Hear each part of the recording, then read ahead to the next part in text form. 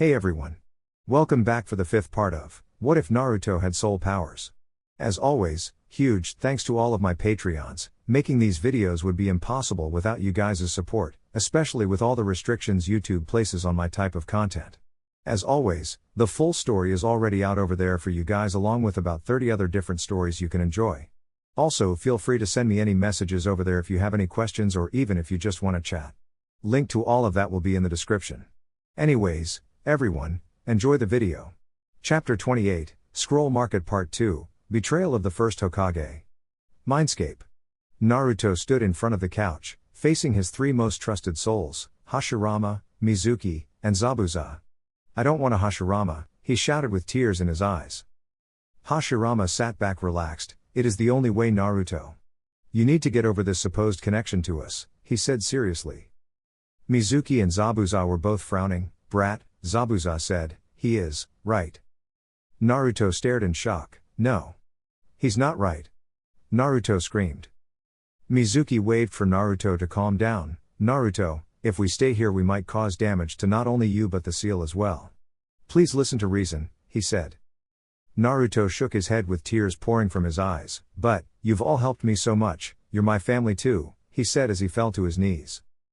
Zabuza placed a hand on Naruto's shoulder and kneeled in front of him. Look at me, he ordered. Naruto looked up from the floor, tears pouring from his eyes as Zabuza's gaze burned into his own. Don't you remember your promise to the third Hokage? The simple question made Naruto pause in his tears. Gigi's promise. Mizuki stood behind Zabuza. The Hokage needs to protect the village, that is first and foremost, and that is what you promised to help him do. But what will happen if you have too many souls compressed into the consciousness of the one person who has to suppress the soul of a demon? He asked. Naruto looked up at Mizuki before looking again at his feet sadly. Hashirama sat, still relaxed. His mind and seal ruptures and the Kyuubi is set free, right in the center of the village. Everyone will panic and attack, the village will be destroyed, he said. Naruto burst into tears and fell to his knees. But you can't leave. I won't absorb you, he said before fading from his mind back into consciousness. Zabuza's hand fell from Naruto's shoulder as it faded and he turned to glare at Hashirama. You're a fucking bastard, he yelled as he threw a punch. Hashirama caught the punch easily and blocked Zabuza's next kick before turning past his third attack and tripping Zabuza over the couch. Foolish. I am just protecting the village. Even if I have to force Naruto's hand I will not let the village suffer. Hashirama's eye gleamed as he came to a decision, and at the same time I can make him stronger and smarter. Mizuki raised a brow, not bothering to attack Hashirama since he knew there was no way to stop whatever he had decided. What do you mean, Hokage-sama? He asked. Hashirama faced Mizuki. Go say goodbye to your daughter, he ordered. Mizuki's eyes widened. What are you going to do? He asked as he took a step back in fear. Hashirama's gaze hardened. Go now, he ordered. Mizuki turned and ran back into the house to say goodbye to his daughter and Akamaru. What the hell are you planning, Hashirama? Zabuza yelled as he kicked the couch out of the way and stormed up towards the Hokage. Hashirama raised a brow. Is that rage? I thought you were incapable of negative emotions at the moment, he pondered. Zabuza took a moment to think before smirking. If I had to guess, this is righteous fury. I won't let you take away Naruto's family, Zabuza yelled before letting his demonic essence envelope him. Zabuza sprinted at Hashirama and pulled back a fist, which Hashirama caught and calmly placed his hand on Zabuza's forehead. Ninja art, soul drain, he muttered. Zabuza's eyes widened as he disappeared into Hashirama's palm, screaming his last breath, Naruto. Hashirama looked down at his hand and sighed. It's for the best, he thought. You're a monster. Hashirama turned to face the Kyuubi, who had until previously been hiding in its cage. This is for Naruto's own good, Kurama. And for the good of the village, his rage will spur him on to completing the technique and absorbing me. Thus we all will become a part of him in a single move. Kyuubi growled. You know as well as I do he has a long time before a large amount of souls will affect him. You damn rat. Hashirama formed a hand sign and would sprung from the cage and tied the Kyuubi up. Don't act with me. You wanted the boy's mind to break so that you will have freedom again, Hashirama yelled. Kyuubi ripped its way free of its binds, shocking the first. I would never sacrifice Naruto's life for my own freedom, it roared as it slammed its maw against the cage bars. Hashirama turned away from the Kyuubi and made his way down the rooftop stairs. back into the house and towards the small family inside. It's too late. This is for the best, he said as he closed the rooftop door behind him. Seriously, you're a good brat, Shika. Thanks, Hibuki said with another eerie grin, stretching his stitches so much that Shikamaru could even see his teeth through them. Shikamaru sighed. Stop thanking me already, so what, you got a pay rise? It's all good, he said. Hibuki's grin didn't drop. Don't care, since you paid so much for those highly sought after scrolls, it's you I thank for the extra cash, Hibuki said. Shika sighed again. I know, you've told me a million times already. Hibuki was about to continue his conversation when he spotted a glowing seal in Shikamaru's pocket. His eyes narrowed instantly. What's that light, Shika? Hibuki asked as the two came to an end of Hibuki's guard cycle at around midday. Shikamaru looked at the meteor paper that Sakura gave him and he smirked lightly. Time to enact the plan. He thought before looking at Hibuki in shock. It's a signal from my sensei. He's nearby, Shika said, faking excitement. Hibuki nodded in suddenly understanding. Ah, great. So why is that thing flashing red? He asked. Shikamaru looked at the paper in fear. He's been injured. Oh no. He turned to Hibuki. Where was the closer exit on this path again? Hibuki looked at Shika in real concern. Do you really think you should go like this? Or by yourself? He asked. Shika nodded. I can't put my teammates in danger. Where's the exit? He demanded. Hibuki and Shikamaru ran back about 80 meters and Hibuki pointed to a thin stream. Lay there, it is deceptively deep and within 30 seconds the high-speed current will have you 2 minutes away from the front gate. But don't try to water walk or you'll be pushed off, he said. Shika nodded and was about to do so before Hibuki grabbed his shoulder. I'll be at the front gate until the morning. If you're not there by then I will be telling your teammates, so hurry and be safe, all right? Hibuki ordered. Shika nodded. Thank you, Hibuki, I owe you big time, he said as he leapt onto the stream and shot downriver with the current. Hibuki sighed. Geez, this is gonna be a pain. After all these years of being alone, why is it I feel connected to that kid? He thought before he turned back to finish his cycle. Don't get too attached, they said. You'll only worry, they said. Hibuki sighed and looked back after Shika worried, and damn it, my instincts were right. He muttered as he disappeared back towards the market. Shikamaru came out of the small high-powered stream into the river. He stood and ran across it into the cover of the trees. Part 1 complete. You ready, Teiko? He asked.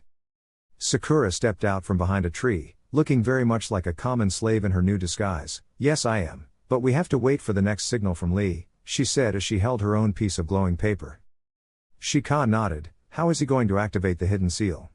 He still can't use chakra yet.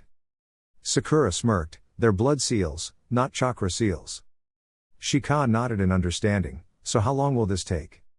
Sakura sat down on a nearby rock. Should be about 2 hours at maximum.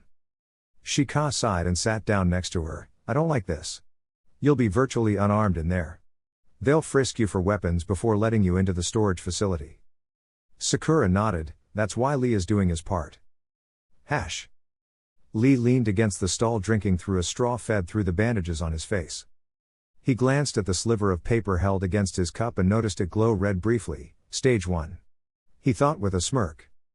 Lee pushed off of the stall and walked into a nearby alley. The moment he was out of view he took off his cloak and flipped it inside out.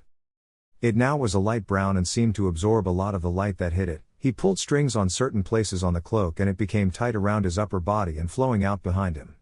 He pulled the hood over his face and unwrapped the bandages. He used the wrappings to dress his feet so that they would make little noise. Lee stood tall in his self-titled stealth mode and slipped his short blades into the sleeves of his outfit. Time to plant Teiko's weapons, he whispered before disappearing in a burst of speed.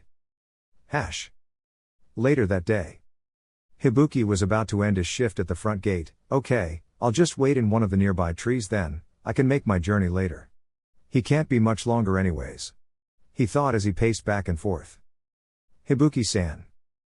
Hibuki looked up and saw a wounded Shikamaru with an unconscious girl over his shoulder. Hibuki ran over to him as Shika fell to his knees. Shika. What happened out there? Who's this? Hibuki asked quickly as he glanced at the girl's pink hair. He smiled up at Hibuki and squinted a small smile. Sensei completed his mission. This is the person he had to make disappear. He decided instead of killing her, he could make some money by selling her into slavery. Shika explained as he trudged alongside Hibuki back to the marketplace. Hibuki nodded grimly. I personally don't like seeing people put into slavery, but she's your bounty, so I have no right questioning what you do with her.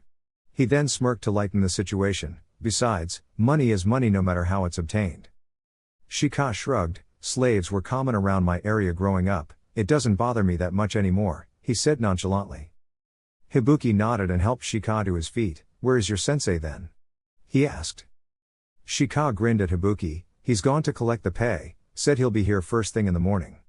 He answered excitedly as Hibuki helped him transport the unconscious girl through the tunnel back to the main island. Lee sat in his stealth mode, using the dull colors to blend into the wall and garbage easily.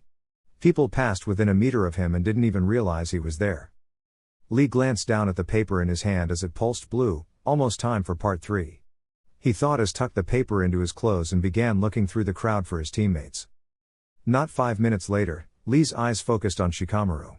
As he carried the disguised Sakura over his shoulder, he was being led by Hibuki and a slave trader to the storage hold. Lee watched as the four were approached by another man, and after a few minutes of the four males talking, Sakura was handed to the slave trader and a briefcase was handed to Shikamaru. Confirmed. Lee thought. Shikamaru shook the trader's hand and he and Hibuki walked towards the tent grounds. It's time. Lee thought as his sight turned left towards the setting sun, and the storage building that Sakura was just thrown into. You really didn't have to wait for me, you know, Shikamaru said with a smile to Hibuki. Hibuki chuckled. Hey, it's fine. I was a little worried about you and I was on guard shift. Don't worry about it, he said with a stitched grin. Shika was about to reply as the two arrived at his team's tent, but Hibuki spotted the note left by Sakura. What's this?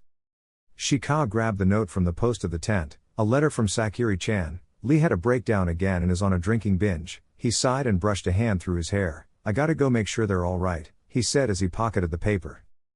Hibuki nodded, feeling the dismissal coming. Seems like something personal. I won't intrude. Go look after your friend. I go to get ready anyways, he said as he turned from Shikamaru. Shika raised a brow. Ready for what? He asked. Hibuki sighed. I didn't want to drop this on ya, but I guess you would have found out anyway, he said as he turned to Shikamaru. I've been requested for an errand by my boss. I have to go all the way to the Hidden Rain and offer the services of the missing nins to some group called Akatsuki or something. He shrugged. I can't help it, it's what my boss wants, he said. Shikamaru frowned. I'm gonna miss this guy, he was really nice to all of us. When are you leaving? He asked. Hibuki frowned and pulled a pocket watch from his pocket. In 40 minutes. He glanced at Shikamaru who stood in wide-eyed silence. Hibuki sighed. Look kid, I'm gonna break some rules here, he said as he glanced around to assure no one was listening. Shika nodded, still disappointed in the fact that he would probably never see his friend again. Sure. What's up? He asked. Hibuki leaned forward. I was assigned the name Hibuki when I arrived here. I only stay now because of what my boss pays me. This mission might just be a link to the career boost I need, he said. Shika blinked. So your name isn't even Hibuki? He asked in shock. Hibuki nodded. Nope, and another thing. I'm much older than you think I am, he said as he pulled something out of his pocket and began wrapping it on his lower face. Shikamaru watched in confusion. So what should I call you? So what if you're older than 40? He asked. The ninja raised his head and readjusted his crossed-out waterfall headband and face mask. My name is Kakuzu, ex-jonin of the Hidden Waterfall Village. And I will be celebrating my 106th birthday in a week, Kakuzu said as he stood tall and cracked his back. Shikamaru nodded in confusion and appreciation. Thanks for telling me, Kakuzu, but I find it hard to believe you'd still be alive after this long, Shikamaru said with a disbelieving smirk. Kakuzu nodded with a shrug. Believe what you want, aren't you gonna tell me which village you're really from? Shikamaru took a step back in shock. Why what? Kakuzu sighed. It's obvious to me you're not really a missing nin. No one else would pick up on it for a long while, but they will eventually. That's where you got all the cash, right? I'm guessing you're from Konoha, he said as he folded his arms. Shika whipped out a kunai and stood defensively. So you're gonna kill me? He asked as he steeled his nerves. Kakuzu shrugged. I have no reason to, I just want to know what your big plan is. He explained. Shikamaru's gaze hardened. As if I'd tell you that, he yelled as he launched forward. Many ninjas appeared in the vicinity moments after the yell, but all they saw was an empty space in front of the tent. Inside the sound-sealed tent, Kakuzu held Shikamaru in an arm lock. "Listen to me, brat. Don't you think I would have done something earlier if I really gave a damn?" he yelled. Shika stopped struggling and considered his options. "I guess he's right." Kakuzu let go of Shikamaru and took a step back, noticing the inside of the tent was completely packed up. "You guys leaving soon then?" Shikamaru sighed and realized he had no choice but to trust Kakuzu if he wanted to get back to his teammates. "Fine, my real name is Shikamaru Nara," he said as he turned to face Kakuzu. Kakuzu nodded. "So, Konoha did send you. That makes sense considering you wanted mainly Konoha scrolls," he said to himself. "So what's your plan?" Shikamaru glared at Kakuzu. "We are going to take as many scrolls from the storage room as we can tonight. Then we are going to flee home," he explained. Kakuzu scoffed. "Nice plan," he then shrugged. "Since you're stealing from the storage warehouse, I don't care. I've already been paid for my services concerning the stuff in there. It's Raiga's problem," he said as he turned away from Shikamaru. Shika stood. "So that's it? You're just gonna let us go ahead with the plan?" he asked disbelievingly. Kakuzu nodded and lifted the flap of his tent. "Yes, I am." He glanced over his shoulder at Shikamaru. "Good luck against Raiga, and remember, just because he's a swordsman doesn't mean close combat is his strong point," Kakuzu said as he stepped out of the tent. Shikamaru hesitated a moment before running out of his tent to find that Kakuzu was long gone. Shika looked at his feet and thought, he knew the whole time, "I will repay this debt one day, Kakuzu-san. Thank you," he thought. He looked up and realized it was already night time. "I've got to hurry," he thought as he placed a timed explosive tag in the team's tent and ran to the location given to him by Sakura. This will be your home for the week, though with your cute ass someone will probably buy you right off the bat," the slave trader said to Sakura as he threw her into the cage with the other slaves. Sakura landed and screamed in pain. "You can't do this to me." The slave trader laughed as he closed the door to the building behind him. "I just did. Ha ha ha ha." Slam. Straight away Sakura began scanning her surroundings. "Exactly like the map, this is the room with living things. The next will be the larger room with all the weapons and scrolls, then finally the room with all the slave money and trade items," she thought as she looked out the window, noticing it was now night time. "The guards will swap soon so that only Raiga is left. We just have to work between the times when he does the perimeter watch outside, and then we'll be on our way home," she thought as she shuffled back into the corner of her cell. She shuffled to her feet and using her chakra, climbed up to the window. "That girl's a ninja." She looked below her to see some of the slaves looking up at her with wide eyes and mouths. "Shh! Everyone quiet," she loudly whispered. Everyone stopped their movement but continued staring at her. "I will get you out of here, just be quiet for now," she said. A lot of them nodded with hope beginning to show in their eyes. Sakura finished her climb and smiled as she saw a small pouch sitting on the sill. "Good work, Lee," she muttered to herself. She turned and walked backwards up the wall until she held the pouch in her chained hands. She dropped to the ground and opened it before placing it on the floor softly.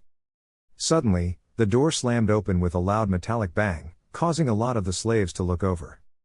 A group from the cell Sakura was in sat in front of her and looked dazed, while another crouched and over the two spilt rings, hiding what she was doing. 2 thundering steps later, Raiga of the Thunder Fang stood in front of the cage. "You will be quiet. You will not cause trouble. If these hold true, I won't kill you," he said as he gazed over them all with tired and depressed eyes. His dead gaze passed right over Sakura, showing no recognition of her chakra. Good, whatever has him so depressed has also lowered his guard, she thought as she sat perfectly still. After a few more seconds of watching the large cage of slaves, he turned and walked out the second door that led outside. He closed it behind him with a second slam. Sakura listened to his thundering steps as he walked away from the door until she could hear him no more. He didn't close the first door, she realized. Immediately after, she stood again and looked over the rings. "Can someone help me put on those too?" she asked as she tapped 2 ringlets with her feet. The slave that had crouched over the rings picked up a ring in his teeth. She turned her back to him and he placed the bracelet-sized one around her wrist. At that time a woman who had picked up the smaller ring a moment later, the ring was on Sakura's middle finger. "Step back," Sakura ordered. All the slaves took a step away from Sakura and stared in awe as the glove of her gauntlet appeared in a rainbow glow. Using her claw, Sakura ripped through her chain binds easily and soon she had re-equipped herself with all of her bracelets, anklets and body rings. She stood and everyone watched in awe as she activated and deactivated each of her upgrades, confirming they were all in perfect order. "Alright, now I'm sorry to ask you of this, but I can't let you out now," she said sadly. To her surprise, all the slaves that answered her just nodded. "Go do what you must first, but please let us out when you are finished," said the man that helped her with her bracelet. Sakura nodded. "I promise, a friend of mine will be here soon to help you all." "What's your name?" Sakura looked into the opposite cage to see a little boy. She casually used the headhunter jutsu to sink into the ground and appear on the other side of the bars. "Sakura Haruno, Kunoichi of Konoha," she said to him before disappearing in a red and pink blur, out the open doorway and into the scrolls and weapons hold. Lee climbed up the watchtower slowly, using only his upper body to hold the tiny nails on the post. You think these people would have heard of a ladder, but no, they just used their chakra to walk up this thing. Unyouthful meanies. Lee thought with a frown as he lifted himself to the final hold. He peered over and saw that he was right between the two watchmen, who were looking off to his left and right. A youthless challenge, he thought as he quietly moved to be underneath one of the corner posts. Lee held himself up with one arm and used his teeth to loosen the wrappings on his left arm. Within moments, he had readjusted his concealed kunai into a wrist guard and thrusting weapon. Reaching into his pouch, Lee pulled out a simple stone and tossed it up to land in between the two ninjas. Clink! The two ninjas turned and put up their guard, scanning the platform. One ninja looked down and noticed the stone. "What the, did you kick that?" The first ninja looked down again to examine the rock. HCK. The ninja analyzing the stone looked up to see his co-worker being strangled, and a kunai flying towards his face. Schlink. Lee broke the neck of his captive and rolled into the watchtower, placing the body down next to the bleeding out ninja. One tower down, he looked around the area of the storage building. One to go. Shikamaru stood in the shadows, staring across the road to the bolt-locked entrance of the storage building which sat under its own street light. He glanced around and noted that there was only a few more people in the area. "Can't risk anyone feeling my chakra or seeing me go in." His eyes widened as the door opened from the inside and the intimidating form of Raiga stepped out and began walking around the perimeter of the building. "This is my chance," Shikamaru thought as soon as Raiga turned the corner. Shikamaru formed the hand seals for a new jutsu he learned from one of his family scrolls, ninja art, shadow warp jutsu. He proclaimed. Shikamaru took a step forward and fell into his shadow. Now being a two-dimensional being, he moved across the ground and under the bolted door. Shikamaru hopped out of his technique inside the building. "I have approximately 20 minutes before Raiga does a lap of the full vicinity. We have to be gone by then," he thought as he whipped out a storage scroll. "Time to get stealing," he thought as he looked around and noticed he was in the money and trade storage room. He rolled the scroll across the desk in the center of the room and quickly ran around grabbing all the valuable trade items and began sealing them into the scroll. Nearly 5 minutes later, he was done. He rolled up the first scroll and placed it in his hidden star Chunin jacket before pulling out another one. Now for the cash, only 15 minutes left. Crack. Lee let go of his captive's head and let the body drop down to land next to his now dead partners. Lee sighed as he looked at the bodies. It is most unyouthful to take out these opponents without a straightforward battle. He then looked off the edge of the tower and watched as Raiga continued circling the outside. I will have to wait until he is inside before I make my next move. Lee took off his cloak and while continuing to watch Raiga's movements, began getting changed into his normal outfit, the green body suit, orange leg warmers and his Chunin flak jacket. Found it. Sakura smiled as she found the last item on the list and sealed it into the scroll she carried.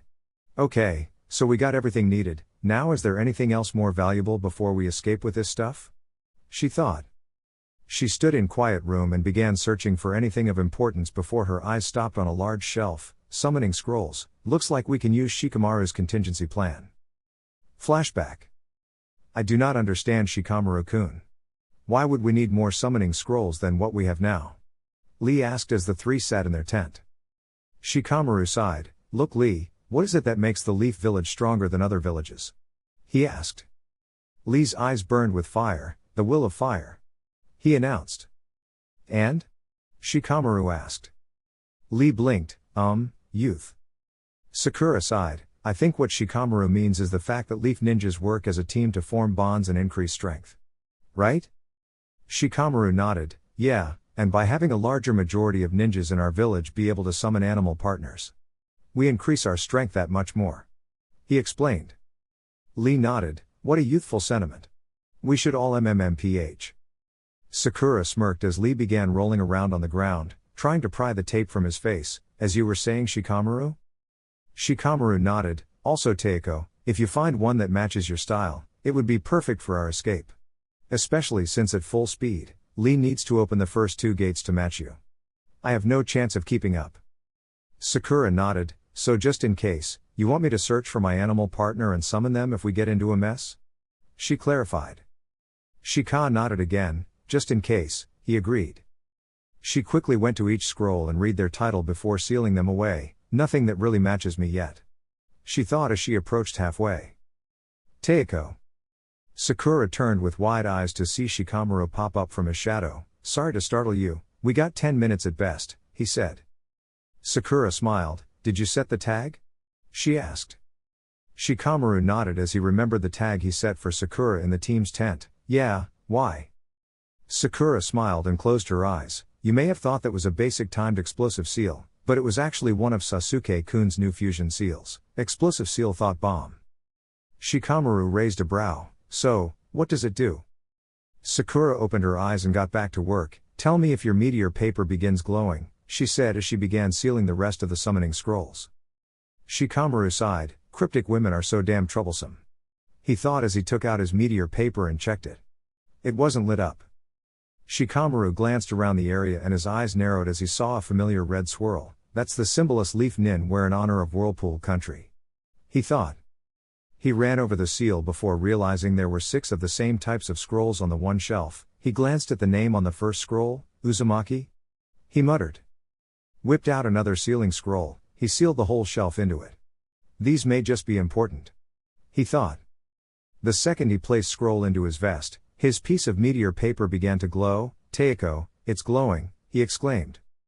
Sakura closed her eyes again and smirked and thought the key word that would trigger this bomb, Phoenix. Boom.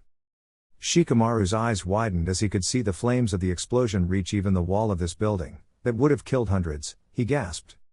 Sakura nodded with a dark grin, I am a cleanup ninja after all. I can't just let this trash live idly. She thought as she turned back to the summoning scrolls. She reached to grab the last one and paused as she read the name of the summoning animals, phoenixes? She asked as she slowly smiled. Shikamaru stared in shock, why did you do that? He yelled as he turned to Sakura. Sakura placed the summoning scroll on the ground, it was part of the mission. If possible, take out as many missing nin as I can. Over the past few days you spent with Ibuki, Lee and I were stealing proof of those ninjas who slept in the tents near ours. That way we get the bounties when we leave this hellhole as well. She explained calmly as she read the instructions. Shikamaru stared at her, she killed all those defenseless people. He thought in horror. Shikamaru. He snapped out of his horror at his captain's shout, I need you to go release the prisoners now. The explosion will make Raiga think that it caused enough damage to somehow let them free. This will give us a little more time till Lee gets here. She ordered. Shikamaru nodded, hi Teiko. He muttered before shadow warping towards the other room. Sakura used the claw on her right hand to cut open her left hand. Using her blood, she signed the contract and placed a print of her fingers on the page beneath it. Sakura grinned as she lifted the scroll and tied it to her back so that it ran along her spine. Sakura the Phoenix Summoner. Got a nice ring to it, she said with a smirk. She turned to go back to the weapons section to see if there was anything else she could steal, when she had to duck to avoid the swipe of a sword. Sakura Chakra dashed away from the attacker, and when the two were at a distance she faced him to see that the sword wielder was in fact Raiga. Sakura cursed as she quickly activated her boots and claws, making Raiga raise a brow. Why are you in here? He asked. She smirked, I was one of the slaves that was brought in today.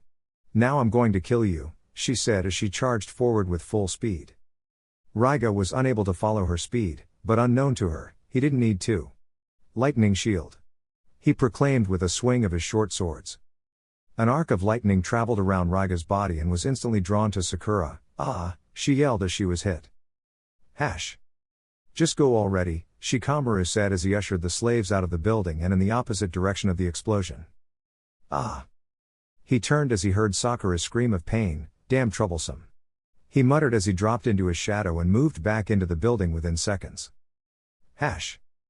Lee watched the building with his binoculars, and upon seeing the flashes of lightning inside, his eyes burned with fire. "I will not let my comrades fight alone," he declared before leaping out of the watchtower. Sakura dove to the side and narrowly avoided another bolt of lightning. "Damn it. Since when are swordsmen distance fighters?" she said in frustration as she narrowly avoided another attack. "Lightning ball," Raiga yelled as he crossed his blades above his head. Sakura went to move when her nerves were shocked from a previous attack. "Damn it," she yelled as she fell to her knees. She looked up as the ball of lightning flew towards her. Ninja art, shadow repulse jutsu. Shikamaru appeared in front of Sakura from his shadow and pulled the shadows of the surrounding objects towards his, creating a shield that took the hit of the attack and pushed it back at Raiga, though at a significantly slower pace. Raiga had no noticeable outward reaction other than to swing his swords parallel horizontally and dispel the attack. "A shadow user? So you're either of that Nara clan, or of the Bachotsu," he said with his eyes still appearing dead. Shikamaru raised a brow as he panted at the chakra exertion. "Bachotsu?" he thought in confusion. Sakura used the pause in the battle to analyze her surroundings. She noticed a spear leaning against the wall behind Raiga. "That may work," she thought as she readied her gauntlets upgrade. "Shika, duck," she whispered. She pulled her arm back as Shikamaru dropped into a push-up, whip fist. She proclaimed as she threw her fist forward, taking a swing at Raiga's head. Despite his shock at seeing a small girl's arm expand over a 20-meter distance, Raiga managed to duck under the attack and bring his swords around to cut her arm off. Shadow possession jutsu. Using the shadow of Sakura's arm, Shikamaru needed almost no chakra to connect his shadow to Raiga's.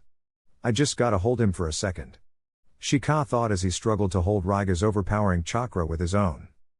Sakura's extended gauntlet grabbed the spear that sat against the wall and she began to retract her arm, bringing the sharp end of the weapon directly at Raiga's back. Raiga was unable to fully break Shikamaru a hold in time, but he managed to swing his swords behind him to attempt to deflect the flying spear. "Gah!" Sakura smirked at Raiga's gasp of pain as the spear lodged itself inside his left shoulder socket, making the arm unusable as he dropped one of his blades. Shikamaru's shadow retracted as did Sakura's arm and he was panting. "I don't have much chakra left, Teiko. We can't underestimate him just yet. He's one of the 7 swordsmen for a reason," Shika said. Sakura nodded and deactivated her arm upgrades. "I'm going to rely on my speed to get near him." "How much longer do you estimate for the distraction to be taken care of?" she asked. Shika glanced out the window and noticed the glow of the fire was severely diminished. 5 minutes at best, he said. Sakura nodded. "I'll try to finish this, but I don't have many long-range abilities," she said with a frown as Raiga got control of himself again and gripped his remaining Thunder Fang in his working arm. Shika's eyes widened. Flashback. Shika stood. "So that's it? You're just gonna let us go ahead with the plan?" he asked disbelievingly. Kakuzu nodded and lifted the flap of his tent. "Yes, I am." He glanced over his shoulder at Shikamaru. "Good luck against Raiga, and remember, just because he's a swordsman doesn't mean close combat is his strong point," Kakuzu said as he stepped out of the tent.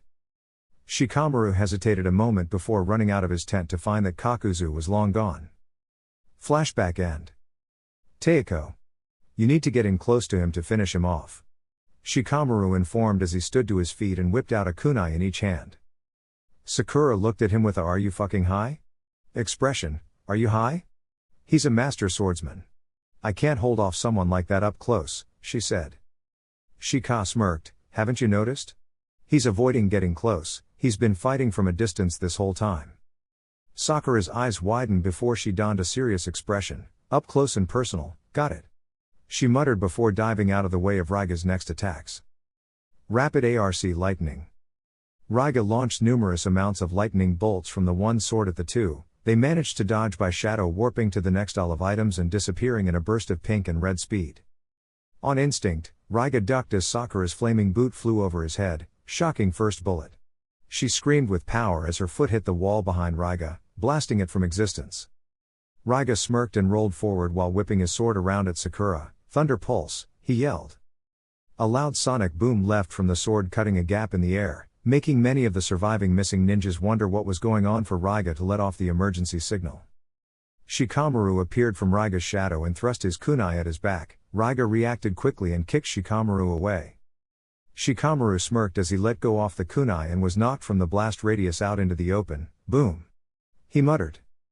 The kunai that was in midair above Raiga's head exploded, thanks to explosive tag tied to it.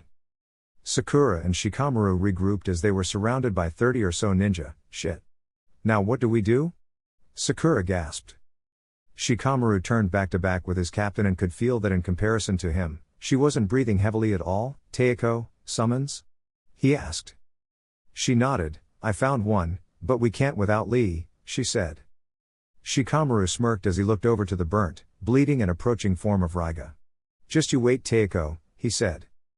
Raiga waved the surrounding ninjas away. I will kill them. Go recapture the slaves. He ordered. A ninja to his left stepped forward, but Raiga samak. He fell to the ground dead as a bolt of lightning ripped through his heart. I said leave. Immediately, the ninjas cleared the area, though many stayed within viewing distance while others went to get the slaves. Shikamaru nodded. Save your chakra for the summoning Teiko, help has arrived, he whispered.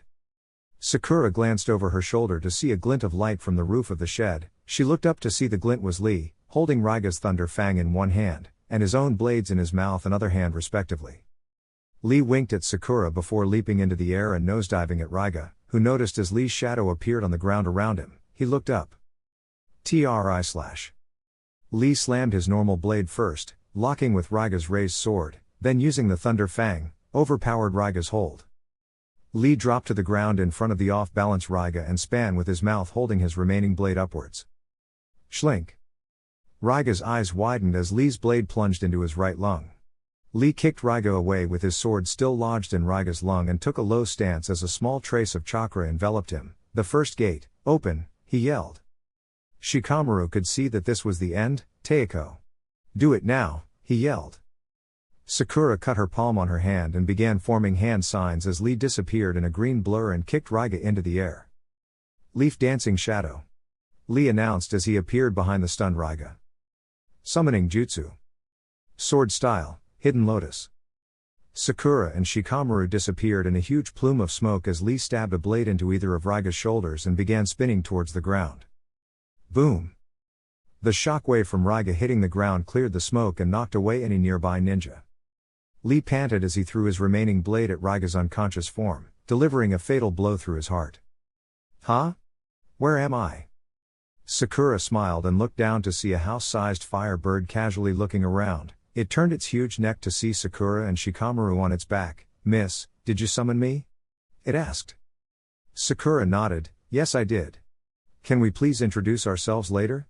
We need to get out of here now, she yelled between deep breaths. The phoenix surveyed the area and noticed the many ninjas. Sure thing, off we go, it said before spreading its wings and flapping twice, blowing away the appropriate missing ninjas. Shikamaru looked around the debris of the battlefield and finally spotted Lee, who held both of Raiga's thunder fangs in his grasp. Teiko. I found him, he said as he pointed. Sakura swung her arm out, whip fist. Lee was in a defensive stance as two ninjas were charging at him. I'm too tired. My flames are diminishing. He thought as he panted heavily. Whip fist. He turned and smiled as Sakura's hand grasped his forearm. Youth, he yelled as he was pulled into the air and onto the fleeing phoenix's back. Lee landed next to Shikamaru and Sakura and the three stared at each other in silence for a moment as the phoenix flew away from the island and toward the mainland of the 5 great nations. Sakura smiled. We did it, she yelled in victory. Lee burst into loud laughter while Shikamaru chuckled with a smirk. Sakura laughed just as loud with Lee for a while as the three flew off into the night. Hash. I think you should do it. But Aniki, they're my family too. Sasuke sighed at Naruto's proclamation. You already said that. And I know you truly mean it. Don't you realize there will be no difference really? They'll still be with you for every step of the journey, and if you do it you'll be able to gain all of their memories and experience. For the stronger ninjas you will even be able to do more of what they were capable of. Sasuke explained as he held a comforting hand on Naruto's shoulder. Naruto sat in silence for a moment before looking up at the others in the room. Ba-chan? He asked. Tsunade sighed. I think Sasuke and my grandfather are right, Naruto. As much as I don't like it, it would be for the best, she said sadly. Naruto looked over at Jiraiya and Kakashi, hoping they would disagree. Sorry brat, but this really is the best option. It would help the village tremendously. Jiraiya put in his 2 cents. Naruto looked down at his lap as Kakashi took 2 steps over to him. Naruto, protecting the village is what all the kids want done. Naruto started to cry. Dad, Gigi, Ba-chan and Hashirama-sama would think it best. Okay. I'll do it, I'll absorb them, he said in defeat. Sasuke patted his brother's back again. It's time for bed. We'll go home and you can do it tonight, alright? After all, we gotta leave for the escort mission first thing in the morning, he said. Naruto nodded and wiped his tears before smiling. Sure thing, Aniki. Let's go home. Goodnight, guys, he said with his fake smile as he dragged his brother out of the Hokage office's window and began flying home. Kakashi sighed. I'll talk to him in the morning. Sasuke is right. Good night, Jiraiya-sama, Hokage-sama, he said before disappearing in a poof of smoke. Mindscape. Hello, Naruto. Naruto opened his eyes to see Hashirama was the only one there to greet him. Hey Hashi-sama, he said with a sad smile, where is everyone? Hashirama looked at Naruto with a frown. I see you've made your decision. Absorb me and you'll know, he said as he kneeled in front of Naruto. Naruto didn't understand what exactly was going on, but he trusted the first Hokage. Thank you, Hashirama, for starting the village, for helping me, thanks for everything, Naruto said as a tear came to his eyes. Hashirama closed his own eyes. It was my honor, Naruto Uzumaki Namikaze. Use our power to protect the village, it is now yours. The first Hokage said while thinking, I am truly sorry I betrayed you, Naruto. I shouldn't have tried to force your hand by angering you. Naruto could feel that something was wrong, but he couldn't stop now. Ninja art, soul drain, he said as he fully absorbed the first Hokage and everything that he had in him. Naruto blacked out inside his own mind as the knowledge and memory of everyone he had absorbed crashed into his mind. Tears flew from his eyes as the building he stood on collapsed. He felt the fear and pain of each of the people Hashirama absorbed, but he also felt the Shadim's shame and sadness at having to absorb them. I forgive you, was his last thought before falling into a deep sleep. Kyuubi's chakra reached out and caught Naruto's consciousness. It pulled him to safety and lay him down in front of the cage.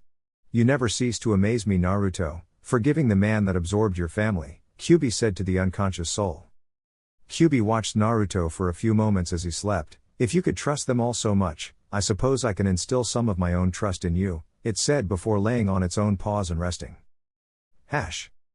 The phoenix landed inside the boundary of fire country as the sun was coming up. We're here, Sakura-chan, it said as it lowered its neck and rested its head on the ground.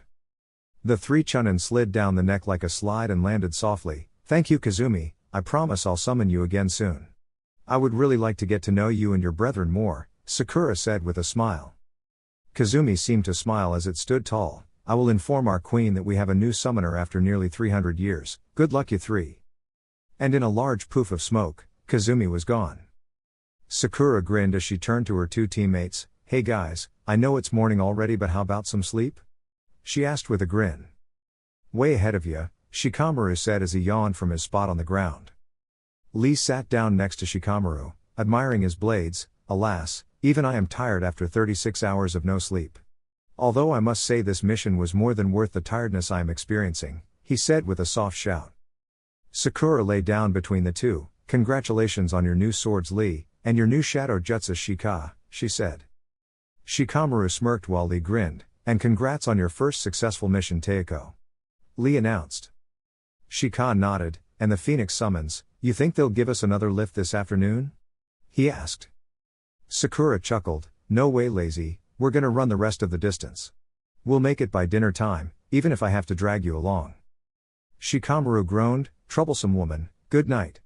He muttered before closing his eyes. Have a most youthful sleep, Shika, Teiko, Lee said as he dropped onto his back. Sakura grinned, good night. Sasuke? Sealing capsules double-checked and confirmed. Ready. Naruto?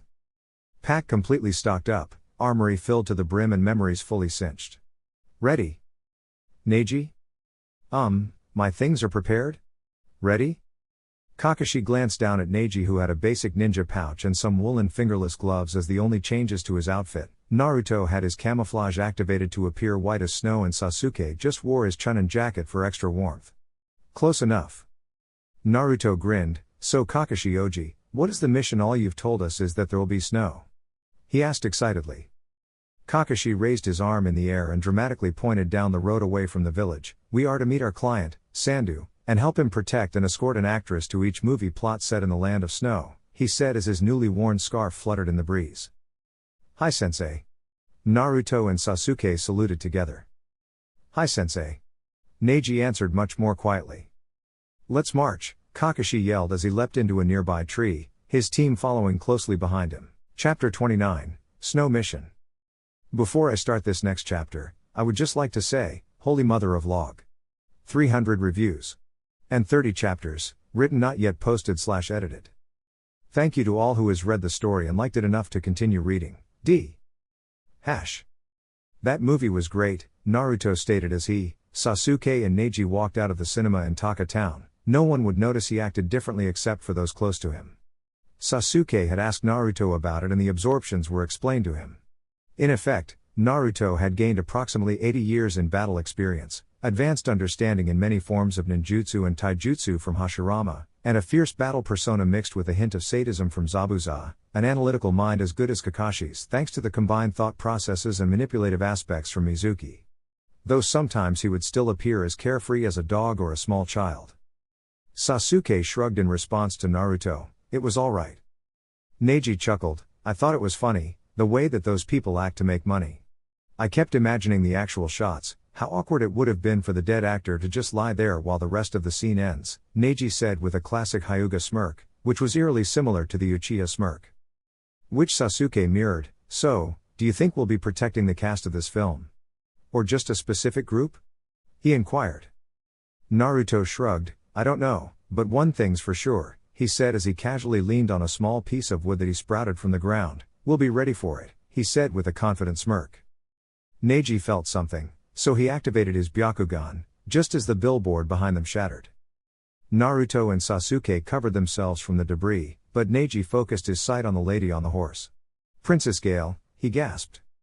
Naruto heard Neji's gasp and looked around, noticing a group of horsemen leaping through the area of the destroyed billboard and chasing after the princess. We have to help her, Naruto yelled as he shot forward with his wind funnels. Sasuke noticed Naruto launch forward to the front of the group and whipped out his sealing tools. Capture. Don't kill. He ordered. Within 5 seconds, Sasuke held 4 copies of a newly written seal in his hand, Sealing Art, Motion Barrier. Sasuke threw each tag behind him and Neji, cutting off the second half of the group of horsemen. He turned to Neji's surprised form and ordered, let's go Neji. Neji snapped out of his shock at the seal and followed after Sasuke, who just noticed Naruto come to a halt in front of the group of horsemen. Wood style, forest call, Naruto yelled as he slammed his hands on the ground. Civilians stared in shock as tree roots grew from the ground and picked up most of the horses in the air, halting the charge completely. Sasuke noticed the few that were missed and grasped Neji's arm. Get ready, he said as he span. A moment later, Neji was thrown through the air towards the horsemen. Gentle step, numbing pressure, Neji declared as he landed at the front of the group of charging horses. With a few gentle pokes, they fell to their sides asleep, throwing their riders off the horses and onto the ground. Naruto halted his chakra, Aniki. Go get Princess Gale. We can find you with Neji's Byakugan. He announced as he chuckled at the flailing and confused horsemen he had tied up in his technique. Sasuke nodded and partially activated his curse mark, catch you later. Try to find Kakashi-sensei. He announced as he leapt away in a blur. Naruto looked away from his captives as the horsemen that Sasuke cut off finally arrived, just as their sensei did, sensei. These guys were attacking Princess Gale. Naruto saluted as he got ready to fight off the remaining horsemen. Kakashi. Are these your ninjas? Kakashi sighed as Naruto and Neji glanced up at the man yelling. Yes they are, sorry about that Sandu, Kakashi said before turning to Naruto. Naruto, this is our client. Please let him and his men down. Naruto just blinked, but they were chasing now. Kakashi ordered.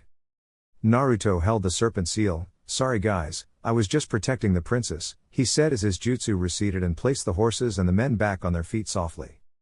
Sandu stood tall with a grin, are you kidding? That kid just lifted us off the ground with trees. I'm sure glad I hired you guys, he said with a laugh before one of his men tapped his shoulder. Sandu-san, what about Miss Yuki? He asked. Sandu gasped, why didn't you say something earlier? Where did she go? He asked as he looked around. Neji approached the man, it is all right. Team 7's hunter is on her trail. Would you like me to show you the way? He asked politely. Kakashi nudged Naruto while Sandu was agreeing to Neji's request. Why can't you be more like that around our clients? Naruto huffed and folded his arms. As Mito-chan once said, better to be disliked as yourself than liked as someone else. He quoted with a wise smile. Kakashi raised a brow as Sandu sent all of his men back to the caravan grounds. Who is Mito-chan? He asked. Naruto blinked and shook his head. Sorry. One of Hashirama's memories, she was his wife. Naruto explained. Kakashi nodded slowly. Right, is that likely to happen often? Naruto shook his head in a negative. Not often, it's just that I've been syncing up with Hashirama's medical knowledge lately. Next will be Zabuza's knowledge. This should be the last time for him. He explained as Sandu and Neji approached them. Sensei, would you like me to lead the way? Neji asked. Kakashi nodded. Sure, go ahead. Naruto, show Sandu-san the scenic route, he said with an eye smile as he leapt after Neji. Naruto smirked and swiftly picked up Sandu by the shoulders and flew up into the air, following after Neji and Kakashi. Oh my gosh! Sandu screamed as the four disappeared to the northern outstretch of the town. Hash! Whoosh! Huh? Yuki opened her eyes and looked out the small round window. Morning already? She blinked, as she saw a seagull fly past. She blinked twice more before sitting up straight, realizing she was on the boat. Sandu ooh! She screamed. Hash! Up on the deck. Sandu ooh! Kakashi glanced at Sandu, who was beginning to sweat heavily and shake in fear. Help me. Please. Kakashi smiled before nodding. Sasuke, can you please send Miss Yuki back to her room for a while? Sasuke stood from his seat on a barrel and stood in front of the door, activating his Sharingan. He smirked, sure sensei. A moment later, Yuki slammed the door open to storm out when she accidentally made eye contact with Sasuke. To everyone else, it just seemed as Yuki changed her mind and turned back to her room. But to her it was much more intimidating. She slammed open the door and came face to face with the red-eyed giant that kidnapped her from the bar. Excuse me Miss Yuki, but the director would like you to get some rest before the big shoot, he said as a wave of killing intent moved over her. She felt fear like never before, so she just nodded and turned back to her room, seconds later forgetting the reason behind her change of mind. Sasuke turned back to his teammates. Done. Neji smirked as Naruto grinned. Very impressive Sasuke-san, Sandu said with a grin. Naruto hovered up to the captain of the massive boat they were on. How much longer till we're in the land of snow's waters? He asked. The aged man raised a brow at the kid that was casually flying. Not long now sonny, I'd say about 2 hours. Naruto nodded. Need a speed boost? The captain smirked. Ha. Sure kid, you know how to change the direction of wind? He said as he and the few crewmates around him laughed. Naruto chuckled with a smirk and nodded. Yes sir, he said calmly as he flew up into the air behind the boat. The captain stopped laughing while the crew continued. Did he just say yes? The captain thought as he turned and looked behind his vessel. Naruto took a deep breath and closed his eyes, holding his hand together. He tried his first time at absorbing nature chakra into his system. Small marks slowly appeared on his face underneath his eyes. The captain saw Naruto was focusing something into his hands, so turned to his crew. Full sail. A strong breeze is comin'. Within moments the crew had the sails at full mast, just as Naruto let his chakra loose, sage wind style. Great breakthrough. The director of the movie sat with his film crew, recording as Naruto's nature-powered wind chakra blew the boat at an incredible pace. This kid's gonna make me rich. He thought with a grin. Hash. This is perfect. Director. This is too dangerous. We can't stop on this iceberg to film. The director waved the captain off. Bah. The movie gods are telling me this is the perfect location. Dock the boat now. He ordered as he walked over to his movie crew and began ordering them to get ready to film. Kakashi sighed. Looks like this is gonna be much more complicated than we thought. He thought as he noticed the shine of metal on top of the iceberg. Neji, use your Byakugan to scan the iceberg. Everyone, be ready for a difficult battle. Kakashi ordered to his 3 charges. Instantly, the 3 prepared themselves. Hi sensei. Neji looked at the top of the berg just as the cast members began to act. Found them. 3 ninjas, wearing something that messes with my view of their chakra system. What's the plan sensei? He asked. Kakashi was quiet for a moment before answering, Naruto, you have the strongest defensive plays, so I want you to protect the crew and Yuki. Neji, Sasuke, take the two that charge in. I will handle the one that will stand back and then come help you if you need it.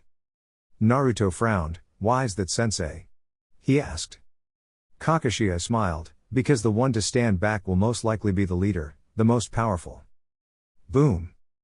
Everyone looked up to see large amounts of snow falling. Avalanche, someone yelled as they all began running back towards the ship.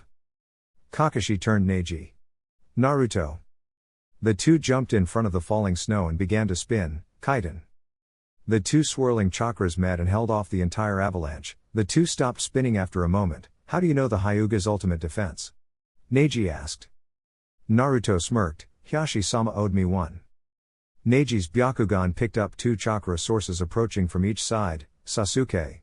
Your left, he yelled as he began running to the slower of the two ninjas.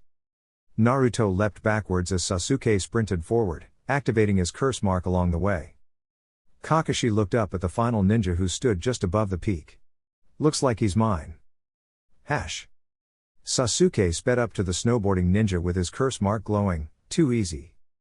The snow ninja gasped as Sasuke appeared in his way. Stupid brat, he yelled as he sent chakra into his board and shot forward. Sasuke's eyes widened as he activated his Sharingan, easily keeping up with the ninja's movement.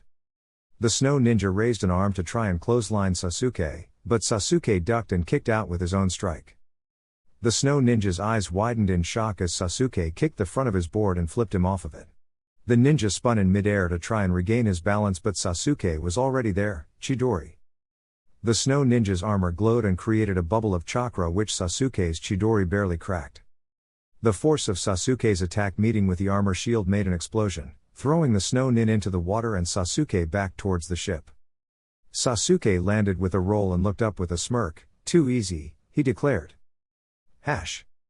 Neji stood tall as a female snow ninja charged at him. Aw, a little boy thinks he can handle me? She said as she began forming hand seals.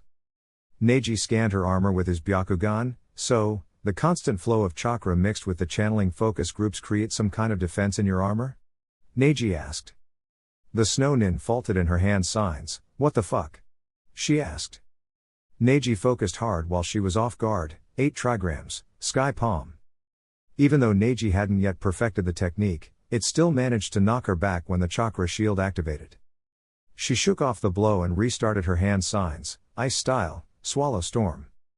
Neji span and destroyed the flock of ice swallows that attacked him with a Kaiden, following it up by charging at her directly. She jumped into the air and suddenly, mechanical wings appeared from behind her back. She flew into the air and made more signs. Ice style, ice prison. Neji saw the chakra fed into the snow beneath him. He avoided the rising prisons by leaping off to the side and continued running. Neji pretended to only be fleeing, but he was circling to stop underneath her as she held a hand sign to focus the jutsu. Neji smirked, my final blow. He thought as he whipped out a black handle and an explosive note. Boom. Neji's explosive note destroyed the chasing ice and gave him cover as he sent a pulse of chakra into his weapon. The snow ninja shielded her eyes from the flying debris before she heard an odd buzzing noise. She looked down to see Neji mid-swing with the sword of the Thunder God. It's over. The sword of the Thunder God passed through the shield with no resistance since it was made of pure lightning and not lightning chakra. Neji landed on the ground in a crouch as he sheathed his weapon, the snow ninja's head landing by his side as her body crashed to the ground. Neji grimaced as he looked at the body of his first kill. Better get Sasuke for the cleanup. He thought as he held back his unsettledness and turned to the ship. Hash. Ice style, horned whale jutsu. Kakashi and his opponent yelled in unison as Kakashi used his Sharingan to copy his enemy's technique. The ice user laughed. Very good, Kakashi. I see you're just as powerful as before. The ninja yelled as he leapt back. Since Kakashi had the high ground at this point, he smirked under his mask as he saw his team make quick work of their opponents. It's over, Nader, give up now. Nader laughed. It's not over until Lord Dodo has the Hex Crystal, he yelled as he began forming more seals. Ice style, ice spears. Kakashi charged chakra into his feet and leapt high over Nader and his technique. In midair he flipped, catching the other snow ninja's board that Sasuke threw to him. Nader stared in shock as Kakashi snowboarded back to the boat. He looked around to see his male accomplice nowhere in sight and the woman dead on the ground. What? No, he yelled in anger and a bit of fear. Kakashi got within view of the ship and yelled out, "Full attack, boys." Naruto, who stood on the back of the boat, formed hand signs as Sasuke threw his jutsu enhancement seal into the air. Water style, water dragon jutsu.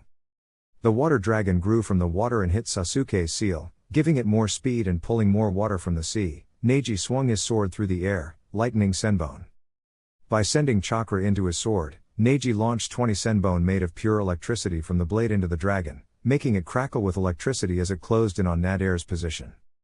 Nadir's eyes widened as the dragon bore down on him. Ice style, reverse avalanche, he yelled as he made hand signs. A large amount of snow rose up under the dragon, forming a huge wall of ice and snow between Nadir and the dragon. Boom! The resulting explosion completely blocked Nadir from view and split the iceberg in half while it caused a natural avalanche which pushed the boat, Team Kakashi and all of the crew safely away from the iceberg. Kakashi stood on the bow of the boat with the snowboard in his grasp, Naruto to his left dripping with cold water as he hovered above ground. Sasuke and Neji stood to his right, Sasuke holding a scroll with the sealed body of Neji's kill and Neji stood with his sword at his side. The sun began to set behind the collapsing iceberg as it broke in half, shining a heroic light over the four. "Good work, boys, now let's finish this mission," Kakashi said with an eye smile. And cut. After the incident, the boat full of people finally docked an hour later, though everyone decided to sleep on the ship and to move out early in the morning instead of venturing onto land at night time, thus giving Kakashi and the team time to corner Sandu in his room. Why would someone send a Jonin and 2 Chunin to stop us from making this film? Kakashi asked Sandu. Sandu sat sweating. I'm not sure, coincidence? He asked with a nervous chuckle. Sasuke watched with his Sharingan as did Neji with his Byakugan. Lying, they said in unison. Sandu shrunk in nervousness as Kakashi glared at him with his single visible eye. "Tell me or we'll leave right now," he demanded. Sandu stood from his chair. "No. You must stay to help the princess," he demanded. Naruto raised a brow. "You do realize she's only a princess in the movies, right?" he asked. Sandu stiffened. "Ha ha, yes. I knew that. Didn't you?" "Ha ha, ha," he said nervously as he sat back down, avoiding eye contact with anyone. "Lying." Kakashi stood quiet for a moment. "Is that why you requested me specifically? Is she the one I evacuated years ago?" he asked as he crossed his arms. Sandu hesitated before nodding. "Yes, she's Koyuki-sama," he said quietly as he stared at his lap. Sasuke's eye flashed in recognition. "Princess Koyuki Kazahana of Snow Country, the missing princess. Worth 800,000 ryo if delivered alive to the current leader of Snow Country, Lord Dodo Kazahana," he recited. Kakashi sighed. "All right, we'll escort her there safely still. We'll protect her till the end of this movie, then we're done. Get what I'm saying?" Kakashi hinted. Sandu nodded sadly. "So, you'll only help until the film is complete. Then we'll be left defenseless." Kakashi twitched in irritation. "You're thinking of the glass half empty, Sandu." Sandu looked at Kakashi in confusion before jumping to his feet. "So you'll protect her no matter what until the film is completely done?" he cheered. The ninja's sweat dropped at the dim-witted man. "Yes. Until everything is finished or we are asked to leave, we have to stay," Kakashi said. Sandu grinned before looking nervous again. "Oh. But you can't tell Koyuki about this. Or else she'll try to leave again." Neji face-palmed. "I do wish you said that earlier," he muttered. Everyone turned to him. "Why?" Kakashi asked. Neji sighed and opened the door he stood next to, which Koyuki stood behind with her ear to the door. Thus, she fell in as the door opened. The room was silent until Koyuki got to her feet. "Sandu, I won't do it. No one can beat my uncle. He's just too powerful," she screamed as she ran out the door. Kakashi glanced at Naruto, who grinned. "Don't worry, she's going nowhere tonight. My wood clones have closed off every entrance and exit. They're standing guard now as well," he said. Kakashi nodded. "All right, I guess we should all head off to bed then. Eventually Koyuki Heim will calm down and she'll go back to her room for rest. Good night everyone," he said as he puffed away. Sandu sat in shock as the 3 boys calmly exited, carrying the victories from the battle. "So what do you guys think the plan for the next portion should be?" Kakashi asked as he closed the door to their room.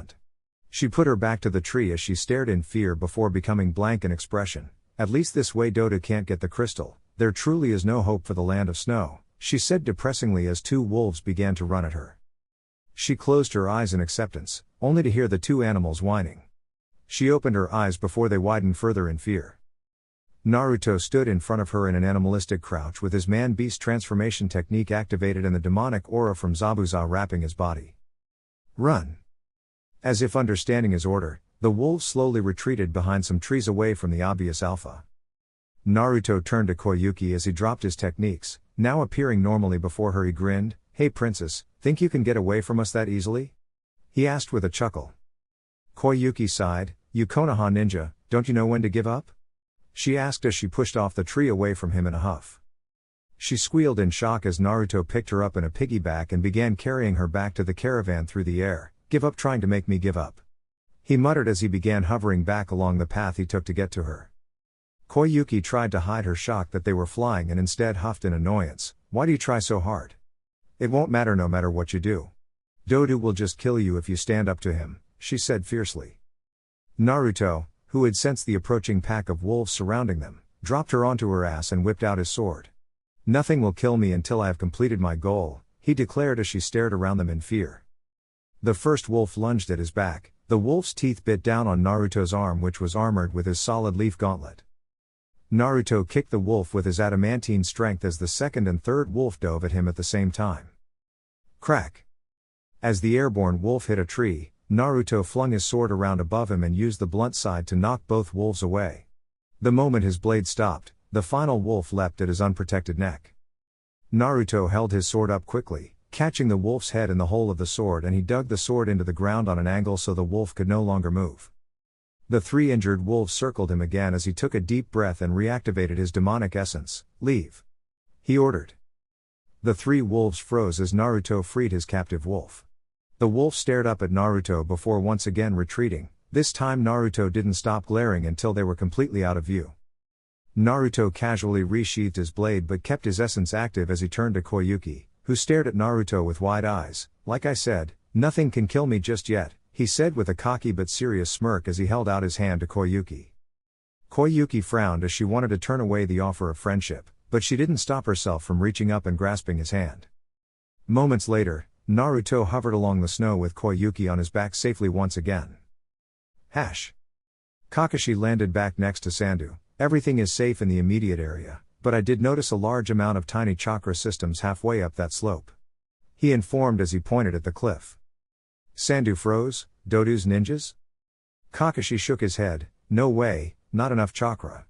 If anything, it might just be some samurai." Sandu's eyes lit up. "Samurai? They heeded my call," he said as he began running off. "Protect the carriages, Kakashi." "I'll be right back," he said as he ran off. Kakashi sighed, and leapt over to Sasuke. "Follow after him, make sure he isn't running into a trap or something, okay?" Sasuke nodded and activated his Sharingan as he easily caught up to and began to follow Sandu. "This isn't as fun as before," he muttered under his breath.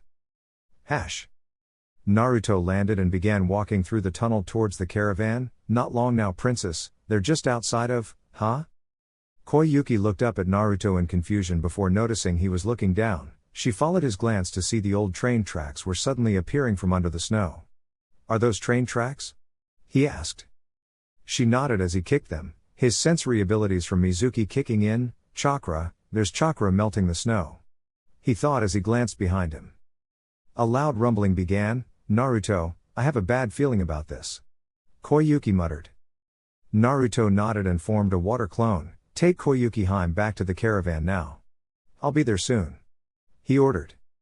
The clone picked up Koyuki bridle style and began sprinting away. Koyuki looked over its shoulder. "Naruto, what's happening?"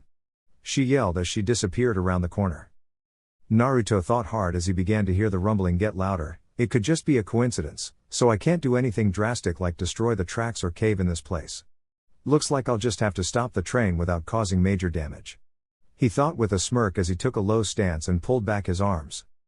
The light from the train entered his vision and soon the train was charging at him, not showing any signs of slowing down. Naruto took a deep breath and dug his feet into the snow. "Now this is a chance to test my strength," Naruto yelled as he threw his arms forward as the train hit him. "Sensei! Train incoming," Neji yelled as he scanned the tunnel with his eyes, and one of Naruto's clones. "It's got Koyuki Heim," he declared. Kakashi landed next to Neji and began to shout orders to everyone. "Take the caravan to that clearing quickly. Then get everyone inside." He then turned to stand with the genin. "Where's the real Naruto, Neji?" Since Neji didn't answer, Kakashi looked down at him, only to see his gaped expression. "Neji?" Neji blinked at what he was seeing as the water clone appeared with Koyuki, Naruto slowing the train. With his bare hands, Neji exclaimed. The water clone glanced at Kakashi before jumping over them and continued to carry Koyuki to the clearing at the dip of the next hill. 30 seconds, Sensei, it declared as it cleared the two. Neji then turned to the top of the hill. "It's Sandu and the samurai. They're at the lip of the hill and are taking a battle position," he explained. Kakashi nodded before staring into the tunnel. where he heard the loud shrieking of metal scraping across metal, along with the sound of Naruto's slowly increasing scream of effort. Kakashi's eye widened when the train slowly appeared from the tunnel, Naruto having slowed it now to a complete halt. Naruto jumped back to land in front of Neji and Kakashi. He was sweating heavily but had a wide smirk on his face. "That was fun," he declared, "though with Senjutsu chakra running through my body I probably could have stopped the train in seconds instead of minute." The three stood in preparation of what would happen since only the first carriage had managed to exit the tunnel, when suddenly a hatch opened on top of it. A man raised up from the hatch in the royal robes of the land of snow. "Princess Koyuki," he yelled.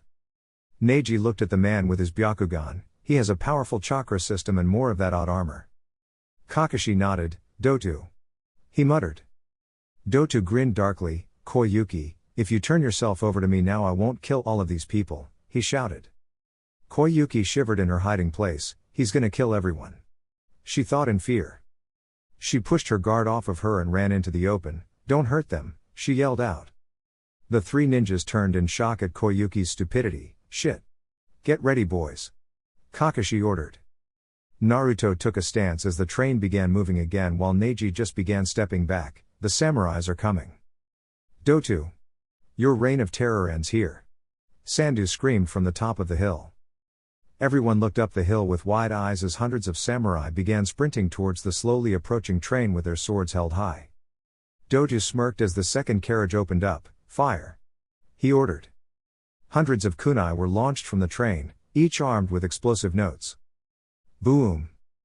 Everyone stared in shock at the entire hillside was covered in fire and smoke. An eerie silence fell over the camp before suddenly, the smoke began to bend around something traveling down the hill at insane speeds. Bursting from the bottom of the smoke cloud, Sasuke appeared on the snowboard stolen from earlier and he continued zooming at the train as the smoke cleared behind him, showing a dissipating barrier that had protected all of the stunned silent samurai. Sasuke whipped out his kusarigama as Dota waved his arm. Round 2. Fire! Sasuke sent chakra into one of the seals on his chain, sealing art, full magnetism. All of the kunai bent in their path and began to follow the weight of his weapon. The magnetic pull even managed to tilt the iron train in his direction and gather the swords from each of the samurai. Dodu stared in shock as Sasuke jumped with his board, side flipping through the gap between the first and second carriages. Sasuke deactivated the magnetism of his weapon as he cleared the train. Dodu turned and stared in horror as all of the explosive kunai impacted the train. Boom! The train was flipped off of the tracks and disappeared off the side of the cliff in a fiery blaze. Everyone stared in shock as Sasuke pulled himself up from the cliff face thanks to his weapon being lodged into the cliffside. "Well, that was fun," he said with a calm smirk as he picked up his board and rewrapped his chain around his chest. "Now that's how my Aniki should fight," Naruto exclaimed as he ran over and gave Sasuke a one-armed hug. The samurai and movie crew began cheering in celebration at driving off Dodu's attack. Neji stood next to the silent Kakashi. "Sensei, something feels." Kakashi nodded. "Off. That was too easy for a fight against a supposed technological lord." Neji activated his Byakugan and scanned down the cliffside. He gasped as he saw what was coming. "One of the carriages has broken off. It's flying," he exclaimed. Kakashi blinked in shock before looking northward. Everyone's laughter stopped as the carriage flew overhead with Dodu standing on its roof. "Good try, Leaf Ninja," he yelled. The male Chunin from earlier stood on the underside of the flying carriage. "Ha!" he yelled as his hand detached and launched at Koyuki. He grasped her cloak and within moments he had successfully pulled her aboard the airship. Kakashi immediately went into action. "Naruto, chase them," he ordered as he pulled the real hex crystal from his pocket and threw it into the air. Naruto immediately flew through the air and caught the crystal before continuing after the warship as it disappeared into the distance. Kakashi turned to everyone who was land-bound. "Sasuke, Neji, follow after Naruto. I'll secure this area then follow you as soon as I can." Sasuke hopped onto the snowboard and using the power of his curse seal focused through his leg, shot off at insane speeds across the snow, towing along Neji behind him. "Hash! Let me in," Naruto yelled as he punched through the wall of the airship and rolled inside. He was covered in shallow cuts from the ice flakes in the cold air. Naruto looked up before ducking under a punch. He rolled to the side before kicking the attacker away and out of the hole he entered from. Naruto stood tall and raised a brow at the three swordsmen surrounding him. Almost no chakra from the three of them. "If these guys were lucky I might mistake them for academy students," he thought as the three whipped out their blades. Naruto laughed openly. You call those puny things swords? He yelled as his demonic essence started to show slightly. The three men were sweating, but their guards didn't falter, until Naruto whipped out Kubikiri Bocho. This is a sword, he announced as he began laughing sadistically and charged at the enemy in front of him just as a flood of other swordsmen and a few low-level ninjas entered the large room. Hash! Slap! Where is the hex crystal? Dodi yelled as his niece fell to the ground. She looked up at him in fear. I don't understand, that is the crystal, she said in fear. Dodu threw the fake on the ground and stomped on it, smashing it into small splinters. That was a piece of purple wood. Do you think I'm a moron? He yelled. He moved to slap her again when Nader ran into the room. Sir, one of the ninjas managed to get aboard the ship somehow. What are our orders? Dodu frowned before walking over to his monitors and locating the screen showing a live feed from the main room of his warship. His eyes widened as Naruto fought through the 50 or so opponents with nothing but his sword, a dark smile on his face the whole time. Dodu frowned as he watched Naruto for a few seconds. Tell your Chunin to get him, alive if possible. He might know where the crystal is, he ordered. Nader nodded before running out of the room to fulfill his lord's orders. Dodu sat in his large chair and continued watching the footage as Koyuki slowly crawled to her feet. Glancing at the screens, she saw Naruto's determination and remembered the things he told her. Give up trying to make me give up. Nothing can kill me until I complete my goal. Like I said, nothing can kill me just yet. She looked at her hands sadly. Naruto, he's putting everything into this just because his village asked him to. She looked up at her uncle before eyeing the many weapons on the wall. If some kid can put his life on the line for his village, I can too. My people are counting on me, she thought as she gripped one of the short blades in her hand. Doji's eyes widened as he caught a glimpse of some reflected light on the screen. Hey, go back a second, he ordered one of his security men. The man rewound the footage and froze it on a point where Naruto just slashed through a man's stomach. Zoom in. The picture zoomed in and showed Naruto staring straight at the camera with a toothy smirk on his face. Dodu's narrowed as he spotted the real hex crystal tied to the string he held between his teeth. Dodu stood tall. Turn on the megaphone. Give me the mic, he ordered as he turned and stepped up to the railing to overlook the machine room. Seeing some light enter his peripheral vision, he turned to his left. His eyes widened as Koyuki dove at him, the short blade glistening in the light. Die, she shouted. Koyuki slammed into her uncle, knocking him over the railing. She stared in shock as he disappeared from the balcony, his microphone falling to the ground and shattering. She looked down at the blade and looked in confusion as she noticed no blood on the blade. Ah, the same fighting spirit as your father once had. Koyuki looked up in shock as uncle flew up and stood back on the balcony using his mechanical wings. And here I thought you were useless, he said with an evil grin. She went to stab at him again but was grabbed from behind by Nader, who appeared from the hallway. Sir, Mizore has entered combat with the ninja. What do you want me to do with her? He asked as he pushed Koyuki to her knees. Dotu grinned evilly. Nader, go help Mizore. That kid has the crystal in his possession. I need it ASAP. I'll hand my lovely niece, Dotu ordered as he began walking over to Koyuki. Nader nodded before once again running down the hallway to help his disciple fight.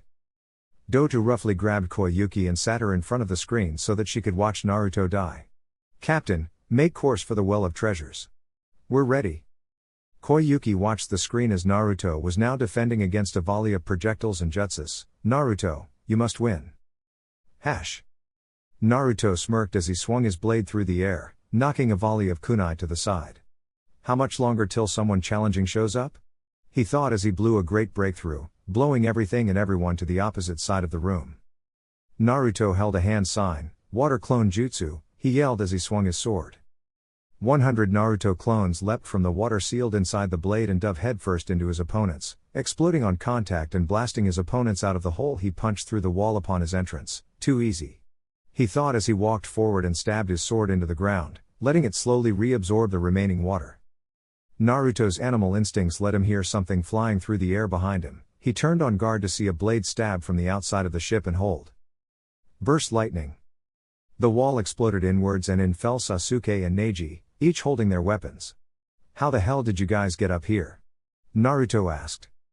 Sasuke smirked. This board can get some serious speed. Mix that with an anti-gravity seal and the fact you guys just flew past the lip of a mountain.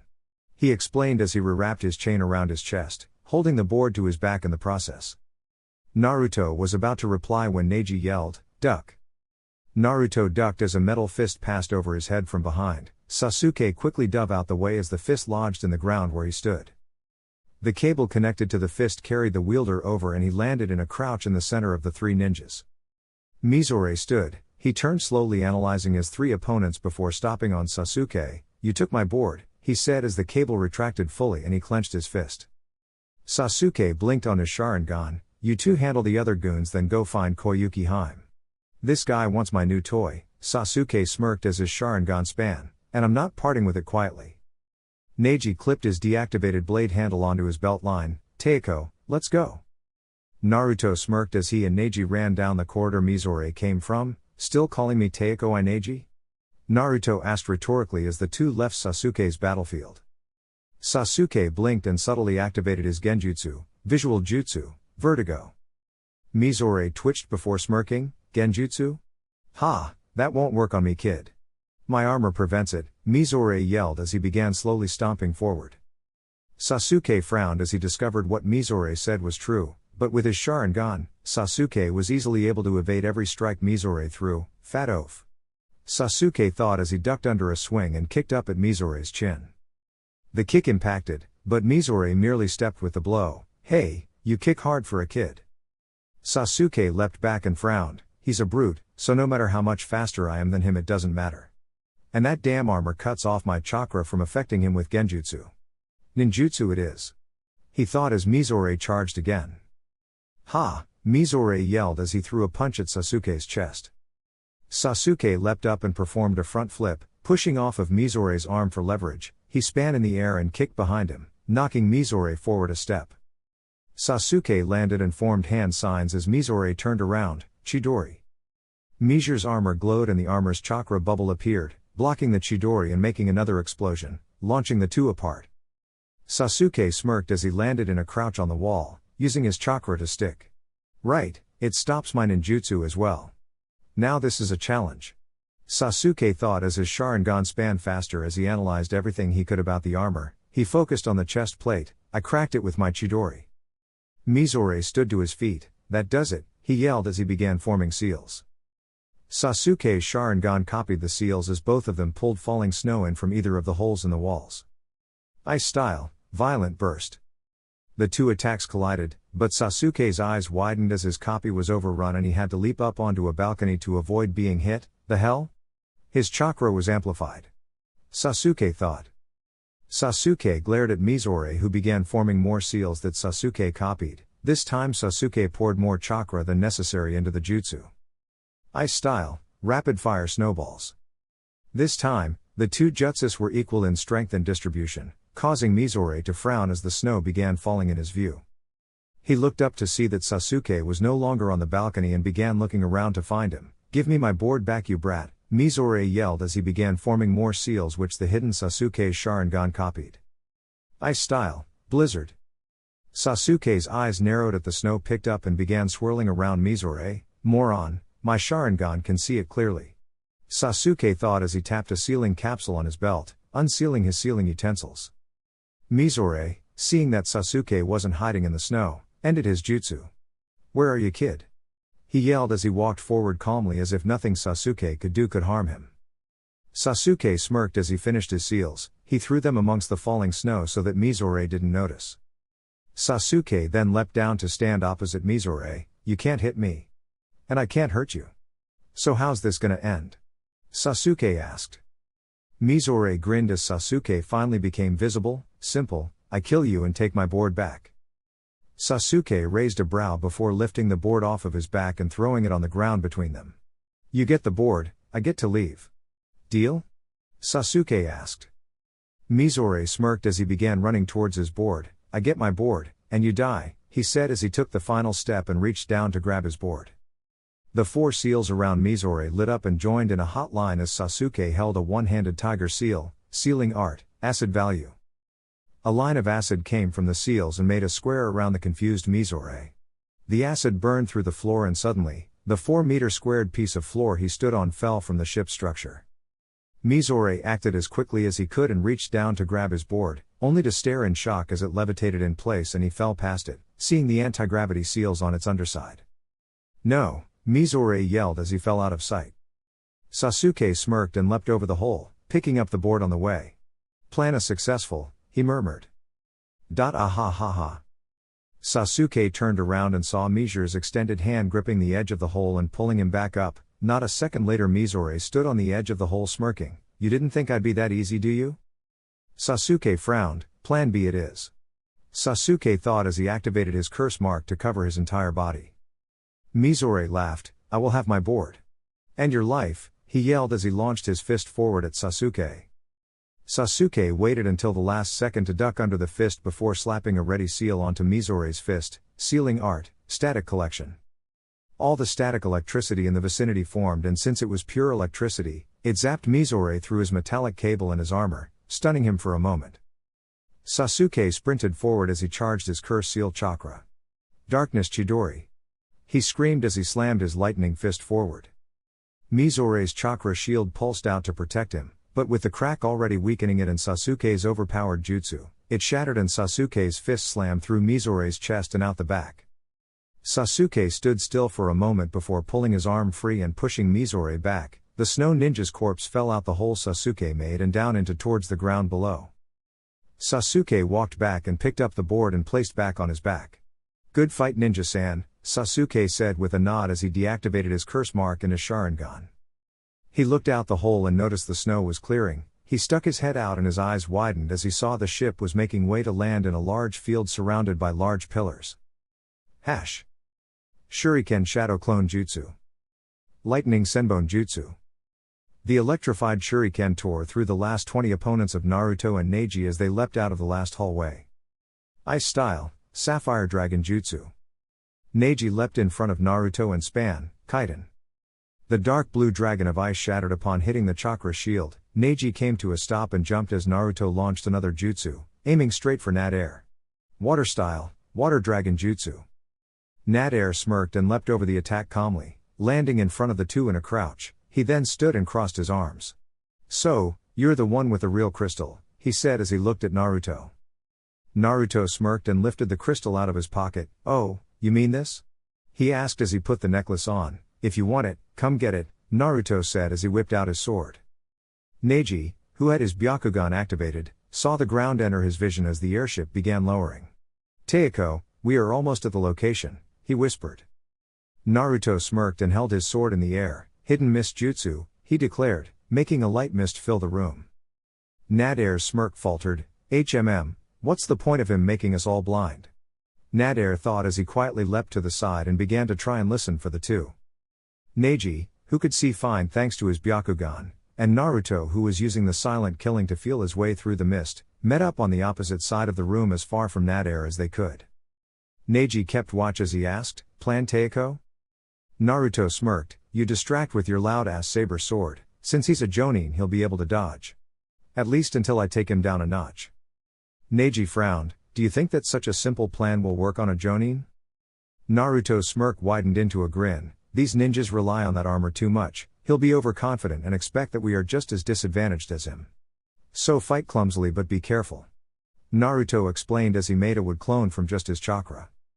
Naruto passed his sword to the clone and it disappeared into the mist. "Well? What are you waiting for? That clone will need help with that distraction."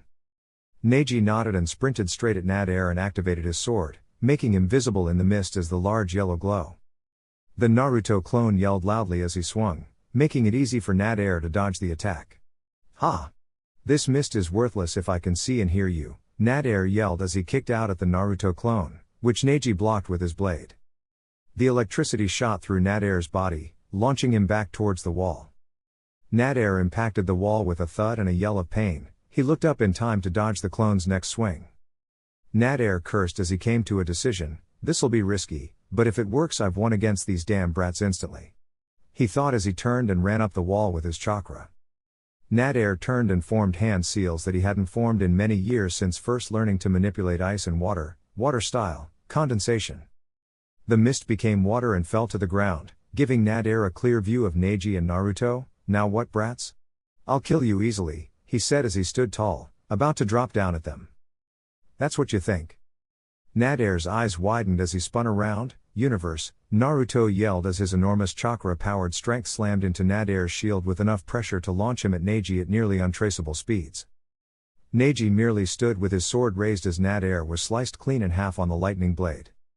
The clone threw Naruto's sword up to him and dissipated into a log as Neji turned to the real Naruto. "We're close to landing, and Dodo has Koyuki on the exit deck," he informed as Naruto resheathed his blade and dropped to the floor.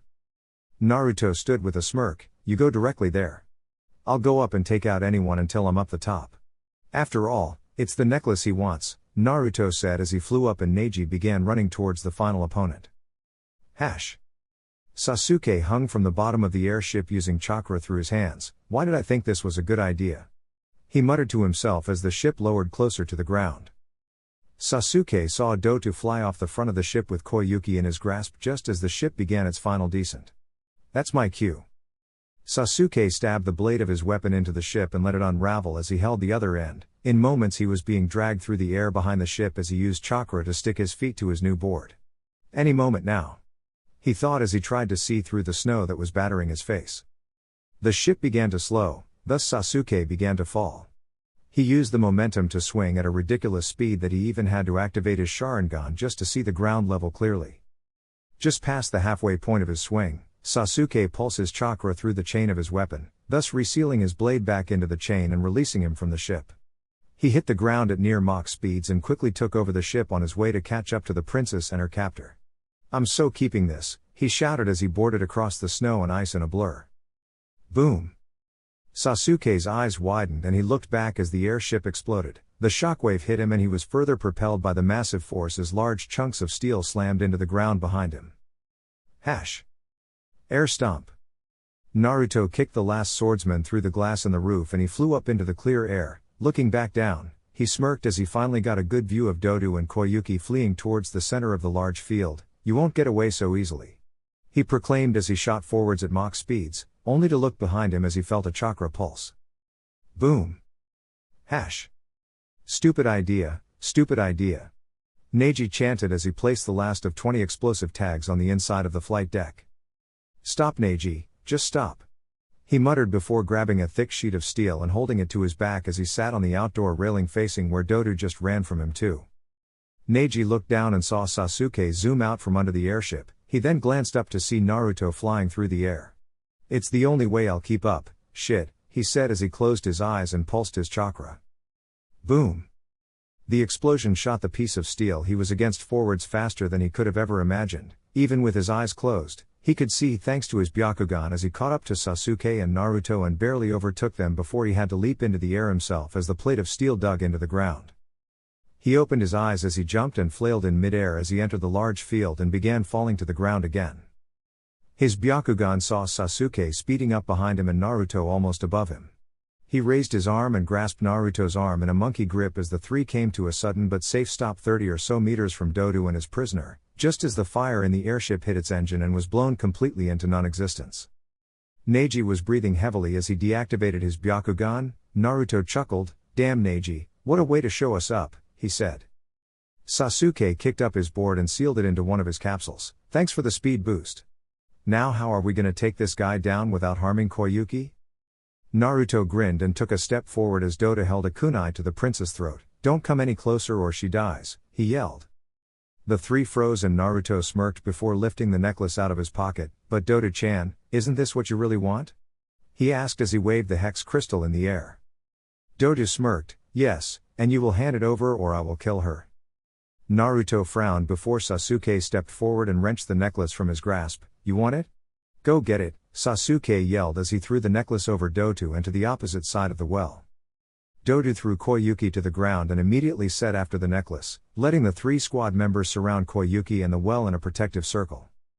Princess Koyuki let out a sigh of relief. "I'm sorry Naruto, I tried to stop him but his armor stopped my stab from being effective. Please.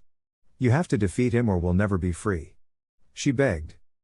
Naruto glanced over his shoulder at Koyuki as Dodo picked up the necklace. "You actually want this country's freedom? You believe it's possible?" he asked skeptically. Koyuki nodded as she stood up. "I believe in my people, and I believe in you," she said with the first real tear in her eyes that she's cried in years.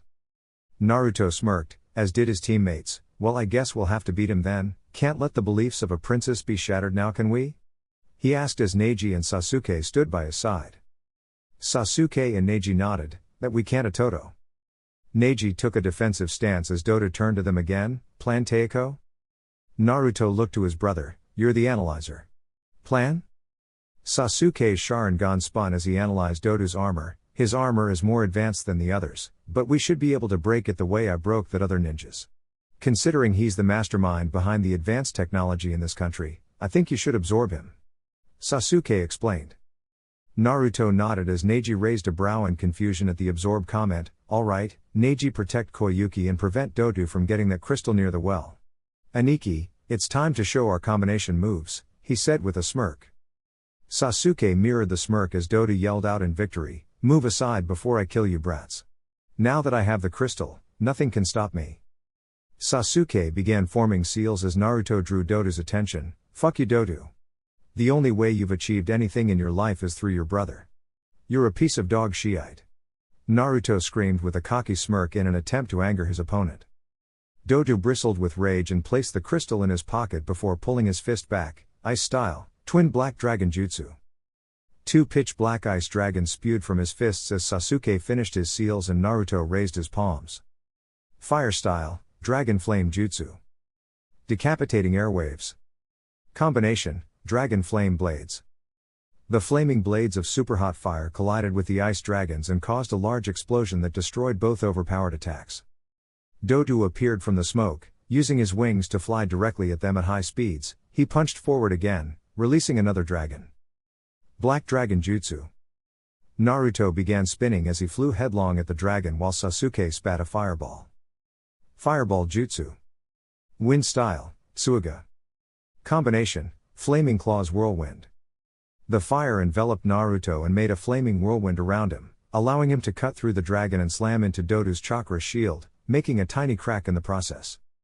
Even though the shield prevented any damage from being taken directly, the blow still knocked him away before the whirlwind sucked him back towards Naruto. Naruto stopped spinning and appeared from the flames holding a seal, water style, giant vortex jutsu. He yelled as the snow behind him became water and exploded towards Dodo at the same time Sasuke leapt into the air. Lightning style, shockwave. Combination, storm vortex. Dodo looked up and crossed his arms over his head while adding extra chakra to his shield. The electrified glowing water vortex slammed into Dodo's shield and enlarged the crack to the size of a kunai. As Dodo was covered in steam and smoke, Naruto held out his hand and Sasuke placed his own over Naruto's, their palms facing each other. The two focused their chakras for their finisher move as Dodo became visible again, holding both arms back as he glared at Naruto and Sasuke. Ultimate Black Dragon Jutsu, Dodo shouted as he poured more than half of his chakra into making a massive version of the earlier ice dragons. Rasengan. Chidori. Naruto stepped away as Sasuke held the combination jutsu in check with the chakra control seal on the back of his arm. The two yelled, Razandori. Spinning lightning fist. Sasuke ran forward with the attack and slammed it into the dragon's face, splattering it instantly as he cut through the whole body of the attack in a single thrust. Dodo's eyes widened as the attack obliterated his chakra shield and destroyed his armor, blowing up 0.5 millimeter from Dodo's bare skin. Boom! Dodo coughed up blood as he was launched backwards in an electrocuted fast spin, straight towards awaiting Naruto's right hand. Ninja Art, Soul Drain. Naruto caught the back of Dodo's head and his body was completely sucked into Naruto's mind, his clothes falling to the ground below him. Naruto fell to the ground and was panting lightly as Sasuke fell down next to him, breathing extremely heavily in comparison. The two sat in silence for a moment before Sasuke spoke. You know, we just defeated the strongest ninja in Snow Country. We defeated their cage. Naruto chuckled a few times before bursting into laughter. Yeah, we did. Ha ha ha. Sasuke chuckled twice before falling onto his back. Toto, I'm running low on chakra. Little help? He asked as he continued panting heavily. Naruto climbed to his feet and went to pull Sasuke up when Koyuki and Neji finally arrived. Why you did it? Koyuki cheered as she hugged Naruto since he was the one standing. Naruto grinned and hugged her back. It's cause you believed in us, princess, he said with a smirk. Neji picked up the hex crystal and then helped Sasuke to his feet. Koyuki Haim, I believe this belongs to you, he said as he held the crystal out to the princess. She let go of Naruto and watched in awe as Neji passed her the necklace back. Thank you all, she said as tears began to flow from her eyes again. Naruto patted her shoulder. How about we go see what Dota wanted with that crystal? He suggested. Koyuki nodded and began walking back towards the well as she explained what the rumor was. It's a key, apparently my father, but the treasure isn't money or anything like that as far as I know. She finished as the four arrived at the well. She placed the hex crystal into the hole in the well and it opened. The snow surrounding them suddenly began to melt at an incredible pace as a giant recording of Koyuki as a child began playing. Koyuki cried with a smile on her face as the scene ended. A princess and an actress? She thought with a smile, Dad, you finally brought spring to the land of snow. Off to the side, cameras with zoom lenses were focused on the display and a man held the recently recovered black box from the airship containing video and audio of all that happened on the ship. And cut. Chapter 30, The Triad Alliance. Orochimaru's offer. Thank you for joining us Lady Tsunade, Lord Tsuchikage. The head of the Sand Village Council said. Tsunade nodded with a soft smile. It's my first cross-country invitation as Hokage, I can't refuse that. Aniki nodded before stretching. It's my pleasure, but seriously, do you have any chairs that are more supportive? My back isn't quite what it used to be, he said with an aged frown. With a nod, Baki the council spokesman signaled for a nearby Chunin, who seconds later, carried a large squishier chair in. Ooh, this is fantastic, Aniki said as he sunk into the soft cushioning. Baki smiled lightly. Do you mind if I inform you of the reason we asked you here now? He asked a little nervously. Aniki stopped fidgeting and became serious, as did Tsunade. Go ahead, Aniki said. As a way to make up for our attack on the Leaf Village, and threatening the stone ninjas present, we wish to form an alliance with your two villages in hopes of strengthening our bonds and strengths, Baki said. Aniki sat in silence with a frown.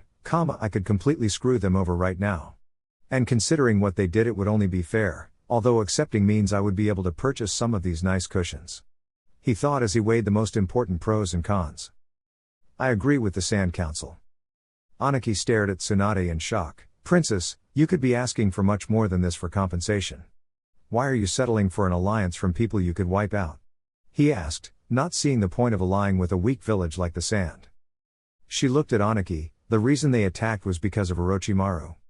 I understand what can happen when he's the one manipulating you. She then faced the Sand Council. I am 100% behind the idea of our three villages joining together in an alliance. Baki bowed. Thank you Tsunade-sama. He then turned to the Tsuchikage. If you would like Tsuchikage-sama, think about our deal overnight. Although we would like the answer as soon as possible, we don't want to force your hand into anything. Aniki sat frowning. Realistically, this is actually a top-notch idea. Also, being on the same team as the Leaf ensures that I can't lose any wars in the near future. He thought. May I suggest something? Aniki and Baki turned to the slightly smirking Tsunade. Of course Slug Princess, Aniki said. Tsunade pulled out a scroll from her cloak and stood up, walking over to the large table in the center of the room. She unraveled it. I assumed someone would suggest we unite in this way, and even if you didn't I would have. She gestured to the scroll. In front of me is the contract for the Triad Alliance, the formation of Sand, Stone and Leaf as a single unit. With this contract, we have a year to make it permanent and a symbol of trust for as long as the village or chosen ninjas feel that it is needed. She explained. Aniki floated over and began reading the scroll as did Baki. The Triad Alliance. Mission accomplished Sarutobi-sama. Hiruzen smiled up at Kakashi, Sasuke, Naruto, and Neji. Good work the four of you. Did anything of importance come up? Or should I wait for the written report?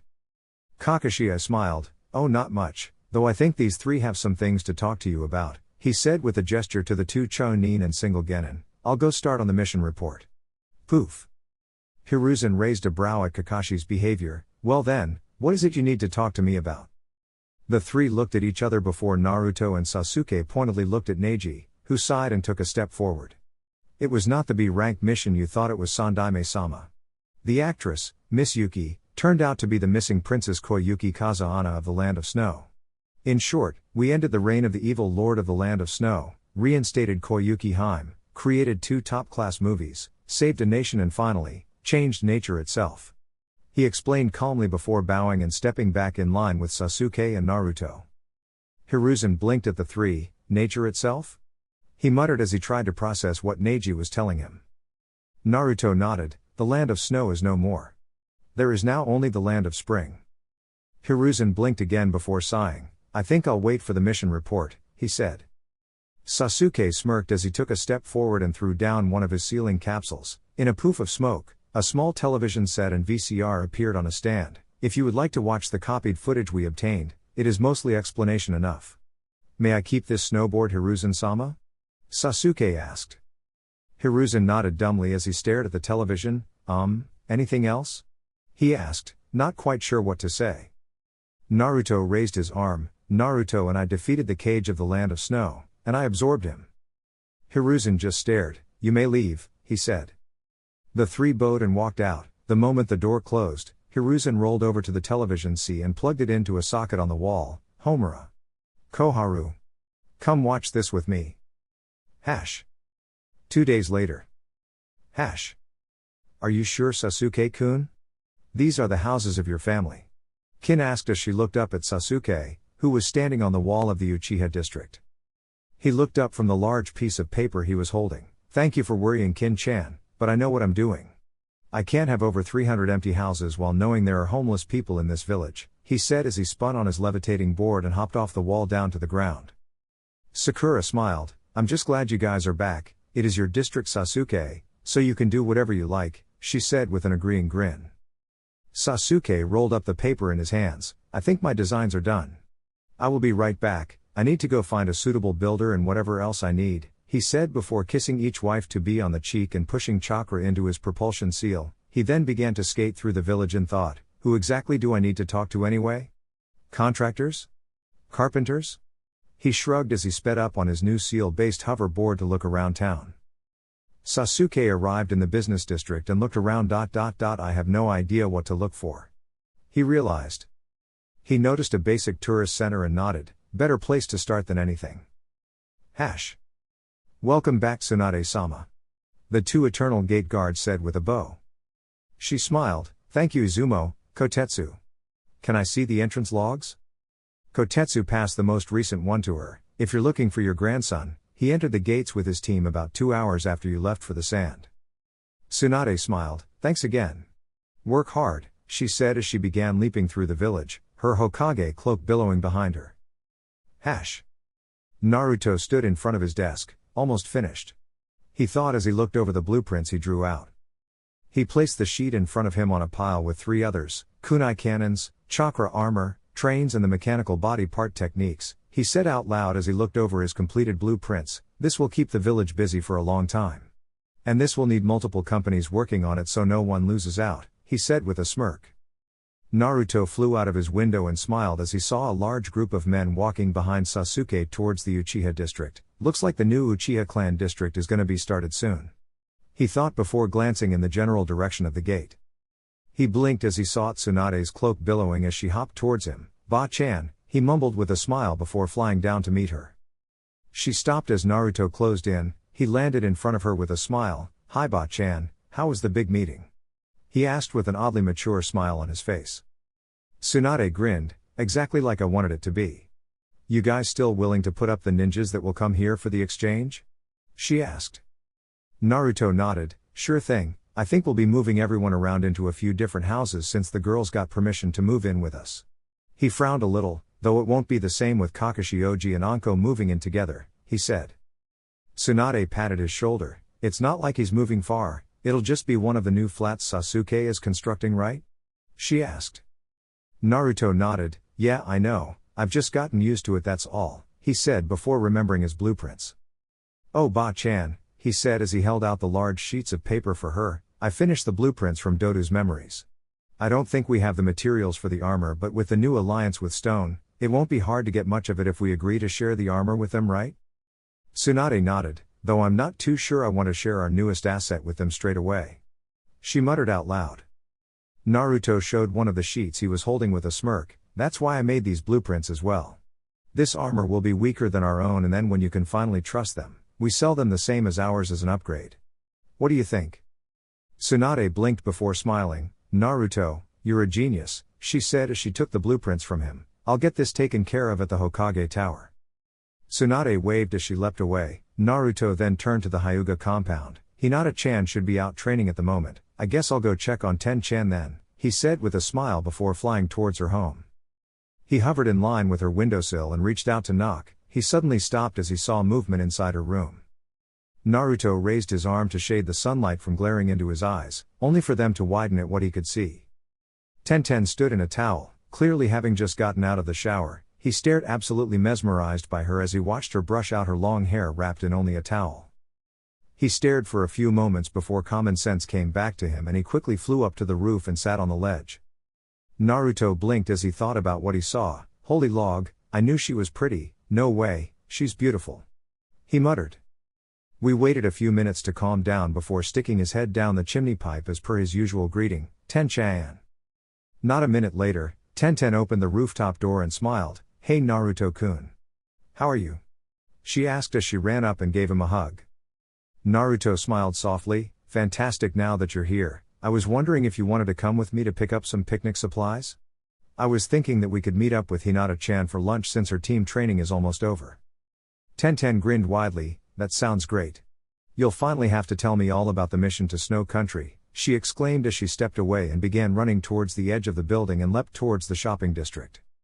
Naruto easily flew behind her, and between jumps, he flew under her and sneakily caught her in a piggyback position. Eep. Ten-ten squealed in shock before the two shot up into the air, enjoying their time together before buying the picnic stuff. Please take these to the intelligence unit and have them double-check everything and find the best ways to get all the needed materials. Hi Hokage-sama. The Anbu shunshined off to deliver the blueprints while Tsunade leant back and stretched. Now, who should I send to which villages? She thought as she began looking over folders on the Genin and Chunin of the Hidden Leaf. Tsunade sighed. How am I supposed to choose? She thought. I think you should make it public and see if anyone requests being part in it. Tsunade smiled as she span in her chair. Hey Jiraiya, what have you been up to? She asked. Jiraiya climbed in the open window and sat in a chair while placing his feet on the Hokage's desk. Just hanging around. I checked up on a lot of the Konoha 12 as they're getting called. I must say they are quite amazingly strong, he said with a smirk. Tsunade's eyes narrowed. So you weren't researching? She asked. Jiraiya's smirk grew into a large grin. Oh? I thought I made myself clear last time? He said as he stood and walked around to her. He knelt down and took her hand in his. When I have a specimen as amazing as you, nothing can compare. I have all the inspiration I need, he said as he kissed each of her knuckles. She blushed lightly and she smiled, as she pulled him to his feet. Thank you Jiraiya-kun, she said. Jiraiya grinned. Nothin' but the truth, Heim. He glanced at the files on her desk. Why not try my idea? It might work out better than imagined. He reminded. Tsunade nodded. I think I will. Who do you think will give it a go? She asked as she sat back down and began writing out the letter that was to be delivered to every Genin and first-year Chunin. Jiraiya smirked. Shikamaru will want to go to the sand, he said, 100% positive. Tsunade raised a brow. What makes you so sure? Jiraiya laughed before grinning and wiggling his eyebrow. Call it a hermit's intuition. Something is going on with that Tamari girl. I just know it, he said with a perverted chuckle. Tsunade smiled lightly as she finished the notice. We'll see, she said before stamping the Hokage's seal on the bottom of the notice. Ding-a-ling. Hello, how may I owe Sasuke-sama? Sasuke suppressed a sigh at that. I want to put a portion of my district on the market. The sales attendant's brows shot up. Really? You want to sell some of the Uchiha district? He nodded. Yes. I would like to know what kind of information I need to get from the legal owner before I can make the houses livable. Alright, let me go get a copy of what paperwork will need to be filled out. If you take it to Dan-sama he'll set up the deal, he said before briskly walking to the back and looking over a large group of shelving. Sasuke blinked. Dan-sama? He thought. Within moments, the attendant was back. Here are the 3 forms we'll need filled out before we can get started. Is there anything else I can do for you? Sasuke shook his head. No. He muttered as he turned and left. 2 minutes later, Sasuke skated up to the door of Dan's shop. I haven't been here in a while. Sasuke muttered as he opened the door. Dina Aling. Welcome to Sasuke. How are you, buddy? Dan said as he looked up from some paperwork he was doing. Sasuke smiled a little. I have been very well, Higurashi-san. Would you help me sell some of the houses in my family district? Dan blinked in shock. Huh? You're gonna sell it? Just some of it. Dan sighed and waved Sasuke over while grabbing a stool for him. How much is some exactly? He asked as Sasuke sat. Sasuke handed him the sheets. I want to sell the entire outer portion of the district so that the only remaining buildings are those inside the inner wall. That will leave me with 22 houses. 4 of which I'll be knocking down to build apartment blocks similar to the ninja barracks. He explained as he unsealed and revealed his plans and placed them on the table. Dan nodded with wide eyes. I see you've thought this through very thoroughly. But you don't need my permission for reconstruction, you only need it if you're planning on selling. Sasuke nodded with a smirk. That's why I have 2 construction crews over there working on the apartments and the inner wall right now. Dan laughed. Wow, so you're really going through with this. So what are these blue and green areas? Dan asked as he pointed to an area along the inner wall and on the easternmost part of the outer district. I'll be constructing this area, he pointed to the green highlighted buildings near the inner walls, into a local shopping district. I already have a noodle hut, a dengo bar, 2 cafes, a restaurant and a mini-mart who want to buy each building. There will be room to grow the market as well. Dan nodded in appreciation as Sasuke moved and pointed to the blue area. Now, these buildings I'll be selling to the village itself as housing for those who are homeless and in difficult times. Dan looked at Sasuke in shock. You're making a homeless shelter?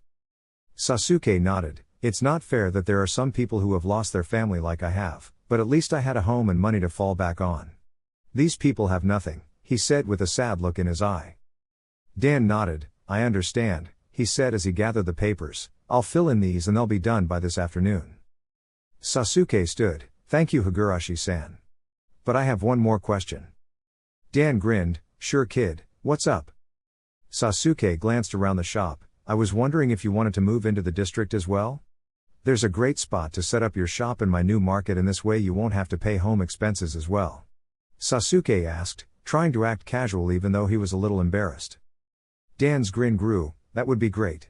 He announced with one of his booming laughs. So when do you want me to set up shop? He asked as he set the papers back on his desk. Sasuke smirked happily. I'd say everything will be set in a month. The apartment blocks are apparently easy to set up with the earth users the construction crew has on staff, same with the wall. He bowed deeply. It would be my pleasure to host you Dan-sama, he said with a side of sarcasm.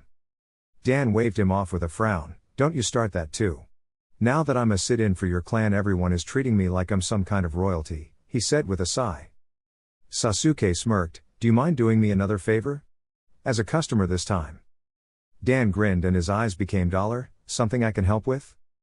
Sasuke unsealed the combat umbrella he got from Aoi. I want you to see if you could trick this out in any way. I don't need it anytime soon so feel free to take your time. He then pointed to 2 flat surfaces on the inner pole. But I need these to stay the same. I have a plan for those, he said as he handed it over with a smirk.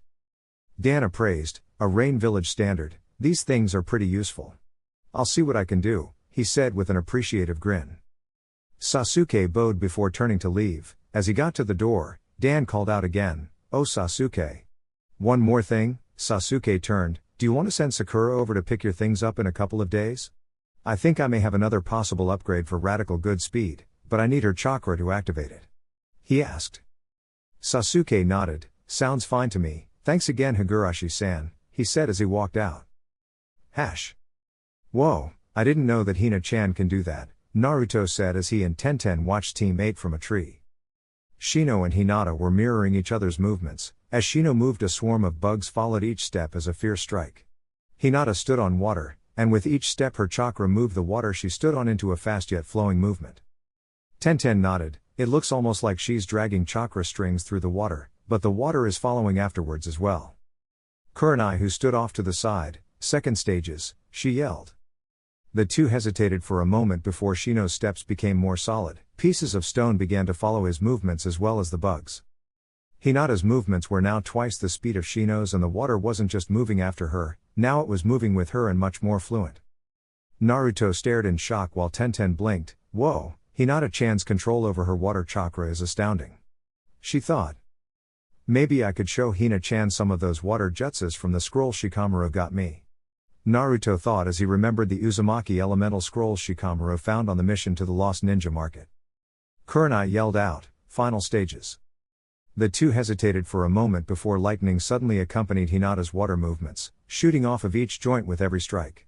Shino's stomps began to raise sections of the earth, and each time he kicked at them, they would shoot off. Tenten and Naruto stared at the two in awe, until Shino apparently lost some focus and one of the stones he kicked exploded in his face. The explosion caused Hinata to lose focus, accidentally sending her lightning chakra into the water and shocking herself and launching herself as Shino. Kurenai appeared between the two and caught them. "You both managed to last so long on the third step. I'm so proud," she said as she sat the two genin down. They were both panting heavily and Hinata was the first to speak. But we failed again," she said sadly. Kurenai sighed. "You forget, this was a year-long plan. You guys are already on the last stage after only 2 months." It was at this time Naruto and Tenten jumped into the clearing. "Hey guys. What was that training?" Naruto asked with a smile. Shino and Naruto looked up as Kurenai spoke. "I'm teaching them about elemental affinities. These two have such amazing control that they both managed to learn their first affinities nearly instantly." Tenten raised a brow. "First?" Hinata nodded as her and Shino climbed to their feet shakily. "I have both water and lightning affinities, and Shino's clan naturally have an insect-related one. He's nearly mastered pure earth manipulation," she explained. Naruto smiled. "That's amazing," he exclaimed. Shino stared at him pointedly. "Teiko, you have mastered wind, water, earth and wood chakras," he pointed out. Naruto rubbed the back of his head sheepishly. "Yeah, well, I had a lot of help." Kurenai stared at Naruto. "Wood? How can you use wood techniques?" Naruto smirked before closing his eyes and focusing his chakra. "Wood style, outdoor dining."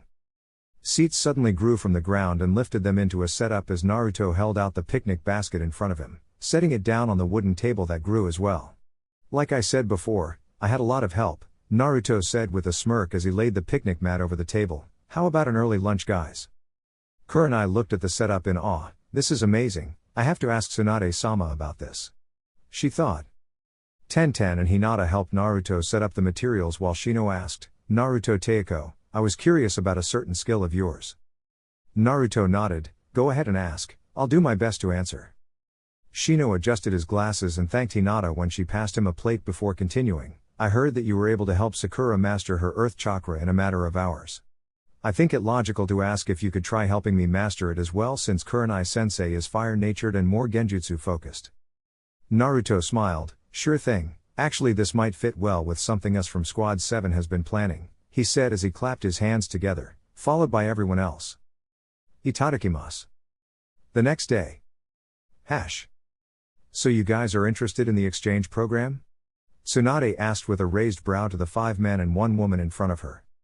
The group nodded. "Well, I honestly wasn't sure if anyone would call for this, I guess I have to do interviews or something." She muttered and looked up to her left. "What do you think, Jiraiya?" The sage shrugged. "Sounds good to me, but one thing. Didn't the agreement specify Genin or young Chunin?" Tsunade nodded in response. "Then Guy and Asuma should leave." Asuma sighed before shrugging. "Oh well, worth a try I guess. I really wanted to learn some new wind jutsus," he muttered before bowing and walking out. Tsunade raised a brow at Guy, who just stood smiling. "You can leave now, Guy." He gave a thumbs up with a pose. "Alas, I cannot. You see, I am filled with as much youth as anybody here, so it is my right to go the Stone Village and climb every peak there," he said with a sparkling grin. Tsunade just blinked. "Guy. Just go," she said with a frown. Guy suddenly fell to his knees, childish tears pouring from his eyes. "Please Tsunade-sama, I need to do this so that I can finally beat my eternal rival in the number of countries traversed in a mission. My youth depends on it." Tsunade's frown turned to a glare. "Guy, you have 5 seconds before I challenge you to a strength contest." Guy, obviously not the smartest person around, suddenly appeared next to Tsunade in an arm wrestle position. "How about it then, Tsunade-sama? If I win I get to go. If you win I will run around the village on my left pinky finger 5 times, and if I can't do that, I'll do D-rank missions for a month, and if I fail any of those missions I will teach each senior academy class taijutsu for their final 6th months, and if I..." "Alright Guy, just shut up," she said with an inner grin. "Taijutsu classes for the academy with the legendary green beast? This'll make the next generation speed demons," she thought as she got into an arm wrestling position opposite Guy. The two clasped hands. 3, 2, 1. Boom. Tsunade flipped Guy over and out of her office through the wall, launching him out across the village. She sighed and turned back to the others. "Alright, Each of you leave except Chun and Mimi. You'll be up first. Next. Chun and Shikamaru, I would like to transfer to the Sand Village. Tsunade looked up at her third interviewee, and why is that? He pulled out a scroll and placed it in front of the Hokage. She opened it as he began to speak. From the scroll retrieval mission, I heard of a second shadow using clan called the Bachatsu. I looked over all the information our village has on the clan and all I've found is that they were darkness users that resided in the Land of Wind. I have a contact in the Hidden Sand which has confirmed that the clan still exists, but they do not live in the village. Instead they hide out in the shadows of the desert. If I can find this place, I may be able to learn more from them about how to expand the use of shadows. Shika explained. Tsunade had read over Shika's research and not only was it a top-notch idea, she had heard his hesitation over his contact. Tell me, who is this contact of yours? They must be someone important to be able to get clan-related information. She asked with a raised brow. Shika twitched. Tamari-cha, Tamari-san, he said, annoyed that he almost let the Chan slip out. Tsunade hid her grin. So, the genius is in love. Jiraiya was right, well his other reason is important as well. I guess I can let him go. Thanks Shikamaru, please wait outside. Next.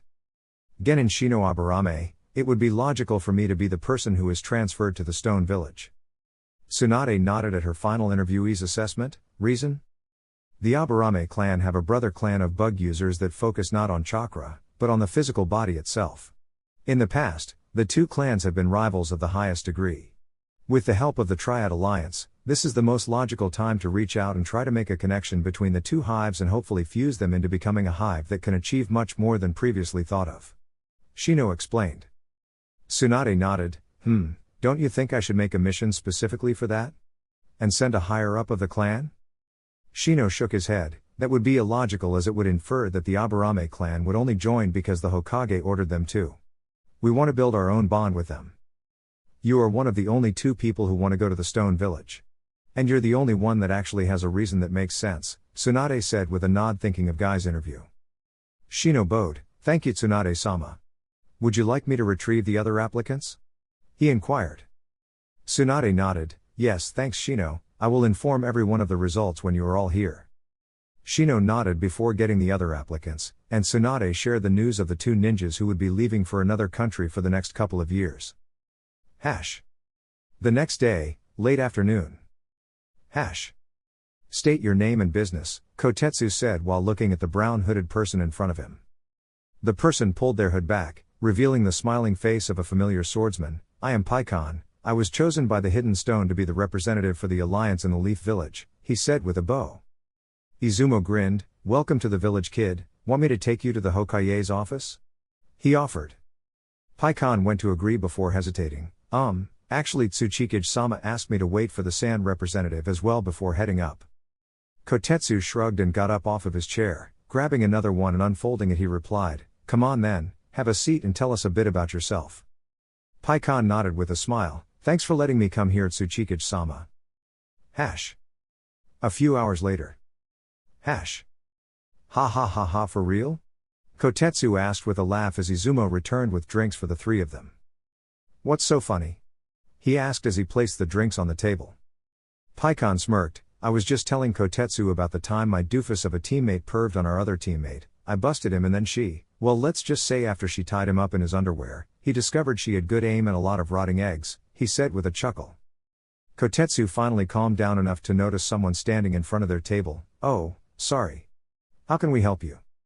The person's insomnia-ridden eyes looked up at them and he smiled softly, I am the representative of the Hidden Sand Village. Thanks for coming to meet them you three. It's our honor Ba-chan, Naruto said with a bow alongside his teammates of Chunin Squad 7. Sakura used the chance to speak up, so do we know who the representatives are yet? Tsunade nodded, yes, I'm not entirely sure what the Sand Village was thinking with who they sent, but I've been told that both of them actually requested to be the ones to come. Knock knock. Tsunade smiled, here they are now, come in you two. The door opened wide as did the eyes of Chunin Squad 7. Paikon? Gaara? Naruto exclaimed with a smile. Tsunade spoke before anyone else could, listen here, these two will be moving into the Uchiha district like you said they could Sasuke, has everyone else moved in yet? Are the houses set up? she asked. Sasuke hesitated, not exactly, but we still have the one spare room at the house. I will sleep on the couch and... No, Sakura interrupted, Kin-chan and I can share for now, one of you can have my room. Gaara nodded, thank you Sakura-san. But I wish to meet with the family of Inuzuka Kiba, he said. Tsunade stared at Gaara and for a moment saw a spark of regret in his absolutely blank expression. I will organize it. But for now go and get settled in. Dismissed. She ordered with a wave of her arm. This is the place, Naruto said with a smile as he hovered through the house, leading the two newcomers as Sasuke and Sakura went to take a look at the construction areas nearby. Paikon whistled, wow. Fancy digs, Paikon said as he took off his bag and sat on the couch lifting his blades from his back and placed them on the table along with his feet. Naruto smirked at Paikon's behavior while Gaara just looked around the room. There's no sand. He noticed. Naruto looked at his fellow Jinchuriki and raised a brow. Why would there be sand? Gaara just looked at Naruto for a moment. I would like sand. He explained blankly. Naruto frowned for a moment before his face lit up. I know. You can stay in Sakura's room, it looks over the lake in the middle of the district. That place is surrounded by sand. Naruto explained as he hovered up the stairwell, Gaara following behind him. The two paused in Sakura's room before Naruto pointed out the window. It's just there, can you see it? Gaara nodded, thank you, he said before disappearing in a sand sunshine. Naruto glanced back at the lake to see Gaara standing on the sand, just looking it around calmly. Naruto smiled softly, Aniki and Jiraiya will fix his seal, then he'll be alright. He thought before heading downstairs to find Paikon sprawled across the couch, snoring softly as he slept. Naruto smirked, looks like everyone is comfy, it'll probably take them a few days to get settled. He then blinked as he suddenly remembered how Tsunade had asked, has everyone else moved in yet? He frowned, hold on, who is everyone else? He muttered before shrugging it off and heading out to Hinata's. The next day, training field. It's over. Sasuke wins. Naruto fell on his ass as did Sasuke, damn, that's not fair at all. Naruto panted. Sasuke smirked, you're the one who set the rules, I was just lucky. Sakura jogged up to the two boys and sat down between them while Kakashi stood to the side. I think it was a very interesting match. The only rule being that you can only use one technique you guys know, he said without looking up from his book. Naruto huffed, I should have chosen my wind funnels. He grumbled. Sasuke's smirk grew and gestured to his eyes, admit it, as long as I have my Sharingan, my taijutsu is better than yours. Naruto smiled in return, yeah okay, but my sword skills are much better than your Kusarigama skills, he said as he hopped to his feet and whipped out his blade.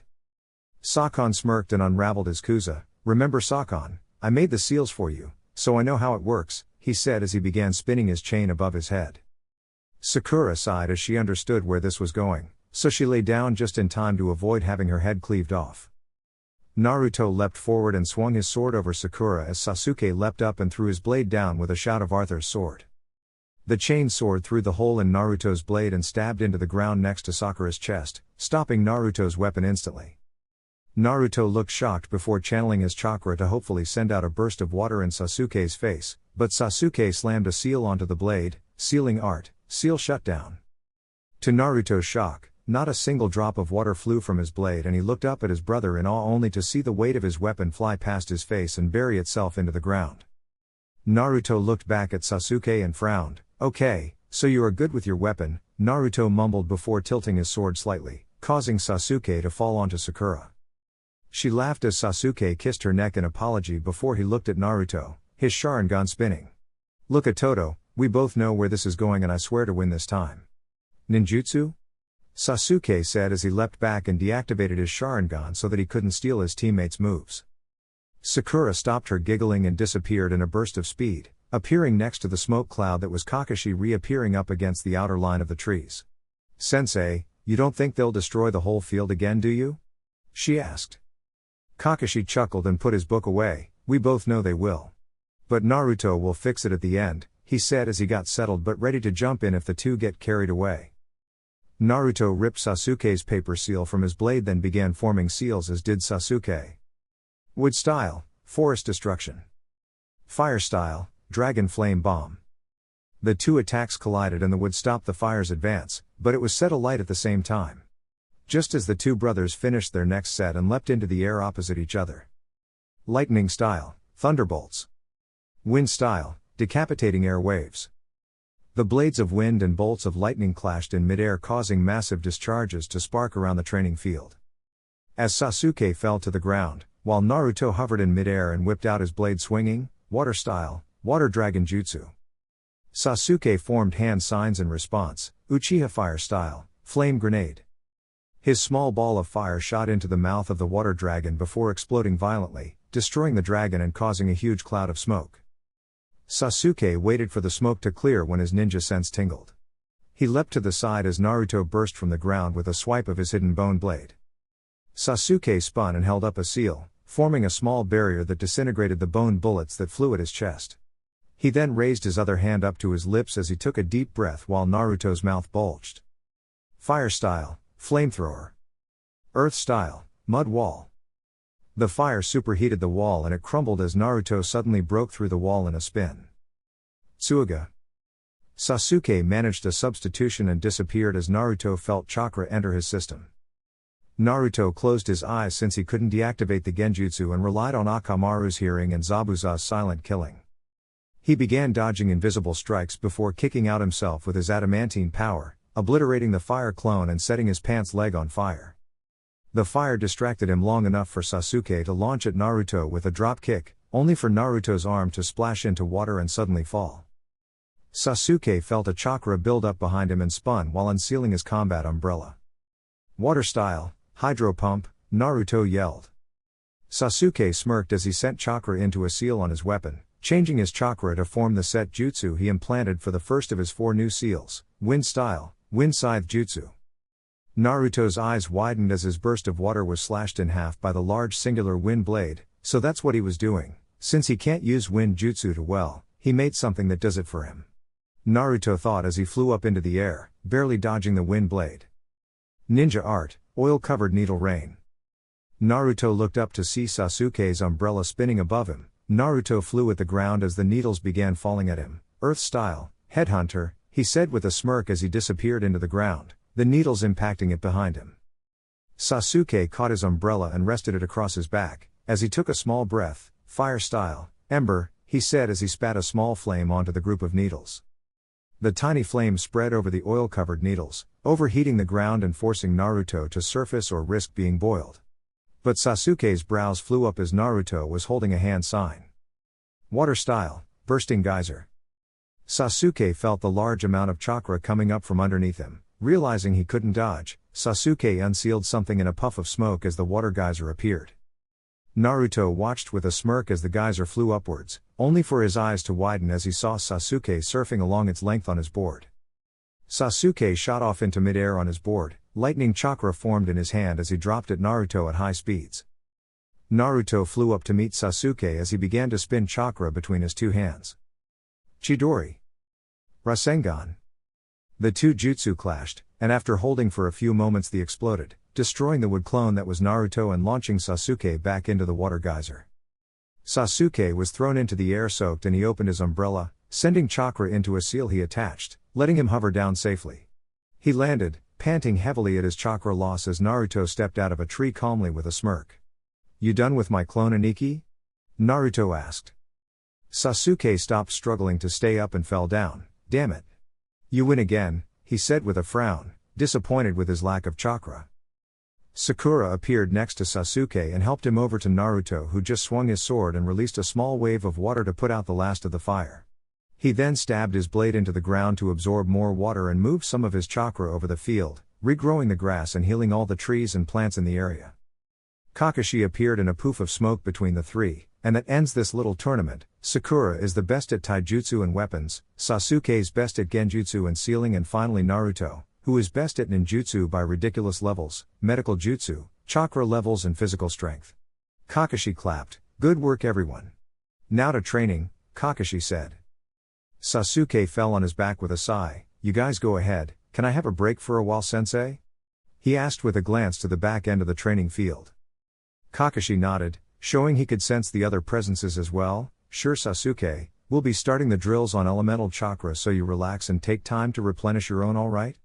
I suggest the lake in the next clearing. Sasuke nodded before climbing to his feet and slowly trudging off. The moment he was gone, Naruto felt the 5 chakra signatures follow Sasuke. Did you guys feel that? He asked. Sakura raised a brow. Feel what? Naruto stood to his feet. There are some people watching Aniki. What should we do, sensei? Kakashi held his chin in thought. Well, if anything serious happens, we'll be able to tell.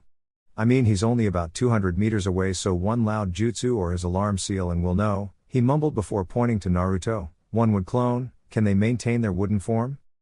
Naruto nodded and created a wood clone from one of the nearby trees. It had his shape but looked like wood. Since I used the tree's natural chakra instead of gathering my own, it can step into any tree of the same species, he smirked, which in the village hidden in the leaves is extremely easy. He nodded to his clone, which walked off to watch Sasuke from a distance. Sakura watched it leave before turning back to their sensei. So what are we gonna do now? She asked. Kakashi smiled. You are going to be testing out that new upgrade and see if it works with your phoenixes like we thought it would. He turned to Naruto, and you are going to work on your snake summons. I'm sure they'd like to know you can take in nature chakra easily since you're a wood style user. They probably would want to teach you to do it as a snake summoner. Sakon explained. The two nodded and cut their palms, summoning jutsu. Sasuke lay on his back, and relaxed for a few moments before sitting up acting startled. Who's there? He demanded as he scanned the trees. Wow, I'm surprised he managed to sense us. A second later, 5 young teens leapt into a circle around Sasuke. What do you want? He asked. The tallest of the 5, an orange-haired guy with a calm face, stepped forward. My name is Juugo. My best friend's master would like to meet with you. Would you please consider the idea, Sasuke-san? He asked with a polite bow. The red-headed girl scoffed. Shut up, jerk off, this guy looks way too weak to be Urk. Juugo's arm turned gray and stretched, picking her up by the neck and cutting her off. The other orange-haired guy yelled, Juugo. Put Tuya down, remember the mission from Orochimaru-sama. His grip didn't lessen in the slightest until the brown-haired guy yelled, would Kimimaro want her to die?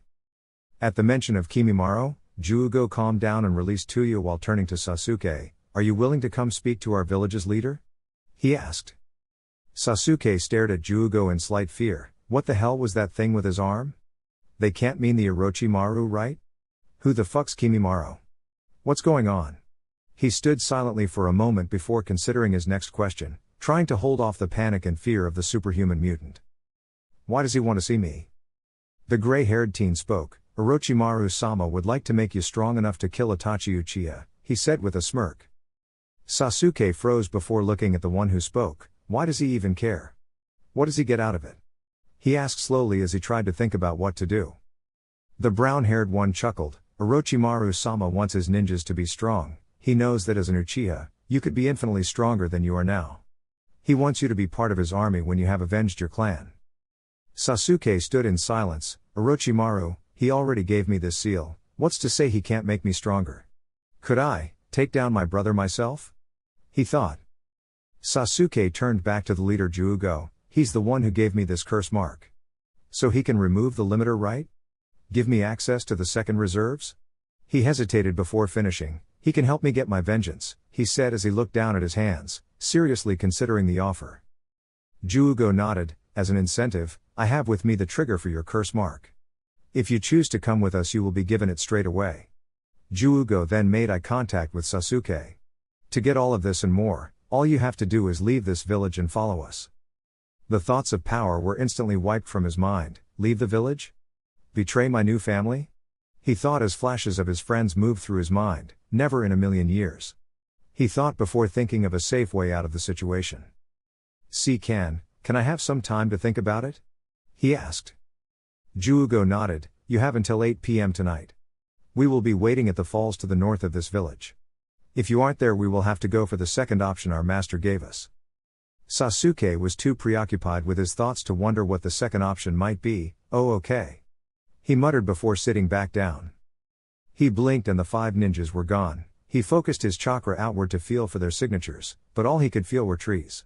They have a way to help me get more powerful. I will find out what that is and then destroy them. He thought before standing tall. I need to talk to Ba-sama. he whispered before shining away. The Naruto would clone stepped out from the tree. Sasuke, you're not really considering it, are you? It asked before flying to Tsunade's office, having heard Sasuke's whisper. Tsunade was relaxing after just filling out the last sheet of paperwork for the day in her office, finally caught up with everything sensei left behind for me. She thought with a happy sigh. Ba-sama, Sasuke yelled as he slammed open the doors. Tsunade sat up in shock. Yes, Sasuke? What's wrong? She asked as she stood at seeing his worried look. He closed the door behind him and breathed heavily. Well. Basically. He trailed off trying to find the right words. Tsunade ushered Sasuke over to the couch. Tell me what happened, why are you so hyped up like this? She asked as she rubbed his back. He took a deep breath before explaining his encounter with the 5 sound ninjas. They expect me to actually do it. I didn't know what to do, so I came to you. He finished, glad to finally have said everything aloud. Tsunade sat quietly for a moment. You were honestly considering it? She asked. He hesitated before nodding. I was thinking about how I could take Itachi down myself. No one else would be put in danger if that happened. And I really want to unlock this curse seal so that I can improve it, but I can't betray my home, he said, ashamed that he had considered the idea. Tsunade held Sasuke in a hug. It's okay, I think I've got a way to work this out. I want you to go get Kakashi for me. You go home and have a look at the construction with Sakura and Naruto, then at 8 o'clock, go and meet them. She shushed Sasuke before he could interrupt. I will handle it, Sasuke-kun.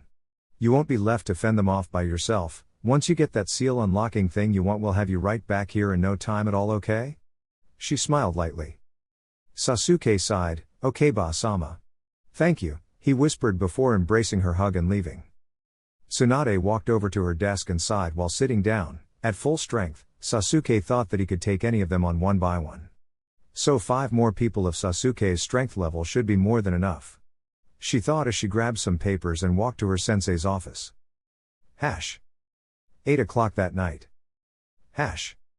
Sasuke appeared in the clearing in his shunshine, having his kusarigama wrapped like a belt, his umbrella and board crossed his back in an X shape. He looked around. Where are they? We have to go now. He muttered in frustration.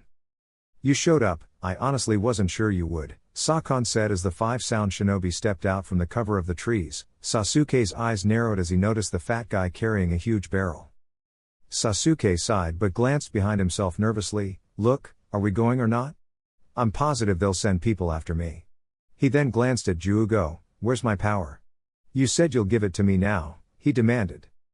Juugo waved forward the brunette and the fat guy. Kitamaru, give Sasuke-sama the pill. Jirobo, set up the barrel. He ordered. Sasuke looked at the pill and barrel questioningly. What's that for? He asked as he nodded towards the barrel. Sakon smirked. Well, you see, there is a slight risk when trying to make it to the second stage. You will have to die just this once. Sasuke frowned. Die? Just once?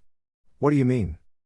Kitamaru went to answer when Juugo cut in. Look, like you said, we don't have time.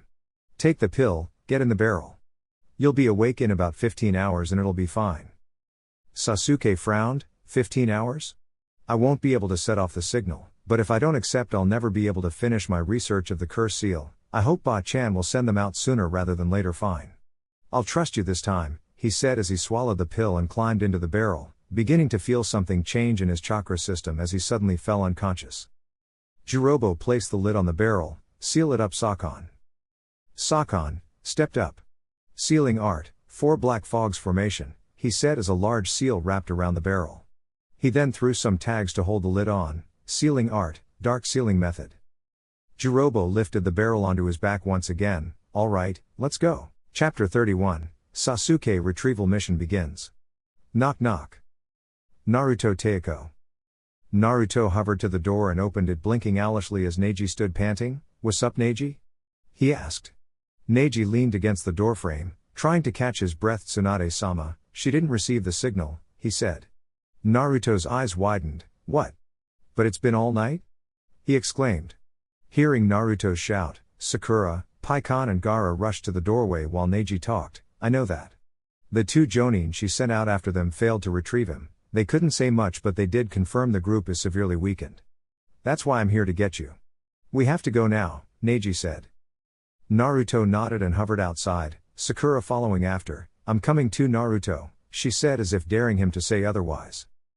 Naruto nodded. "I wouldn't have it any other way, Ne-chan," he said as he pulled on his shoes.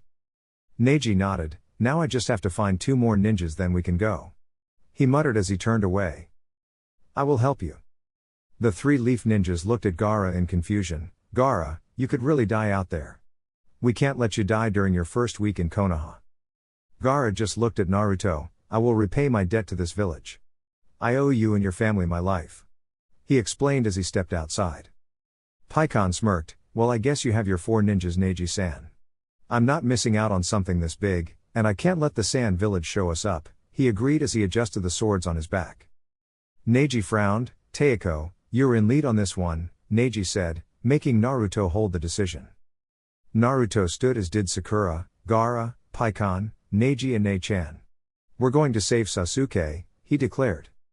He turned to Sakura. "Ne-chan, we need transport." Sakura nodded and stepped out of the house forming hand signs, summoning jutsu. Poof. As the large cloud of smoke dissipated, Sakura was revealed to be standing on top of Kazumi's back. "Get on if you want a lift," Sakura yelled. Neji and Paikon leapt up onto its back as Gaara rose into the air on his sand and Naruto rose with his wind funnels. "Where are we off to, Sakura-sama?" Kazumi asked. Sakura nodded to Naruto and Gaara, who had started flying towards the north. Tsunade chewed her thumbnail in worry as she saw the phoenix take off over the village walls and start flying away. "Please come back safe," she thought as she closed her eyes. Naruto flew in the lead for a good hour before his nose picked up something. "Stop," he ordered. Gaara's sand lowered and Kazumi flew just above the massive tree line, allowing the 3 ninjas on her back to jump down. "What's wrong, Ne-chan?" Sakura asked.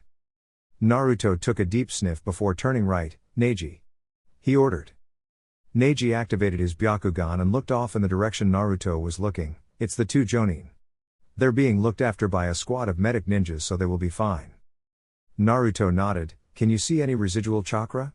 It's leading that way, right?" Naruto asked while pointing straight ahead. Neji looked and noticed the tiniest of threads. "Yes, you're right, Teiko," he confirmed. Naruto hovered into the air. The fact that Neji can still see some of the chakra means the group isn't far off. "Kazumi-chan, I'm sorry but you'll have to leave," Naruto said. The phoenix nodded. "All right, remember, if you need anything just call," it said before disappearing in a puff of smoke. "So what's the plan, Naruto Teiko?" Paikon asked. Naruto stood quiet for a few seconds before facing his team. "I'll take the lead while carrying Neji, we'll scout ahead for the team. Gaara, can you carry Paikon along with yourself on your sand? It's faster than tree hopping." Gaara nodded and the 2 rose into the air and began to slowly fly off. "Ne-chan," Naruto started. Sakura nodded and kept up with the 2 easily using her chakra skating ability. Naruto hovered over Neji, gripping his arms in a monkey grip, and the 2 shot off ahead of the group.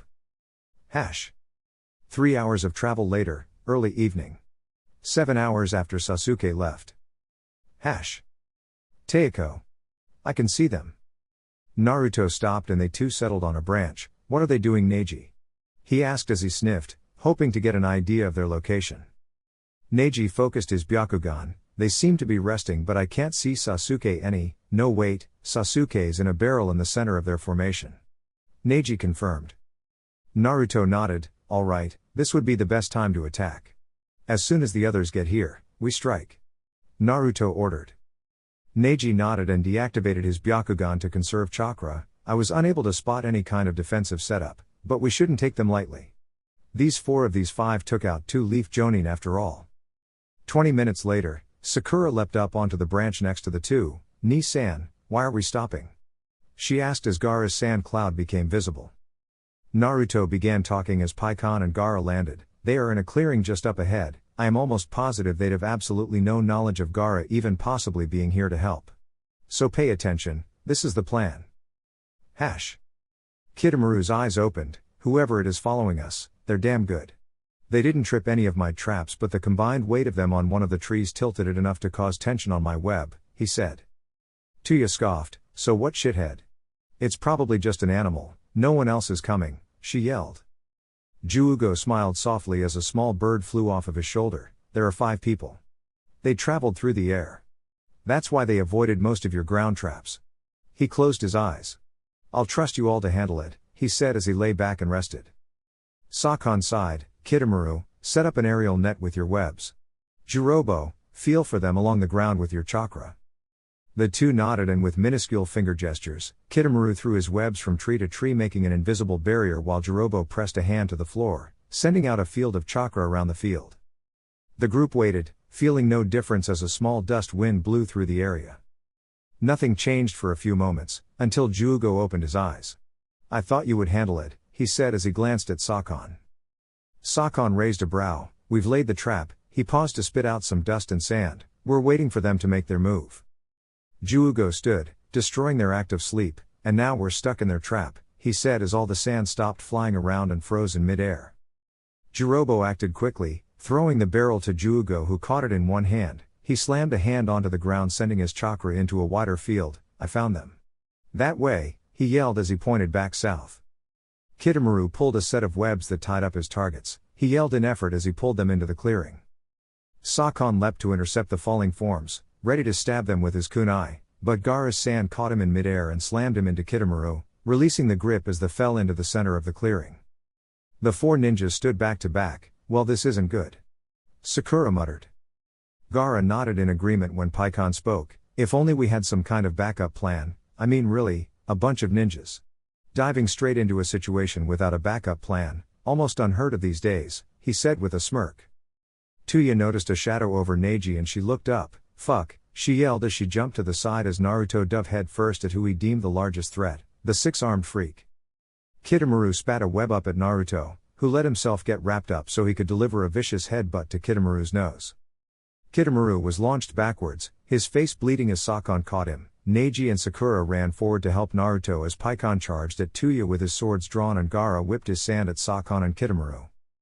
Naruto, from his place on the ground, looked up and ahead, making eye contact with Tuya. For a split second, the two just stared, feeling something.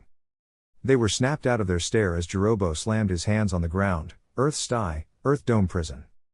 Against Gaara's will, his sand drew back to protect him and Paikon's sword strike was blocked by the rising rocks. Within moments the group of ninjas from Konoha was enclosed in the giant dome. Jirobo laughed. You guys go on ahead, I'll finish up my snack and follow, he said as he took a deep breath and placed his hands on the dome. Juugo leapt off as did the rest of the team. As they disappeared Jirobo heard Tuya's voice echo, hurry up fat ass. Jirobo frowned before he felt chakra flow up his arms. Damn, that's good, he said with a sigh of happiness. Hash. Gaara formed a drill with his sand and stabbed at the wall, only resulting in spraying sand around the room. I can't break it, he said with a frown. Paikon crouched. Wind slash, he yelled as he slammed his blades against the rock, only managing to gouge some of the way through it. Damn it. He grunted as he resheathed his swords. Everyone stop. The four people in the earth prison looked down at Naruto, who was still tangled in the webs. First things first, something is up with these webs, I can't seem to rip them, he said. He looked to Neji. Scan these with your eyes, then check out this prison. He ordered. Byakugan. Neji's eyes pulsed with chakra as he focused on the webbings. After a moment, he crouched and simply poked at them causing them to snap. As Naruto stood, and pulled himself free, Neji had finished scanning the walls. Teiko, it appears that this dome is stealing our chakra, he's eating it. Neji proclaimed in shock. Naruto held the snake hand seal. Don't care, point me in his direction. Neji pointed at Jirobo and Naruto flared his chakra, wood style, forest destruction. Hash. Jirobo's smirk turned into a gasp of shock as the ground underneath him threw him into the air and a large tree began to reach for him from the ground. What the heck? He asked as he leapt back to the opposite side of the clearing. With their chakra not being sapped, Sakura took her chance and charged earth chakra through her clawed fist, Shanaro. Jirobo had to duck under the flying debris. He covered his eyes as the dust cloud disappeared and his eyes widened in shock as he saw Naruto's team positioned around the tree. Neji looked up with his Byakugan. Teiko, they're getting away with Sasuke. Naruto was about to give out orders when Sakura reactivated her gauntlets. Go. I've got this guy, she said. Naruto frowned but nodded. You be safe, Ne-chan. Everyone. Let's go, he yelled as he flew off. Jirobo moved to intercept the others. As if I'd just let you Ji-oo, he said as Sakura's knee crunched into his face. She spun and delivered a drop kick at his head which Jirobo managed to catch and push her away. Jirobo got up to his feet with a snarl as he noticed the rest of the team gone. "Stupid bitch. I'll crush you," he yelled as he stomped forward and pulled back his fist. Keep up, guys. I have their scent now, Naruto said as he flew through the trees. Gaara followed behind him on his sand cloud, carrying Paikon and Neji alongside him. "Naruto, what is our new plan?" Paikon asked. Naruto turned back to them mid-flight. "Simple. Kill the assholes that took my brother," Naruto yelled as he shot off faster. "Stop." Naruto paused and stared at Gaara in shock. "You are getting too emotionally involved. Think rationally," he said, annoyed that he had to raise his voice. The four began moving through the air together. "Okay, I am pretty sure that we'll be split up again like with Sakura. What do we know about the enemy?" Naruto asked, trying to look at the situation objectively. "Neji seems to have the easiest time with the spider guy's webs. That girl had some good senses since it appeared she heard you in the air before spotting you, Naruto. I'd guess she's a distance fighter," Paikon declared while scratching his head with a frown. "I probably wouldn't be able to get near her." Naruto nodded to Gaara. "Think you can handle her?" he asked. Gaara nodded. "Dead or alive?" Naruto smirked. "Alive if possible." He thought about Tuya's expression for a moment as their eyes met in combat. "Something about that girl, I don't know. But I have to find out," he said as he bit his lip. Neji raised a brow. "Teiko?" he asked. Naruto shook his head. "It's nothing, the last two. All we know is that the orange-haired one has some weird transformation power thanks to Sasuke's shortlist." Paikon nodded. "Yeah, the other guy had two heads though. What's up with that? I mean seriously," he muttered. Naruto sighed. "All right, Paikon and I will strike the remaining two together. I'm not sure what'll happen but we'll fight whoever attacks us," he said as he stood tall again. "All right, let's get ready to fuck it," Naruto shouted as he lifted into the air, holding both Neji and Paikon by their forearms. Gaara moved forward in his sand cloud alongside the trio as they moved towards the sunset, and towards Sasuke. Boom. Sakura rolled to her feet before leaping away from Jirobo's strike. "Damn, this guy is strong," she exclaimed.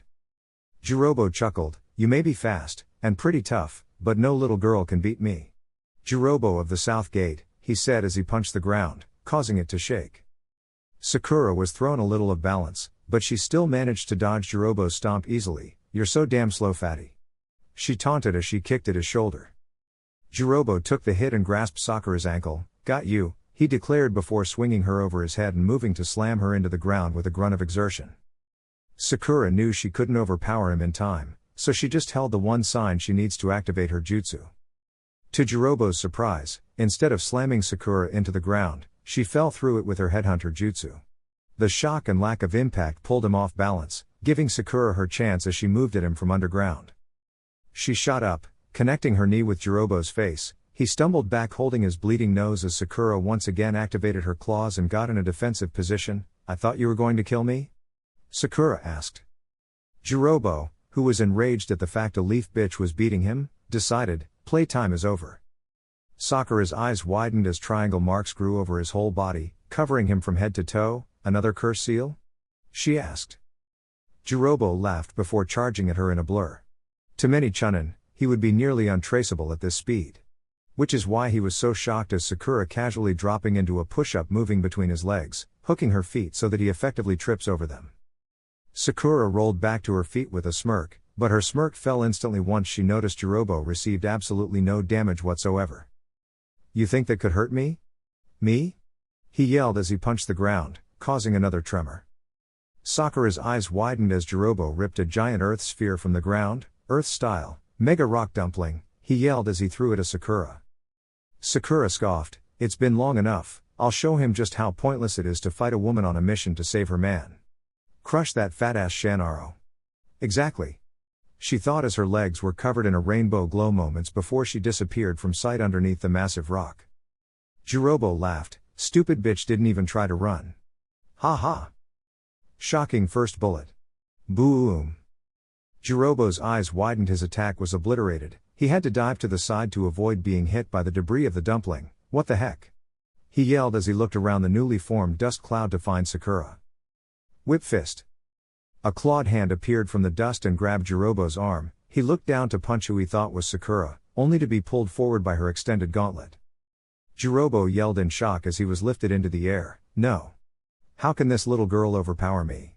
He thought as he looked where he would land, only for his eyes to widen in shock once again at what he could see. Sakura stood with each foot dug into the ground for leverage, and while one arm was her whip fist, the other was her executioner's blade. Jirobo urgently reached out with his hand and grasped the earth below him, ripping out a huge chunk. He slammed it into Sakura, who was mid-swipe with her weapon. The impact of the earth hitting her knocked the two far apart, breaking two of Sakura's ribs.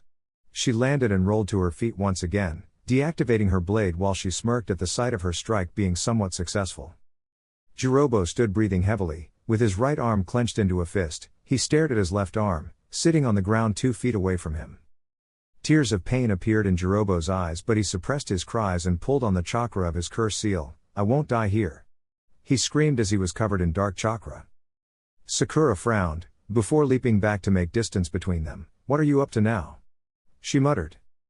The dark chakra swirled and convulsed, before dispersing to show an ogre-looking Jirobo, his hair now covering his back and blood-red warts over his flushed red skin. "I won't die here," he yelled as he launched at Sakura at high speed, rearing back his only fist to clobber her.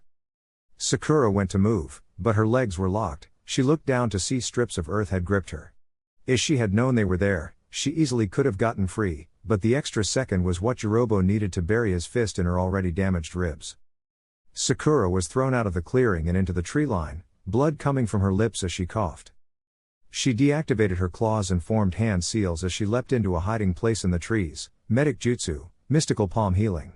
She muttered as she set her bones back in place, not having time to fix them properly. She focused on the hole that had been punctured through her lung. She quietly continued her work as she saw Jirobo land in the place where her body impacted the ground. She watched as he lifted his foot and stomped, earth style, great uprising. Just as Sakura healed her lung, the trees lifted from the ground and fell onto their sides as the small patch of earth Jirobo stood on rose into the air. He spotted her as she leapt away from the crash zone. He panted as blood continuously flowed from his half limb, but her still punched his working hand into the ground, earth style, stone gauntlet. His fist was covered in spikes of rock and stone, creating a dangerous gauntlet that he charged at Sakura with. Sakura bounced on her feet due to the energy build-up in radical good speed as she spun to face his charge. Arhat fist, right straight. Annihilating second bullet. Boom! The two shot apart, slamming into two trees opposite each other. Sakura even managed to dent the tree she impacted with, while Jirobo plowed through two tree trunks and stopped when he slammed into a boulder.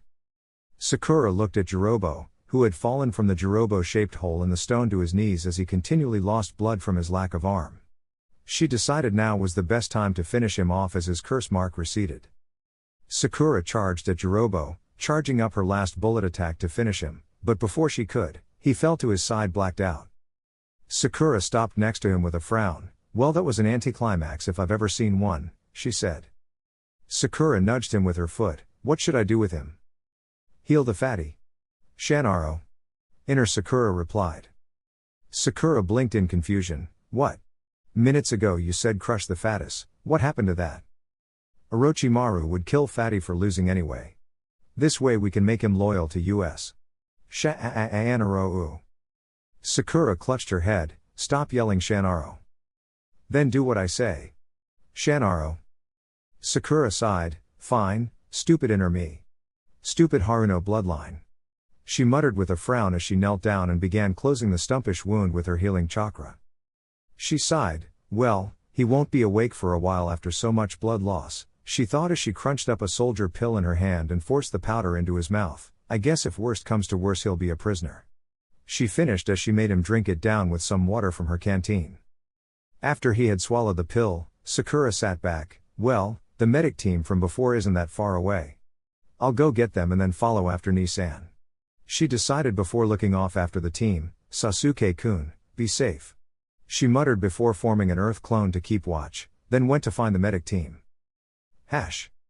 2 hours later, 11 hours since Sasuke was sealed. Neji activated his Byakugan. "I can see them." Naruto turned to his other two teammates. "Do it." Gaara made a platform with his sand that Paikon stood on, sending chakra into his swords, elemental swords, flame slash. With each swing of his blades, a long blade of fire began cutting through the trees and branches, straight cleaving its way towards the remaining sound ninjas. Juugo glanced over his shoulder. "That looks dangerous," he mumbled. Sakon barely heard his mumble and turned to look behind him, seeing the fire blade approaching them. "Shit," he yelled before jumping down to ground level. Tuya followed his lead, while Kitamaru leapt up into the air behind Juugo. The fire cleaved through the trees between them before dissipating 50 or so meters in front of them. The four ninjas landed and looked at the destruction, before turning behind them to see a second slice approaching. The group moved again, avoiding the second flame arc that transformed the battlefield into a large plain of logs next to a cliff face. Juugo landed and surveyed the area. "A swordsman, that fights from a distance, rare," he said calmly as the Konoha team landed in front of them. "No fucking shit, dickhead," Tuya yelled at Juugo, before once again making eye contact with Naruto. "What's with that guy?" she thought. Kitamaru scoffed, "Get going you guys, Jirobo only managed to stop one of them, but once they're caught in my web," he formed a different seal with each set of hands. "They won't get out alive," he declared as he spat webbings at the group. Neji stepped forward and cut through the webbing with his bare hand, causing all of the sound ninja to pause in shock. "You're my opponent, Spider-Man," he said with a smirk. Kitamaru frowned before his face lit up in a smirk. "Ha ha ha. This is fantastic. A challenge," he yelled as Tuya took a step forward and pulled out her flute. "Sorry web breath, but I'm working with you on this one," she said as she took a stance. Kitamaru grinned at Tuya. "It's been a while since just you and I teamed up, Hee hee hee, this'll be fun." Juugo nodded. "Sakon, with me. You too, be done quickly." Tuya played a quick tune on her flute, and suddenly, the two faded from existence, causing Paikon to gasp. "What the hell? Where'd everybody go?" he asked. Neji activated his Byakugan before clashing his kunai with another invisible one. "I can see through their genjutsu," he declared. Naruto frowned. "Damn it. This is just like Aniki's chameleon jutsu. I know how to fight it easily thanks to my silent killing technique, and Neji can see with his Byakugan." He glanced at Paikon, but these two have no training for situations like this. Neji looked up. "Look out," he yelled as he moved to dive to the side, only to find his body tied by more webbing. The whole group was frozen in movement as the explosive kunai rain fell towards them. Gaara opened his eyes and pulsed his chakra. Sky sand defensive wall. His gourd became sand and made a large wall above the team's head. Boom. The sudden sound stopped Tuya's music from being heard and Gaara managed to spot her, and sneak a small amount of sand into her clothing before her oral genjutsu inflicted him again. "I have a tag on the redhead. Paikon-san, Naruto-san, go ahead now," Gaara said as he took a step forward and stood beside Neji, who had just finished cutting the team loose. Naruto frowned as he stood up. "We can't fly, he'll just shoot us down," Naruto said, annoyed that he couldn't think of a second option to get past the two sound ninjas. Paikon frowned. "Oh man, if only I paid attention to Sensei's earth jutsu. Then I could cover our escape." Paikon's little complaint gave Naruto an idea. "Earth style, headhunter jutsu," Naruto declared as he tackled Paikon and the two disappeared under the ground. Neji watched the escape before another illusion hit Gaara. "Neji-san, am I on fire?" he calmly asked. Neji smirked at Gaara's casual question. "No, it's another genjutsu. If you keep that in mind you should be able to ignore it." Gaara nodded. "And those three giant doki, they are not real either?" Neji looked forward and his eyes widened at the sight of three giant doki charging at the duo. I can see them too," Neji said. Gaara nodded. "All right then." He raised his arms, bringing sand into the air as Neji leapt over Gaara, cutting away the webbing that was about to hit him. Sand shower. The sand became small sharp clumps and began slamming into the doki in hopes of slowing them down while Neji holds off the current wave of webbing from Kitamaru. Tuya frowned. "This is gonna be an annoying battle," she thought as she began playing a new tune. Hash. Naruto and Paikon surfaced and Naruto instantly began to fly again, dragging Paikon until he was running on his own feet. "Thanks for the warning, Naruto," Paikon said sarcastically. Naruto looked ahead with his seal-enhanced eye and saw Juugo suddenly stop with Sakon stopping by his side and suddenly yelling at his leader. "They've stopped. Now's our chance to catch them," Naruto yelled as he unsealed one of his giant shuriken and blew on it. "Wind style, upgrade blade." Paikon looked on with wide eyes as the blade began glowing green. Naruto flung it forward while holding another hand seal. Shuriken shadow clones. The one shuriken became 20, and they flew on a direct course at Juugo and Sakon. Sakon turned with wide eyes as the shuriken approached the two, only to be stopped meters before impact by a large white wall that grew from the ground. Naruto's eyes widened as Paikon frowned. "Shit, what the hell is that?" he asked as the two ninjas from Konoha neared, confirming Naruto's fear. "It's bone.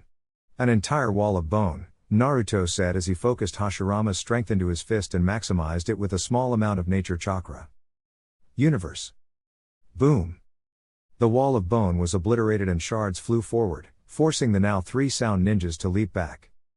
Naruto and Paikon landed opposite Sakon and Juugo, while Naruto stared at the third person with a frown. "A Kaguya," he said. The gray-haired teen glanced at Naruto. "You know of my clan? How is it that someone can recognize me as a Kaguya when my clan doesn't exist anymore?" he asked.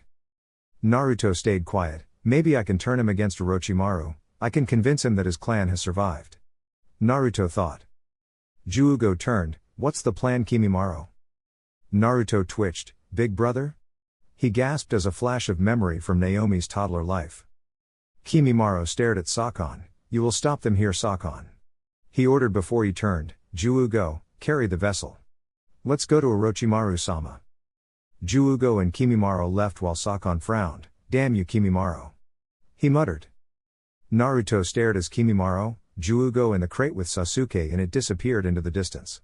"Paikon, kill this joker," Naruto ordered as he lifted into the air and powered wind chakra to his feet.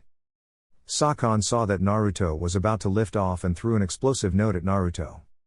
Naruto spat a strong gust of wind, great breakthrough, blowing the note back at Sakon's shocked face. Boom! The explosion gave Naruto the chance and he flew straight past Sakon, blowing the smoke away and drawing Sakon's gaze to himself. "Damn it!" Sakon growled out as he moved to follow Naruto, onto the field chakra building behind. Elemental swords, mud shot. Sakon turned and was slammed by a stream of mud, knocking him over the edge of a crevice and down into a large fissure. Paikon looked down into the crevice with a smirk. "Too easy," he said as he watched his one-headed opponent fall into darkness. Paikon's eyes narrowed. "One head? Wait a second," he muttered. Paikon was suddenly punched in the back of the head, knocking him dizzy and over the cliff. He looked up to see another version of Sakon jumping down after him. "The fuck did I just get myself into?" Paikon thought as he was swallowed by the darkness. Hash. Sand coffin. Gaara's sand swirled and picked up. "Nothing. That one's a genjutsu as well, Gaara-san," Neji yelled as he ducked behind a tree to avoid some webbing. Hidden in the trees, Kitamura and Tuya watched unannoyed. Kitamura turned to his flute-playing teammate. "Tuya, this isn't working. We're losing chakra faster than they are because we are using these jutsus, but that kid's sand reacts by itself and the Hyuga doesn't seem winded in the slightest." Tuya nodded. "No shit, fuckhead," she thought. Kitamura spat another volley of web before standing up. "I think we have to take them separately. We can't use our stronger techniques near each other. I don't want to accidentally kill you instead of them," he said as his stage 1 curse mark began to spread over his skin. Tuya nodded and stopped playing her flute, causing the doki attacking Gaara to suddenly pause. Gaara looked around confused as the genjutsu stopped hitting him and the only real threats stopped moving. "Neji, we have to split up," Gaara calmly stated. Neji nodded. "Give me a boost?" "I'm heading slightly back towards the village," he said before stepping out from behind the tree and running behind Gaara. Kitamura watched with a smirk as Neji was launched into the air with sand. "I've got the Hyuga, you take down Sandy," he said as he leapt after Neji.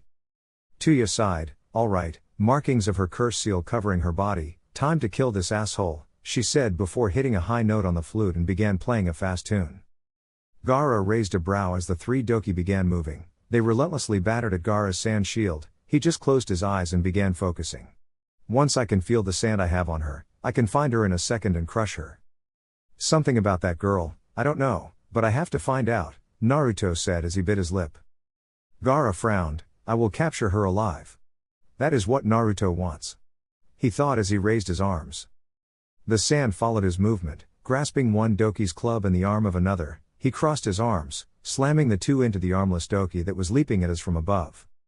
With a quick gesture of his hands, the doki were wrapped up in a large ball of sand, causing Tuya to stop playing her music and stare with wide eyes. "Shit. Have to dispel them." Violent sand burial. To Gaara's disappointment, The three doki disappeared in a poof of smoke as the sand began to crush down on them. Tuya scowled and stayed perfectly still to ensure her quietness. Damn it, I'll have to use more curse chakra to summon them again. Looks like I have to use the spirit tongues, she thought as she embraced her curse seal to its second stage.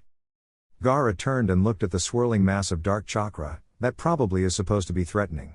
He thought before smirking slightly, this so-called cursed chakra is nothing in comparison to the chakra of a Baijuo. Tuya leapt into the air and Gaara's smirk disappeared as he noticed her new features. She had 4 horns on her head, her skin was now a dark brown and her hair was down to her ass. Tuya laughed, feeling scared? She yelled as she slammed her hand on the ground, resummoned her doki. Gaara just watched for a moment before speaking. What is your name? Tuya scowled. Why do you care, shithead? She yelled before playing a low note on her flute, causing the doki to open their mouths. Gaara blinked. Naruto Uzumaki has an interest in you, he explained. Tuya paused in her tune, her eyes wide with shock. She softly whispered, You, Uzumaki? She asked. Gaara used the opportunity of her shock to let the sand he had snuck into her clothes earlier jump out of her sleeves and grab the flute. Sand burial. Gaara destroyed the flute, snapping Tuya out of her shock. Violent sand evisceration. The doki were stabbed through the stomach and ripped to shreds, their remains dispelled, and Tuya stared in shock as her main weapon was taken from her. Tuya made hand seals for one of the few ninjutsu she knew, Uzumaki water style, pulse whirlpool. Gaara's eyes widened as his sand covered him in a solid orb and constricted to become sandstone. The swirling water couldn't penetrate the shield, but it managed to rip it from the ground and throw it through many trees, and finally it slammed into a cliff face. As the water began to sink into the ground, Gaara's shield turned back into normal sand and Gaara stood on the wall of the cliff looking down at Tuya. Tuya glared at Gaara. Tell me about Uzumaki Naruto, she demanded. Gaara blinked. He is my comrade, Chunin of the Hidden Leaf. He sent some sand to the left and to come to Tuya from behind. Tuya was enraged. I don't care about that. Why is his last name Uzumaki? She yelled. Gaara frowned slightly. How should I know? He thought before leading with his current knowledge. Naruto does not have a family, he has always had the name Uzumaki. I know the name Uzumaki originated from a now extinct village. Tuya was breathing heavily before she screamed at Gaara, Who is he? Are there other Uzumaki? She demanded. Gaara stared at her for a moment. I will let you talk to Naruto, he can answer all of your questions. Tuya stared at Gaara in confusion. No. Just tell me where he is and I'll. Sand prison. The sand Gaara had behind Tuya wrapped around her arms, chest and legs. She yelled out in shock as she fell to the ground. She looked up to yell again when Gaara's sand wrapped her lower face, leaving only her nose and eyes uncovered. Gaara approached the captured Tuya and looked down at her face. I will not harm you, I will take to the Hidden Leaf, Tuya Uzumaki. Tuya's eyes widened at Gaara's words. Gaara used his powers to lift Tuya into the air. I may not be a genius, but even I could figure this out easily, he thought as he began walking back towards the leaf with Tuya in his grasp. Kaiten. Neji's jutsu deflected the spiders, causing them to fall around him as he looked up at Kitamaru. Kitamaru chuckled from atop his summoned spider, his curse seal glowing on his skin. Well, Hyuga, you are indeed more fun than I thought, but I've won. Neji scowled as more spiders began to fall from the spider's sack. Time to show the true power of the Hyuga, Neji thought as he took a low stance. 8 trigrams, 64 palms. Neji span, killing each spider that fell towards him with a single palm thrust. Within 30 seconds Neji was surrounded by another dead sack full of baby spiders. Kitamaru frowned before looking at Neji closely. You're getting tired, he said as his frown turned into a wide grin. Neji panted and kept his back turned as he focused a jutsu he was closer to mastering, almost ready. Kitamaru laughed openly before cutting open the next sack of spiders. How about round 5? He shouted with a laugh. Neji focused the necessary chakra into his hand and threw it upwards with all his might. 8 trigrams, sky palm. The chakra knocked all of the spiders to the side so that they'd land on the floor around Neji, and his attack continued upwards. Kitamaru's eyes widened in shock as the chakra push slammed into him and spider he was standing on. The force managed to dispel the spider and seriously bruise Kitamaru's whole body. Neji whipped 4 kunai towards the clusters of the spiders as the attack hit Kitamaru. He activated the explosive tags as he leapt into the air. Katsu. Boom. The explosion took out all of the younger spiders and threw Neji up at Kitamaru, who was still stunned by Neji's sky palm. Slam! Kitamaru's eyes widened as Neji's gentle fist strike hit his stomach, launching him into a tree hard enough for him to stick. Neji was pushed back from the force of the blow and landed on his own branch, panting as he deactivated his Byakugan and stared at Kitamaru. It's over. Your stomach is disintegrated. Just give up, Neji yelled out. To his shock, Kitamaru stood up with a grunt and golden armor fell from his chest. I won't be taken out so easily, he declared as he leapt away from Neji. Neji frowned, so he can excrete that strange webbing from anywhere on his body, it also acts as an armor. I have to find a way past it. Neji thought as he blinked on his jutsu again. Neji's eyes widened in shock once again as he saw Kitamaru's curse mark turn into its stage 2, what is this?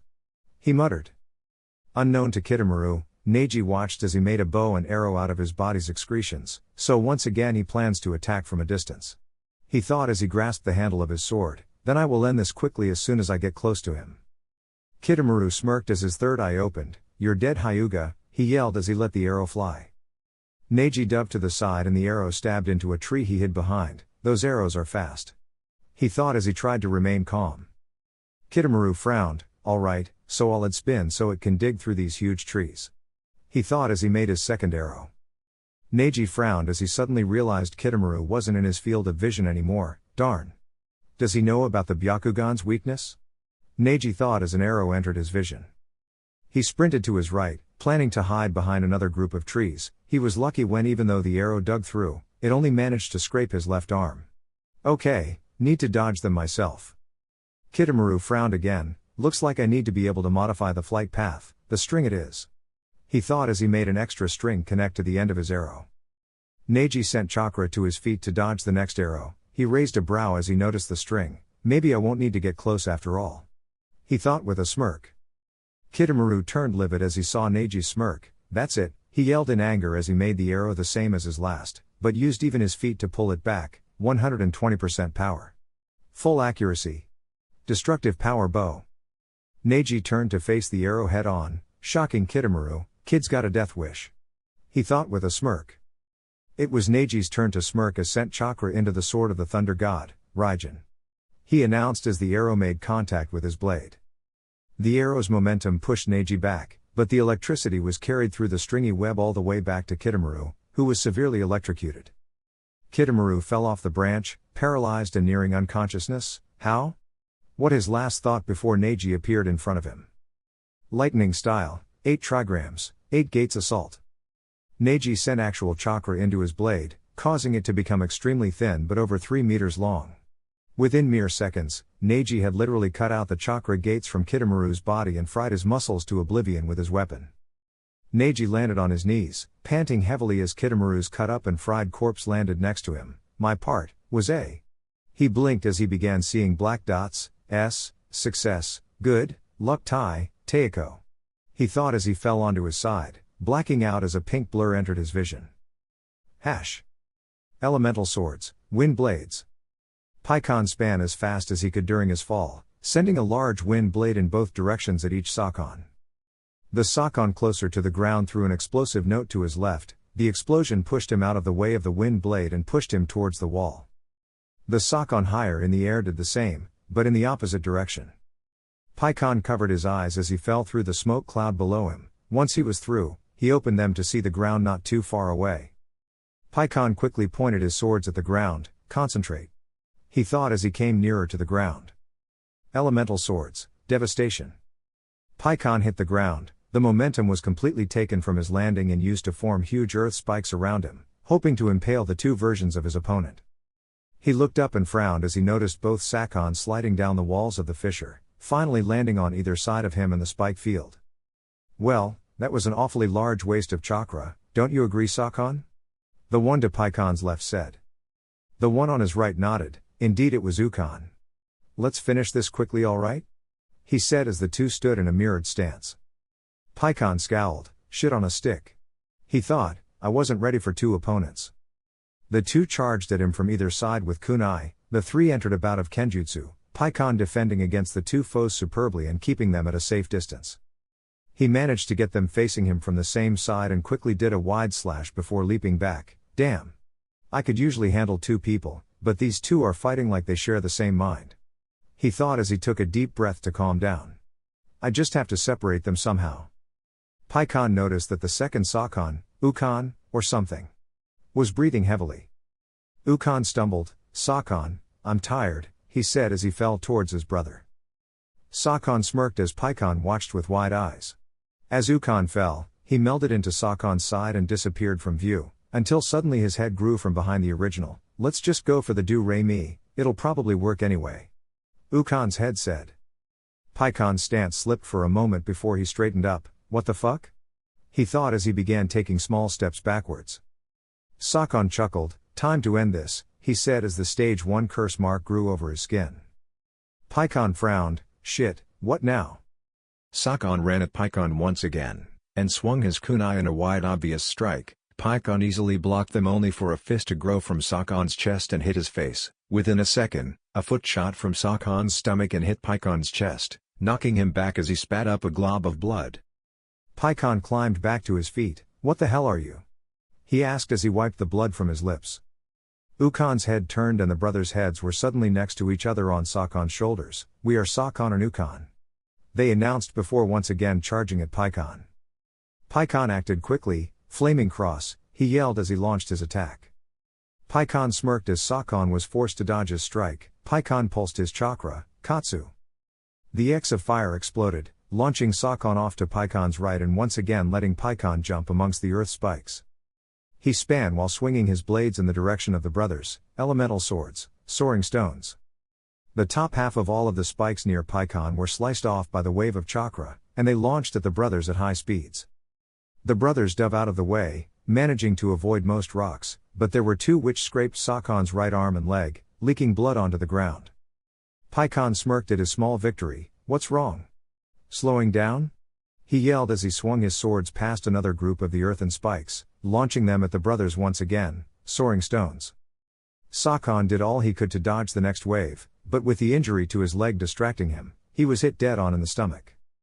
Paikon grinned as he saw the brothers get thrown back by the sharp stone. Game over, he muttered before sheathing his swords. Paikon looked back up the fissure he had fallen from. It's gonna be a bitch to get out of here. He turned and noticed a river running quickly downstream. Then again, I could just ride that. It's heading in the general direction of Konoha, so I'll just hop off when it. We aren't done yet. Paikon span with wide eyes as the brothers exploded from the pile of rocks, now with entirely red skin and a single horn sticking from each of their foreheads. Paikon blinked. Seriously? What the fuck? He yelled as he reached behind and pulled out his swords once again. Sakon chuckled. Go ahead. Try to hit us, he said before running at Paikon at high speeds, much faster than he was before. Paikon scowled. No choice then, he thought as he activated one of the secret techniques of his clan, elemental swords, electrical discharge, 50%. With a burst of electricity, his nerves were supercharged, making every movement faster and more powerful, though dulling his sense of sound and smell. Sakon smirked. No matter what you do, we'll be faster, he thought as he swung his fist at Paikon's face. In a burst of motion, Paikon was crouched behind Sakon, sheathing his blades as Sakon stood still. Clink! With his blades fully sheathed, Sakon fell into two halves, split straight down the middle. Paikon stood shook off the electrical charge jumping around his body. Geez, that hurts, still haven't gotten close to mastering it yet, he muttered as he spat some blood. Paikon began walking over to the river. At least I can finally. You know, we were just thinking we should split again. Paikon looked over his shoulder to see Sakon and Ukon grow weird gray body parts from the portion that they were hacked from. They began standing as Paikon sighed. Come on, can't you two die already? I'm tired. Paikon whined as he turned to face his opponents again. Ukon chuckled. Well, maybe you should die then. Then you can rest. Paikon scowled. Hey, at least when I return from the mission I'll just get a thanks for volunteering, he smirked as he continued. Won't your snake boss punish you for being late? Ukon had no outward reaction but Sakon twitched. Brother, you don't think Juugo and Kimimaro would be delayed long enough for it to be too late, do you? Ukon scowled at his brother. Of course they won't. As if some chunin could hold the two of them off. Paikon chuckled. Well, I'm just some genin, and I'm holding you off. Imagine what the second Senju can do to your teammates. He taunted, using the name for Naruto he heard back in the stone village. Sakon and Ukon both frowned. Second Senju? They asked. Paikon smirked, a mere 13-year-old, with wood jutsu the strength of Hashirama Senju, and water jutsu the strength of Tobarama Senju. That and his own level of wind style and weapon skills. Do you really think those two guys could even hold him off for a second? He asked as he secretly got ready for an attack. Ukon didn't lose his focus of the battle, but Sakon began to worry. Brother, is this guy telling the truth? What if he is? He asked as he looked toward his brother. Ukon glanced at Sakon to reply, giving Paikon the opening as he whipped out one of his swords and disappeared in a second burst of speed. Ukon's eyes widened as he watched his brother get bisected. Brother, Ukon yelled as he ran towards his brother. Paikon, still covered in his speed-boosting electric field, threw a handful of explosive notes between the two halves of Sakon before retreating to the other side of the battlefield. Paikon stopped channeling chakra and watched as Ukon placed a hand on wither half of his brother. Paikon yelled, "Come on, man. I just cut the asshole in half. I doubt he'll be okay after that." Ukon smirked as he pulled the two halves of his brother together and began melding with him again. "That's what you think?" he muttered. Paikon grinned, "Ha. Just as I thought," he thought as the two pieces of Sakon began fusing together as Ukon morphed back into the body of the almost corpse. Time to obliterate them both. Ukon made the body stand as Sakon began coming back to consciousness. "Brother, my tummy feels funny," he said as he held his stomach. Ukon nodded, "That's because you were cut in half, moron. Now let's finish this guy off." Sakon shook his head, "No, something is inside," he yelled as Paikon pulsed his chakra into the explosive tags now in the stomach of Sakon and Ukon. Paikon smirked, "Try to heal this. Katsu." Boom. The explosion completely obliterated the two brothers and Paikon had to shield his eyes from the settling dust cloud. He raised his head with a small smile at his victory until he noticed the fissure beginning to cave in on itself. Paikon frowned, "Oh damn it," he yelled as he turned and ran towards the small river and whipped out one of his swords once again. Elemental swords, water style, motion slice. Paikon jumped out of the way of the falling debris, and as the blade of his sword hit the water, he was suddenly propelled along at high speed as if the sword was a boat propeller. As he cleared the danger and kept zooming downriver, he smirked, "I'm so glad I moved to Konoha. Talk about excitement. Ha ha ha." He cheered as he rode the river stream back into the depths of Fire Country. Kimimaro stood next to Juugo, who placed Sasuke's barrel on the ground. "Kimimaro, shouldn't we get Sasuke-sama to Orochimaru-sama?" Juugo asked as he looked at Kimimaro in concern. Kimimaro glanced at Juugo before looking back towards the direction they came from. "You may begin transporting him again. I will stay here and hold of any stragglers," Kimimaro said with a near blank expression. Juugo looked down depressed. "Does that mean the sickness?" He couldn't finish his question out of sadness. Kimimaro nodded, "I am no longer using my body to be here. I am but a tool of Orochimaru-sama, my will keeps me alive." "Funny, I heard someone say something very similar to that a while ago. Too bad my teammate killed them," Naruto said as he landed in the clearing, his camouflage turning into its normal zigzag outfit. Kimimaro looked at Naruto with a slight frown. "Juugo, you should go," Kimimaro stated. Naruto smirked as he noticed the barrel behind Kimimaro and Juugo begin to let off smoke. "I will save my brother," he said with conviction before looking to Kimimaro, "and I won't let the last of Naomi-chan's family die either."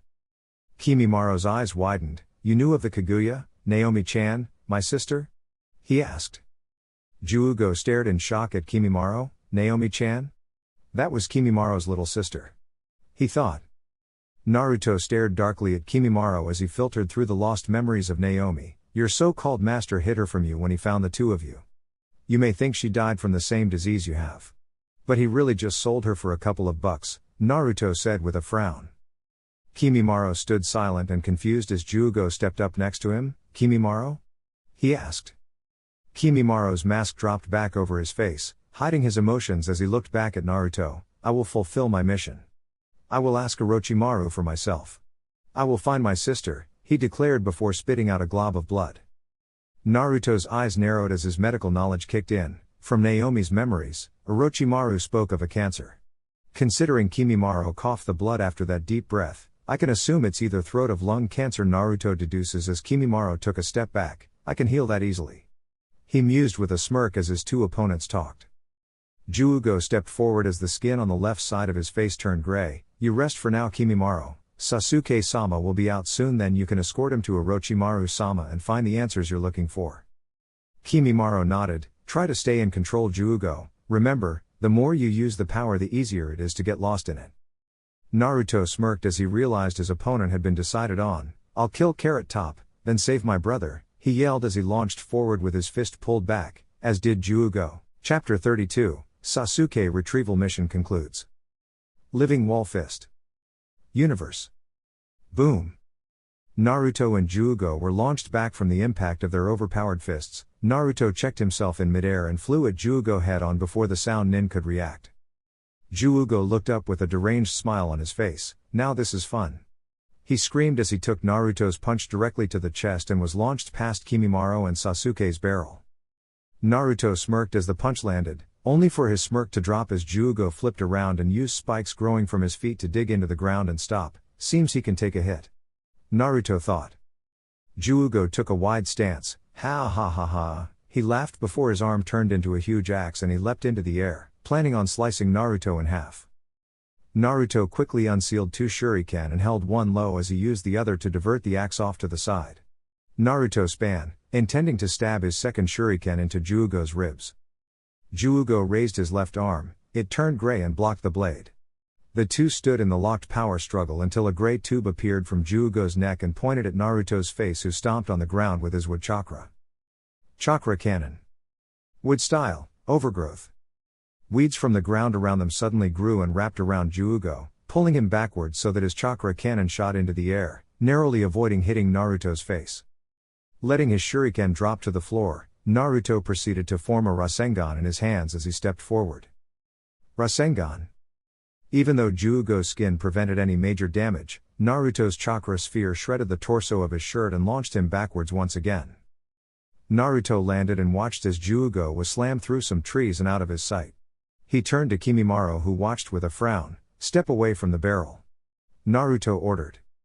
Kimimaro glanced at Naruto, then the barrel and then back at Naruto. I won't. Kimimaro replied. Naruto took a step towards Kimimaro, only for an extremely long gray arm reached out from the tree line and punched Naruto in the face.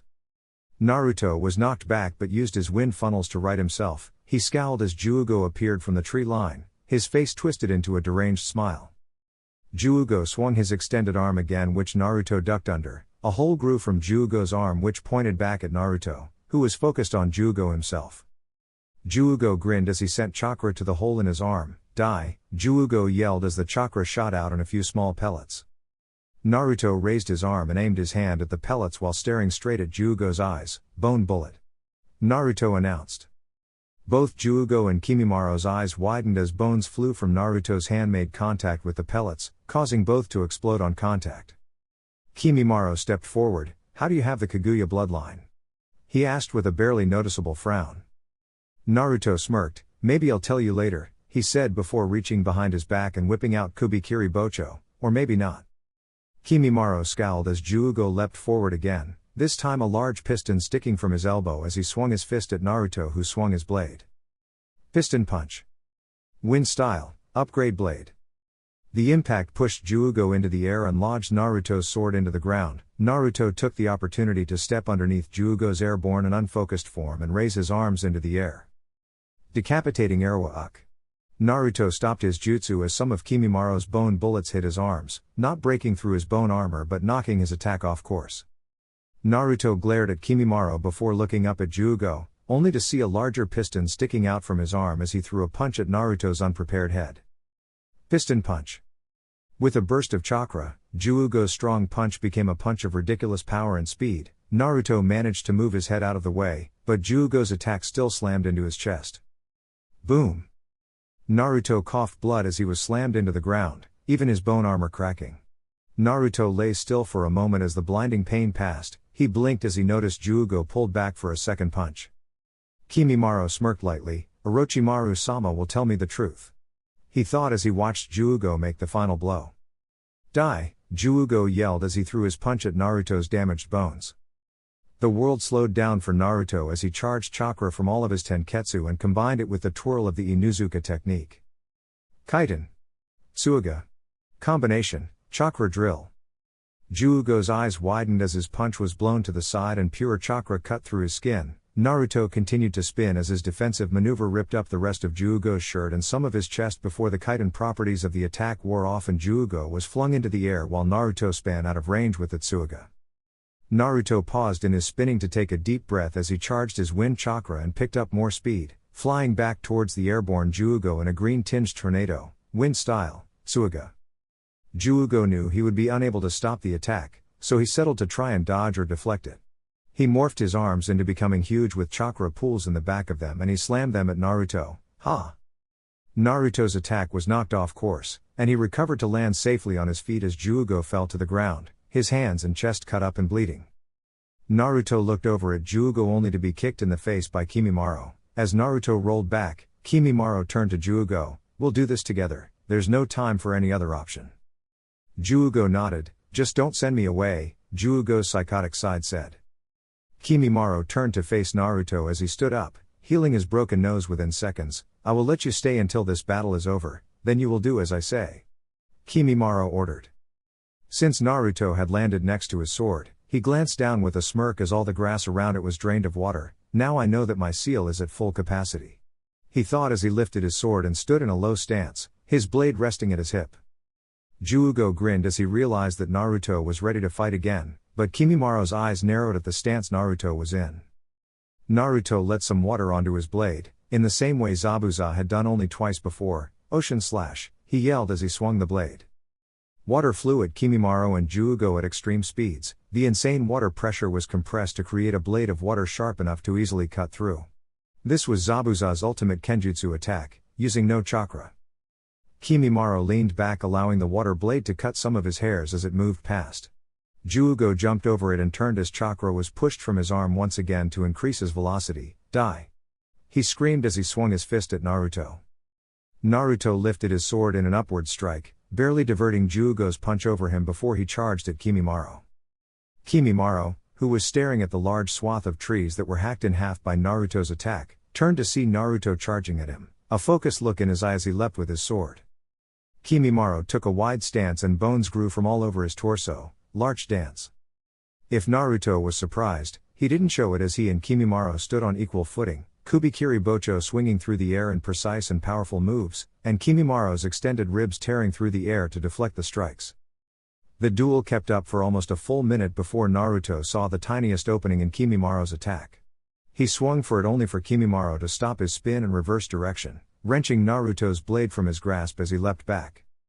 Naruto fell forward as his sword was pulled from his grip. Landing on his knees, he noticed his shadow enlarging. Acting instantly, Naruto rolled to his side, barely dodging Juugo's stomp which created a small crater. Naruto rolled into a crouch and leapt straight at Juugo's side, creating a Rasengan in his hands as he hit Juugo. Rasengan. Luckily for Juugo, the strike hit his enhanced arm. The grayish armor took most of the damage but Juugo was still launched across the field and through a collection of trees once again. Naruto turned to Kimimaro and had to begin dodging as the bone wielder struck at him with his own small sword made of bone. Naruto had no time to do anything other than dodge except analyze his surroundings. His eyes narrowed as he spotted where Kimimaro placed his sword. It was sitting on the smoking barrel Sasuke was in to prevent it from absorbing water. Naruto frowned as he ducked under one strike only to smirk as he used his wind funnels to fly up into the air, taking Kimimaro off guard with a knee to his wrist, making him drop his blade. Naruto unsheathed one of his battle shuriken and held it up as a shield to block Juugo's extended punch. Naruto used his wind funnels to give him a chance to grab onto the arm and pull himself behind it as Kimimaro's bone bullets hit the arm. "Ow!" Juugo yelled as he ripped his arm free and pulled it back to him. Naruto smirked as he noticed blood coming from Juugo's arm before it began to heal, so it is possible to break that gray armor type thing. Naruto thought before flying backwards to avoid another rain of bone bullets. Naruto landed on the ground once he was sure he had properly healed the cracks in his bone armor. The bone bullets began bouncing off of his armor, managing to only knock him with each strike. Naruto smirked as Kimimaro stopped throwing his bones and frowned. "What's the matter? Bone got your tongue?" Naruto mocked as he pitched his shuriken at Kimimaro. Kimimaro used his amazing agility to leap into the air and actually catch the shuriken as it passed under him. He completed his airborne spin and locked his eyes onto Naruto as he planned to throw it back at him. His eyes narrowed as he noticed Naruto was holding a single-handed ram seal, Katsu. The shuriken in Kimimaro's hand exploded and hundreds of small pieces of shrapnel dug into Kimimaro's bone armor as the explosive force knocked him to the ground. Juugo looked up at the explosion to see half of Kimimaro's skin ripped from his armor. The fact that Kimimaro was too shocked to move led him to believe that Kimimaro was dead. No! He screamed as dark chakra enveloped him completely. Naruto looked up with wide eyes as Juugo suddenly grew 3 feet taller and his entire body became gray as his arms became wider with 3 chakra pistons on each side of his back. Naruto frowned, well fuck. He muttered as Juugo grew jet blasters from his lower back and began flying at Naruto. Naruto quickly slammed his hands on the ground, wood style, half turtle shell. Large pieces of wood grew from the ground and created a half dome in front of Naruto. Juugo was too wrapped in his rage to care as he threw his punch. Triple piston punch. Juugo screamed as his punch became absurdly powerful. Unfortunately for Juugo, this is the type of barrier that could hold a tailed beast bomb of the QB. His punch did little more damage than a couple of splinters, making Juugo's eyes widen and Kimimaro snap out of his shock. Naruto slammed his hand onto the underside of his defense, wood style, rubber tree. The wood of the shell suddenly gained rubbery properties, causing it to bend from its bent shape and throw Juugo away once again as Naruto jumped free. Hovering in the air, he bent his chakra to form one more wood jutsu, wood style, smackdown. Kimimaro, who had just climbed to his feet, was not forgotten by Naruto. The rubbery wood pieces began trying to slam Kimimaro into the ground. The continuous attack was hard for Kimimaro to dodge, until a dark chakra and some black lines spread across his body. Naruto's eyes widened as Kimimaro suddenly began to easily dodge the strikes before he launched a set off bone bullets at Naruto. Naruto let them hit him, expecting them to do the same damage as before, but they grinded into his bone armor and pushed him away, making him lose control of his jutsu. Naruto landed heavily on his feet and had a stare off as the superpowered Juugo stood next to Kimimaro, who now had odd black lines running over his skin. All three were panting heavily, but Naruto knew he was at a disadvantage against the self-healing ogre of power that was Juugo and the Bone Master Kimimaro. Naruto took a deep breath to try and calm himself as the two charged at him in synchronization. Naruto ducked under Juugo's extended fist and pulled up one of his shuriken to block Kimimaro's first close-up strike, Dance of the Seedling Fern. Naruto spun his combat shuriken in complicated close-up maneuvers to fend off Kimimaro's strikes, only for Kimimaro to drop low as Juugo's fist punched Naruto square in the face. Naruto was flung back from the force. He flipped and threw his shuriken, letting it explode to hold off the two juggernauts. Naruto scowled as he placed a green glowing hand on his nose, healing it back into place. I could probably beat either one of them by themselves. But together? I doubt it unless I release all of my weights or use my snake nature transformation, but the sudden weight change would rip my muscles, and I haven't come close to mastering the dragon mode. Naruto thought as Juugo leapt into the air for another downward strike while Kimimaro launched bone bullets as a distraction. What do I do? Naruto thought as he used his wind funnels to throw the bones off course. Naruto realized he wasn't fast enough and raised his arms in a cross block as Juugo descended with his piston punch. Sealing art. Repulse barrier. All three ninjas' eyes widened as Juugo's piston punch slammed into the small purple barrier that was airborne above a mid-air seal. The barrier stopped all of Juugo's momentum before it shattered, and he landed in a crouch in front of Naruto. Naruto drop-kicked Juugo's armored chest, launching him back at Kimimaro. Kimimaro caught Juugo as a figure landed next to Naruto with Kubikiri Bocho in his grasp. Damn it, Toto, this blade is heavy, Sasuke said with a smirk as his stage 1 curse seal glowed across his body. Naruto grinned and grasped the blade by the handle as Sasuke passed it to him. "'Bout time you got up, you've been in that barrel for almost a whole day," Naruto said as he leant against his blade for a rest. Sasuke smirked before turning to Kimimaro, who had shouted, "Sasuke-sama. We need to get you to Orochimaru-sama right now." Sasuke's smirk grew into a small grin. "Why's that? I already unlocked the second stage of my curse seal. That's all the power I need from that snake pedo," Sasuke said. Kimimaro bristled, "Do not mock Orochimaru-sama." Naruto waved, Actually I got some of Orochi team's memories, he actually isn't a pedophile," Naruto said. Kimimaro calmed slightly as Sasuke raised a brow at Naruto's almost unnoticeable smirk. "He just likes snakes up his butt." Juugo growled, "I'll kill you." He screamed as he flew towards Naruto with his chakra jets once again. Sasuke activated his Sharingan. So Itoto, any orders I need to know of? He asked, wondering if Tsunade had informed Naruto of anything important. Naruto nodded, I'll take the ogre guy and you handle Bones. I trust you can capture him alive? Naruto asked. Sasuke groaned as the two leapt back, dodging Juugo's earth-shattering punch. I never get to fight the freaks. He whined before his Sharingan picked up movement and he pushed Naruto and himself apart, letting bone pellets fly between the two of them. Sasuke raised a brow. Bone bullets? One of yours, Naruto? He asked. Naruto smirked. Hee, something like that, just take him alive. My opponent is too unstable to let live, he said as his smirk grew, though those techniques of his sure are interesting, Naruto said as the two leaf ninjas landed safely and turned to face the sound duo. Let's take him down. The brothers said before launching forward to attack. I'm back. I got Neji, Sakura said as she hobbled into the clearing and lay Neji down. One of the three medic ninjas ran over and crouched down as his hands glowed green. Other than a chakra burn and the scratches and lacerations, he only seems to be suffering from minor chakra exhaustion. The medic explained as he began hailing the cuts. Sakura nodded and stood, looking over at the sleeping Jirobo who was cuffed and laying next to another medic. Where's Gaara? I thought he'd be back by now, Sakura mumbled. I am here. She turned and smiled at Gaara who walked into the field with Tuya in an airborne sand coffin. I have captured Uzumaki Tuya, I have no injuries, Gaara stated as he waved off Shizune and the approaching medic Nin and laid Tuya next to Jirobo. Sakura's eyes widened. Did you just say her name was Uzumaki? Gaara nodded and was about to explain himself when he was cut off by a yell. Oi! Sakura! Didn't you even see me? Paikon shouted as he hobbled into the clearing, his body soaked from the river he had been in earlier.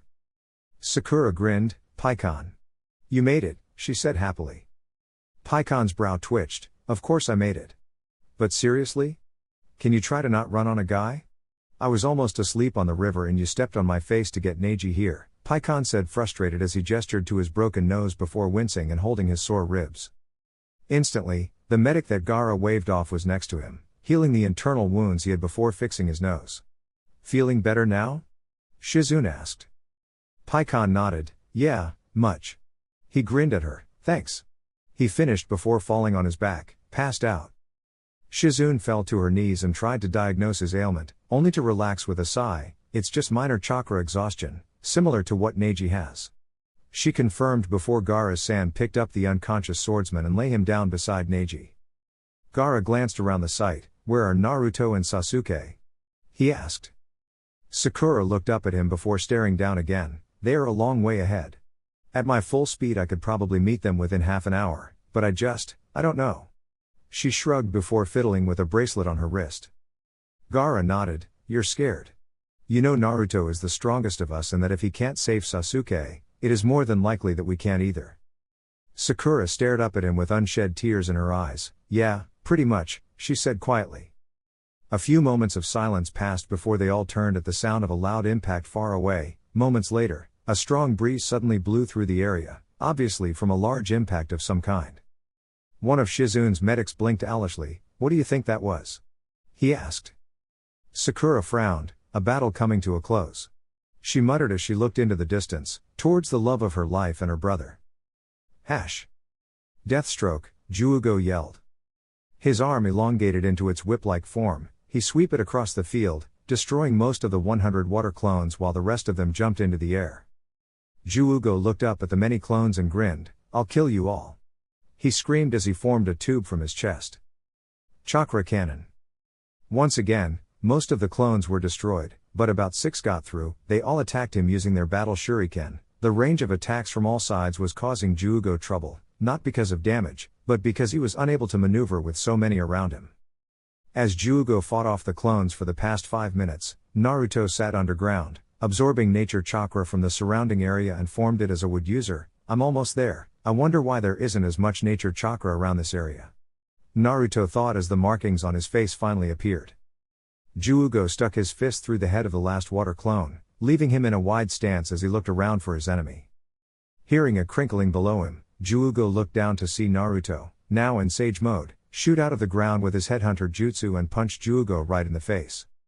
With the boost from sage mode, Naruto's already powerful punches had the force of a wrecking ball. The single punch threw Juugo into the air while shattering some teeth. Naruto landed and looked at Juugo, his eyes widened as he could suddenly feel where all the nature chakra in the area was going. The hell? He's passively absorbing nature chakra? Naruto thought in shock as Juugo stood to his feet. Juugo took a deep breath and with a shout, blasted the off-guard Naruto into the air. While Juugo leapt up after him, his arm formed into a gigantic axe that he swung at the falling Naruto. Naruto spun with his blade in a guard as the force of the attack pushed the two apart in mid-air. Juugo flipped so as to land on his feet, but Naruto had already spun and flew at Juugo, his sword shining in the sunlight as it connected to Juugo's arm. With as much power as he could, Naruto sliced at Juugo's arm in an attempt to cut it off. But Juugo's armor was too thick, making the usually killing strike into nothing more than a gash. Naruto pushed past Juugo, who fell to the ground holding his arm in pain. Naruto hovered above the ground and sheathed his sword as he turned to face Juugo, whose arm was almost finished healing by this point. Juugo shot forward with his chakra jets as he struck again, piston punch. He screamed as his fist flew towards Naruto. Naruto, confident in his sage mode and adamantine strength, threw one of his own punches, universe. Boom! The impact of the two punches caused a shockwave that could have been heard and felt for miles, but that wasn't the cause for Naruto's smirk. Crack!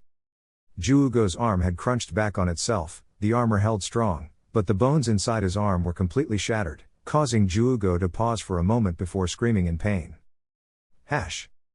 Larch dance. Sasuke dodged each of Kimimara's amazing bones blades with his Sharingan blazing with 3 tomoe in each eye. He dropped under Kimimara's last attack in the sequence and kicked out at his legs. Kimimaro was analyzing Sasuke, feeling confident enough to only put in half of his full effort. That is, until he was tripped and had to throw out his arms to catch himself. Before Kimimaro had time to recover, Sasuke used his combat umbrella like a bat and slammed it into Kimimaro's skinless chest. Kimimaro was launched back and rolled across the field until he pushed off and landed on his feet in a skid. He looked up and glared at Sasuke. "You have betrayed Orochimaru-sama," he declared as he pulled a bone sword from his shoulder. Seeing the chakra flow in the way that Kimimaro whipped out his sword caused Sasuke to smirk. That's exactly the way Naruto channels his chakra to produce his hidden bone blades. Maybe it is possible for him to learn some of the more advanced techniques, especially since it's fully integrated into his system. Sasuke thought as he opened his battle umbrella and rested it on his shoulder calmly. "Nah, I didn't betray him," Sasuke said before smirking at Kimimaro, his Sharingan spinning. "I just used him." Kimimaro bristled with emotions he had kept locked away for years. He leapt at Sasuke with rage as his curse seal enveloped his whole body and his skin began to change color. Sasuke took a deep breath, building fire chakra in his lungs while thought activating a seal on his umbrella, Uchiha fire style, great fire annihilation. Sasuke yelled as the fireball he blew grew into a wall thanks to the wind jutsu flowing from his umbrella. Kimimaro ran headstrong into the firestorm as he was completely enveloped in the curse seal's chakra. This caused Sasuke's eyes to widen. Can he really withstand the one of the hottest fire jutsu in the leaf? He thought as he spun his umbrella back onto his back and took off his kusarigama in preparation. His Sharingan picked up movement and he leapt into the air as a large bone drill appeared from the smoke with Kimimaro behind it. The drill had parted the flames enough for him to get through with only minor burns. Sasuke swung his weapon, planning for the weight of his weapon to slam into the side of Kimimaro's head. But Kimimaro saw Sasuke's shadow as the fire jutsu went out and he ducked under the attack before launching the frontmost portion of his drill at Sasuke, similar to the way he threw his bone bullets. Sasuke span around and let the large bone piece fly at his back. With a pulse of his chakra, the repulsing seals on his board activated, stopping the bone attack's momentum. Sasuke completed his spin and grasped the bone chunk. He used it as a small shield to block the oncoming bone bullets that Kimimaro was launching at him. Sasuke landed and knocked away the last bone bullet while sending more fire chakra to his lungs, fire style, fireball jutsu. The fireball burned across the field, blocking Sasuke from Kimimaro's view and threatening major damage. Sasuke frowned as the fireball bore down on his enemy. "Okay, think. I know he'll get past this jutsu. It appears that fire doesn't beat bone." He tapped his foot impatiently as he rewrapped his weapon like a belt. The tapping stopped and Sasuke smirked. "Guess I'll have to take advantage of the curse mark like he is." Sasuke thought as he embraced the power of the curse mark that he had only had a short time to alter. Kimimaro scowled as the fireball barreled towards him. He quickly slammed his hands on the ground and channeled his bone chakra, bone wall. He announced as he created a wall of bone. The fireball impacted and he could feel the intense heat for a moment before he felt something much more threatening, curse power? He thought as he felt a dark pulse of chakra. Kimimaro withdrew his chakra from the wall of bone, causing it to collapse as the fire completely dissipated. He frowned as he saw Sasuke, with gray hair and gray skin. Kimimaro stared at the shuriken shape across of Sasuke's face in annoyance until he saw Sasuke's eyes. Every person who enters the second stage of the curse seal has black eyes where they were usually white. From Orochimaru's explanation, that was just a fact. Kimimaro stared into Sasuke's Sharingan eyes, then how are his scleras still white?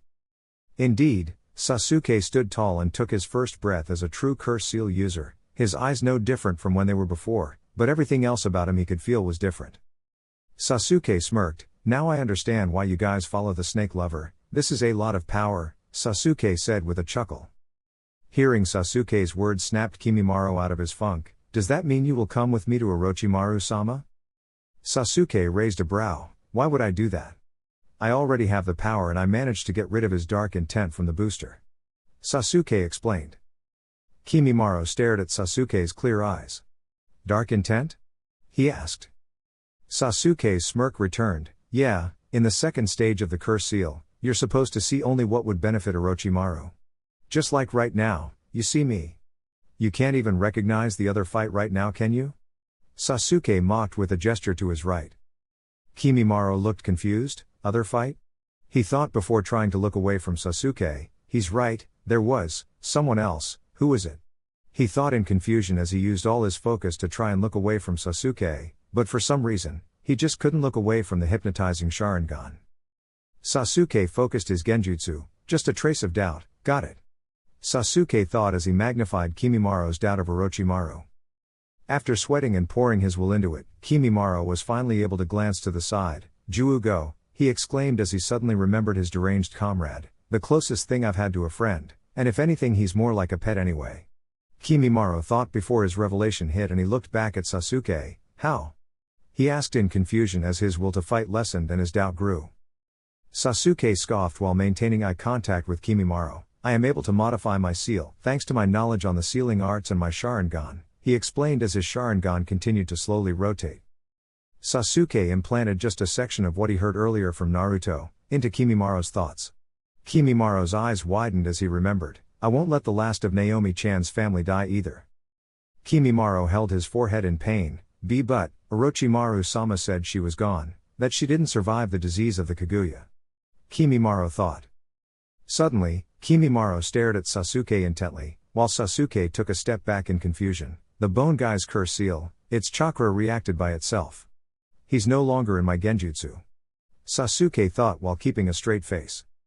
Kimimaro stood to his feet, his eyes glued to Sasuke as he coughed up a small handful of blood. "Orochimaru-sama wants you to join him, Sasuke-sama, cough cough, I must fulfill his wish," Kimimaro declared as he reached behind him and ripped out his spine. Sasuke's eyes widened. "Okay, a Toto won't be able to imitate that one," Sasuke thought as he readied his kusarigama and sealed his board and umbrella into his sealing capsules. Kimimaro spun his spine above his head like a whip as his other arm formed the same drill-like weapon from earlier. Sasuke began mirroring Kimimaro with the help of Sharingan. He span his kusa above his head in a similar fashion and seamlessly activated a Chidori in his other hand. The two charged and attacked with their whips, clematis dance, vine. The two threw their chain/spine forward and wrapped them around the opponent. The only thing left free was their opposite arm. As the two charged at each other, they pulled back their secondary weapons. Clematis dance, flower. Sasuke threw forward his Chidori and met Kimimaro's bone drill head-on. The two powers struggled for a moment until Kimimaro's eyes widened. Sasuke smirked, "Even though fire can't beat bone, lightning can," he thought as his Chidori began to crack Kimimaro's weapon. Kimimaro screamed as Sasuke managed to shatter the bone drill and scraped up Kimimaro's arm, cracking the bone armor under his skin. "Ah! Hash! Ah!" Juugo looked up in fear as he saw Sasuke rip through the skin of Kimimaro's arm. "No!" Juugo yelled as he span around to help his friend. Naruto used the opportunity to activate his new jutsu, focusing on the portion of Orochimaru's soul that he absorbed earlier. He felt as his chakra leaned more towards fire nature. Naruto held his hands together, forming a Rasengan as he focused on the fire chakra. Naruto shot forward as he held the red Rasengan next to his hip. Huo-ah! Naruto roared as the fire chakra ripped at his skin. Feeling the heat behind him, Juugo broke out of his fear and turned back to Naruto to see the blonde ninja thrusting his hands forward towards Juugo over the 20-meter gap. Flame Rasengan! Naruto announced as he used the wind funnels in his palms to push the swirling fireball through the air. The flaming Rasengan tore through the air with a tail of fire. Naruto was even pushed backwards from the power and Juugo's eyes widened in fear. Juugo crossed his arms in front of him and they turned gray with his curse armor, mere seconds before fire Rasengan slammed into him. Juugo screamed in pain as the Rasengan burned through his crossed arms. The fire was spread across his form. Naruto smirked as Juugo's enlarged hands fell to the ground. Ah! Juugo continued screaming. Naruto took the chance and leapt forward. Using the final burst of his own sage chakra, and his knowledge of medical jutsu, he pushed the nature chakra from Juugo's body. Juugo's screams of pain stopped as the sudden feeling of peace embraced him. There's no more rage. He realized as he relied only on his own body's chakra for the first time, discovering that his insanity was caused by the overbalance of nature chakra itself. Naruto shot forward, his arms reaching out as his dark grin covered his face. I will have you, Naruto yelled as he tackled the armless Juugo to the ground. Juugo looked up to thank Naruto for removing his darkness only to be confused as Naruto gripped his forehead. Ninja art, soul drain. Naruto grinned as Juugo was sucked into his body. Naruto glanced over at Sasuke to see his fight coming to an end, as he felt nature chakra begin to enter his system by itself. With this, I can become the first person to master multiple sage modes. I will make the leaf prosper. Naruto thought as he remembered his vow to the Sandaime. Flashback. With an aged smile, Sarutobi slowly got up, walked around his desk and knelt to eye level next to Naruto. Believe in the will of fire, Naruto-kun, now placing the Hokage hat on Naruto's head. And use it to protect the Hidden Leaf Village. Naruto looked up at Sarutobi with more determination than any 12-year-old should have. Till my last breath, yea, I will live by these words. My new nin do. Believe it. Finishing with a hug, Naruto gave the hat back with a smile. Naruto looked up with a wicked grin. Believe it. He thought as he stood up and ran towards Kimimaro and his brother. Ah! As Sasuke ripped his arm free from Kimimaro's bloody arm, he span and threw out his Kusarigama. Kimimaro stared in shock and pain at his arm. My armor, it's damaged? He was knocked out of his shock as he was wrapped in the chain of Sasuke's weapon. Sasuke slipped the blade of his weapon through one of the links in his chain and slammed it into the ground. Arthur's sword, Sasuke exclaimed, capturing Kimimaro against the ground in a way that if he moved, it would only make the chain tighter. Kimimaro stared in shock. I, lost? Sasuke knelt over Kimimaro. A gap between the chains allowed Sasuke a clear view of Kimimaro's curse seal. Now let's see. Sasuke muttered as he analyzed the matured seal with his Sharingan. Kimimaro looked at Sasuke in shock. Well, what are you doing? He demanded. Sasuke reached down and placed a hand over Kimimaro's seal. He began moving his hand, writing sealing formulas with his chakra as Naruto skid on his knees to a stop. Can you do it, Aniki? Naruto asked as he glanced up at his brother. Sasuke smirked as he wrote the final stroke. Already done, he said as he pressed his palm into Kimimaro's chest. Kimimaro's eyes widened and he lay with his mouth stretched open in silent pain. What is this? He thought as he felt a glob burst from his chest and move up his esophagus.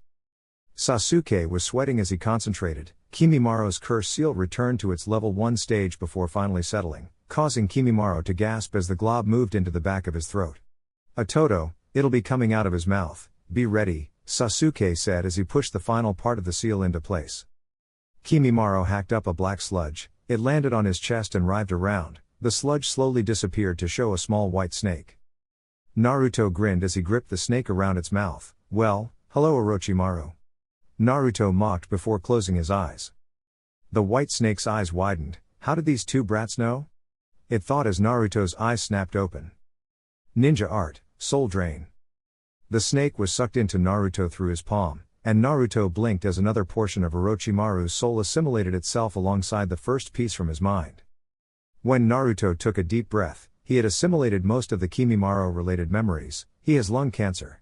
The curse seal was amplifying its potency, but with it gone, I can heal this in about 10 minutes, Naruto concluded as he placed his now green glowing hands on Kimimara's chest. Kimimara's gaze moved between the two Konoha shinobi. But Orochimaru-sama said I can't be healed, he thought as he realized the man was using and manipulating him, just like Sasuke was implying earlier. Why are you saving me? I don't understand, what's going on? He asked. Sasuke looked down at their captive. Just rest for now, think about what Orochimaru has told you in the past. Look at them objectively, you can now, since the curse seal won't affect your thought processes anymore. Sasuke explained as he blinked on his Sharingan one last time. Sleep, Kimimaro. Gaara stood up from his place next to Sakura. Someone is coming. All conscious people in the clearing turned in the direction he was facing. Sakura activated her claws just in case. Moments later, Naruto casually hovered into the clearing, holding the unconscious Kimimaro in his arms. Sasuke stood on his board leading his brother. He was smirking as he entered the clearing. See Toto, I told you I could track them down easily, he said as he blinked off his Sharingan. Sakura grinned happily as she leapt forward. Sasuke-kun, she exclaimed as she wrapped him in a hug. Sasuke smiled softly as he returned the hug. I'm okay, Sakura-chan. He pulled out of the hug and kissed her forehead. Let's go home. The group gathered and began patting Naruto and Sasuke's backs in congratulations, until Naruto shouted, all right. Let's get going. Gaara lifted Jirobo and Tuya with his sand while Naruto carried Kimimaro bridal style, and they all began moving back towards the leaf. As a team once again. Mission complete, Hoka Oiba-chan. Wake up. Sasuke's brow twitched at his brother's loud scream, but he let it go since it managed to wake up the old lady. Tsunade lifted her head, a big red mark on her forehead and a sheet of paper stuck to her cheek. Huh? She asked before yawning. The ninja of the Sasuke retrieval mission sweat dropped while Shizune walked up to the village leader. Tsunade-sama, Sasuke is back. Tsunade instantly snapped out of her funk. Oh. You're all back, she exclaimed as she stood up with a huge smile. Gaara and Paikon raised a brow at the Hokage's actions, while Tsunade leapt across the desk and waved everyone over to the couches along the wall of her office. She spanned a normal chair around and sat on it. So, tell me what happened, Sasuke. Sasuke shrugged. Long story short, I was unconscious so I couldn't let off the signal. These guys defeated the people who were escorting me to Orochimaru, he said with a wave to the other Genin/Chunin in the room. Then I woke up, Naruto and I defeated the team leaders. Sasuke explained. Tsunade raised a brow. That's it? She asked. Sasuke smirked. Hey, I wasn't the team leader on this, Naruto's the one who has to do the mission report. Tsunade turned to Naruto, who she just realized was holding an unconscious man. Naruto? She asked. Naruto shrugged. You can read the mission report once I turn it into Gigi. Anyways, he turned to the people on his team. I need full recounts of each of your battles, he said before yawning. Tsunade sighed. Fine, be like that. One question though, she said as she once again acknowledged Kimimaro and Gaara's captives. These three are who exactly? Naruto grinned. This is Kimimaro Kaguya, Naruto said with a grin. Gaara unwrapped the sand from around his captives' heads. Jirobo, and Tuya Uzumaki, he said. Tsunade, Naruto and Sasuke's heads snapped towards Gaara. Uzumaki? Tsunade asked. Gaara nodded. I will escort the three of them to the hospital. I personally think Squad 7 should be the first to see them. He informed. Tsunade looked at Naruto, who was staring at the red-headed girl with wide eyes. I think I'll see them first, then you three will meet them, she said. Sasuke and Sakura nodded while Naruto just stared at Tuya. Uzumaki? He murmured. Tsunade stood tall. All right, you're all dismissed. Gaara, take them to the hospital. There is already an Onbu medic ready and waiting for them. After that, go home and sleep. You still have a few hours until morning. In fact, you guys can have the next few days off. Slam. Finally, Sakura yelled as she, Sasuke, Naruto and Paikon walked through the front door. They four were kicking off their shoes as Kin suddenly appeared from the stairwell. Where the hell did you guys go? She asked. Sasuke raised a brow. No one told you? Kin pouted as she threw her arms around Sasuke, her snakeskin cloak wrapping around them. No one tells me anything. I feel left out, she said as she leaned against Sasuke. Sasuke smiled as he picked Kin up bridal style, making her squeal before he began talking. How about you, Sakura, and I head over to pick up Ayame? I'm taking you all out for dinner tonight, he said before kissing Kin on the lips. Sakura giggled at Kin's stupid expression as Sasuke placed her back on her feet. Sasuke Koun. Kin drawled dreamily as she practically floated over to Sakura. Sakura poked Kin's forehead, snapping the girl out of her dream state. Hey Kin-chan, I need a shower, you wanna come with? She suggested as she hooked arms with Kin. Kin nodded, sure Sakura-chan. I still smell from Anko-sensei's training anyways, Kin said as the two walked upstairs. Paikon and Sasuke stared after the two girls. Sasuke, are you dating both of those girls? Paikon asked. Sasuke nodded with a small smirk and blush. Yeah, and Ayame-chan. Paikon blinked. So, are they just with you? Or like, each other? Paikon thought before chuckling in a way that reminded Sasuke of Jiraiya. Sasuke glared at Paikon with his Sharingan. You look at my girls like that, and you won't look at anything again? Sasuke threatened. Paikon waved Sasuke off. I didn't mean it like that, I just thought. You know, two girls. Hot shower. Soapy water. Paikon began giggling again as a small trickle of blood dripped from his nose. Blam. Paikon flew back out the door from Sasuke's punch and disappeared into the air over the village. Sasuke smirked as he cracked his knuckles. I warned him. He muttered before beginning to turn back to the house again. He paused as he noticed Naruto still standing in the entryway. He hadn't moved since he kicked off his shoes. Sasuke's brow furrowed. Toto? He asked softly. Naruto just stared blankly at the ground, so Sasuke called again while grasping his shoulder. Naruto, are you okay? Naruto looked up at Sasuke. Huh? He asked. Sasuke frowned lightly as he noticed Naruto's wide and confused eyes. Sasuke sighed as he began pulling Naruto further into the house, quite easily since the blonde-haired boy was still hovering. Sasuke sat him down on one of the couch seats as he sat on the coffee table facing him. Is it about the redhead? Sasuke asked. Naruto stared forward. Her name, Tuya Uzumaki. He muttered before looking up at Sasuke. What does this mean? Naruto asked, confusion, fear and hope obvious in his body language. Sasuke placed one of his hands on Naruto's shoulder, causing Naruto to lock eyes with him. I think it means we have another person to add to our family. Toto, Sasuke said with a small smirk. Naruto's confused expression slowly changed into a teary smile. Family? He asked before wiping his tears and smiling widely. I'll have another sister, Naruto said before laughing out loud. Sasuke smirked as he sat up tall, letting Naruto laugh off his exasperation before Sasuke frowned and shared the bad news, but she was one of Orochimaru's henchmen. Naruto's cheery attitude instantly disappeared and he looked at Sasuke in shock. Right, I forgot about that. He thought, can I talk to her? Naruto asked. The simple question caught Sasuke off guard. It's not my choice, Toto, I have no say in the matter. Sasuke answered, sad to disappoint his brother. You may Naruto. The two brothers turned and stared at Gaara, who placed his gourd down as he sat on one of the upright chairs at the small table behind the couch, folding his arms as he closed his eyes. Naruto blinked in confusion. Gaara? Gaara opened his insomnia-ridden eyes and looked at Naruto. The only reason I was able to capture Tuya is because she lowered her guard when your name was mentioned. She was conscious the whole time. Once I removed my sand from her mouth at the hospital, she just asked me if I could find a way for her to meet you. Gaara explained. Naruto stared at Gaara. She asked. No crazy demanding or anything? He asked, expecting one of Orochimaru's top henchmen to have some weird quirks. Gaara twitched as he remembered Tuya's habit of cursing. She is a unique woman. Gaara answered, avoiding the question. Naruto smiled and hugged a pillow to his chest. She could be like my blood cousin or something, Naruto said. Sasuke stood and patted his brother's shoulder. You keep daydreaming, Naruto. I'm gonna use the downstairs shower, he said as he walked from the room. Naruto looked up at the coffee table and noticed his father's journal. He grabbed it and turned to the back, seeing the blood seal. Is it time to read Mom's diary? He thought as he ran a hand over the containment seal. Gaara watched Naruto's actions with confusion. Since he honestly didn't know any better, he said what he was thinking. Why aren't you named Naruto Namikaze? Naruto jumped at the question and spun to face Gaara. What do you mean?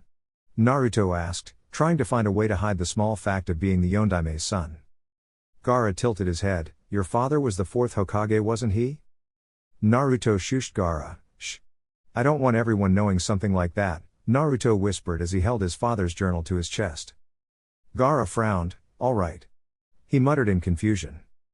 Naruto sighed heavily as he jumped to his feet. Maybe, I'll explain later, Naruto said with a small smile.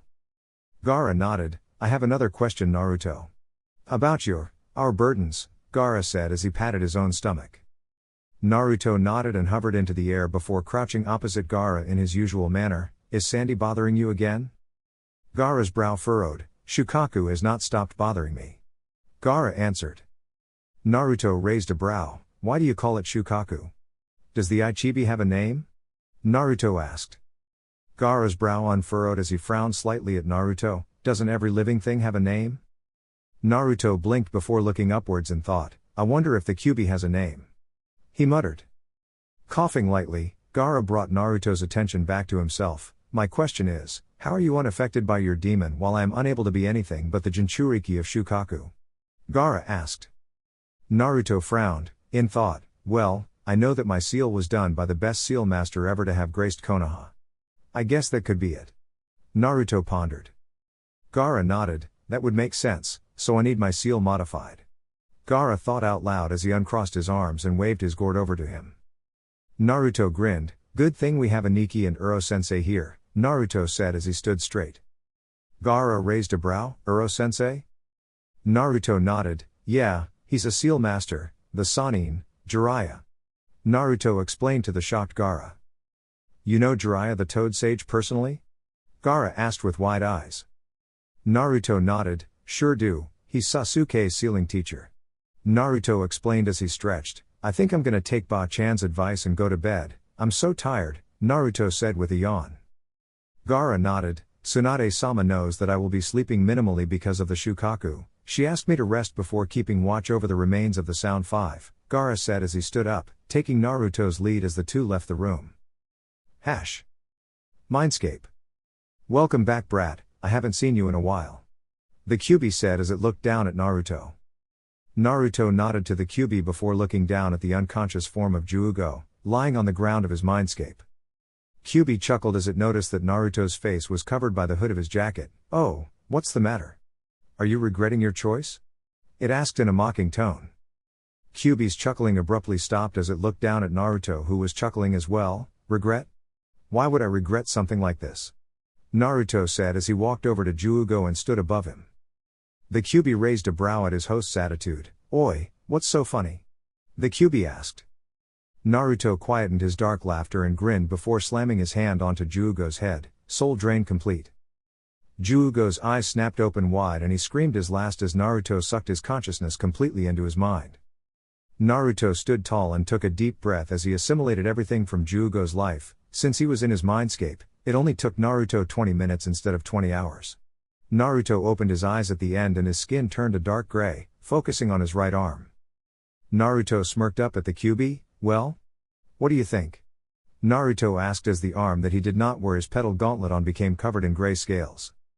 Kyuubi nodded in appreciation. He looked up in shock as a green pipe as large as Naruto's own chakra pipe began forming below his own. What's going on? It asked. Naruto looked at Kyuubi with a slight frown. What do you think? I'm naturally absorbing nature chakra, Naruto said as if it was the most obvious thing in the world. Kyuubi's eyes widened. So that Ningen could absorb nature chakra? It asked. Naruto looked up at the fox with a smug grin. Oh yeah, he said before flexing his right arm in a show of strength. The Kyuubi chuckled, causing Naruto to look up at it in wonder. Hey fox, what's your real name? He asked. The Kyuubi's chuckling stopped abruptly. Why would you want to know something like that? It asked suspiciously. Naruto blinked. 'Cause it's polite? He asked. Kyuubi looked at Naruto with a fox smirk. If you were really a master of the soul drain you'd remember soon enough, it said before turning away. Naruto blinked. Huh? What does the oomph? With a flick of one of the fox's tails, Naruto was flung from his mindscape into blissful sleep. Jirobo opened his eyes groggily. He tried to sit up only to find himself chained to the bed he lay on. Huh? What? He yelled as he began trying to rip his way free, only to stop as he remembered what happened. He looked at his side and began crying at his lack of arm. What will I do now? Orochimaru-sama has no use for the weak. He thought as he began to accept his oncoming death. Jirobo, you're awake. Jirobo turned with wide-eyed and stared at the ex-leader of the Sound Five, who sat casually on his hospital bed, only cuffed to the bed rail by one hand. Kimimaro? What are you doing here? He asked in confusion. Kimimaro looked at Jirobo with his usual bored expression. I am waiting, we were defeated and have now been captured by the Leaf Village, he said, completely relaxed. Jirobo began hyperventilating. What? He yelled in fear. Calm the fuck down, lardass. Jirobo turned to see Tuya, tied down like he was but with one hand free which she was using to click the nurse help button on the side of her bed. Tuya? He gasped. Tuya frowned at her one-armed teammate. Kimimaro's telling the truth, but no need to worry. You and I will be safe from Orochimaru soon, she said as she continued clicking the button. Jirobo watched in confusion. I don't understand. Sand wrapped around Tuya's hand and forced it away from the button as Gaara walked into the room. I will explain what is happening, he said as he walked to the center of the room. Jirobo stared at Gaara in confusion. The Sand Jinchuriki? He turned to Kimimaro. I thought you said we were captured by the Leaf?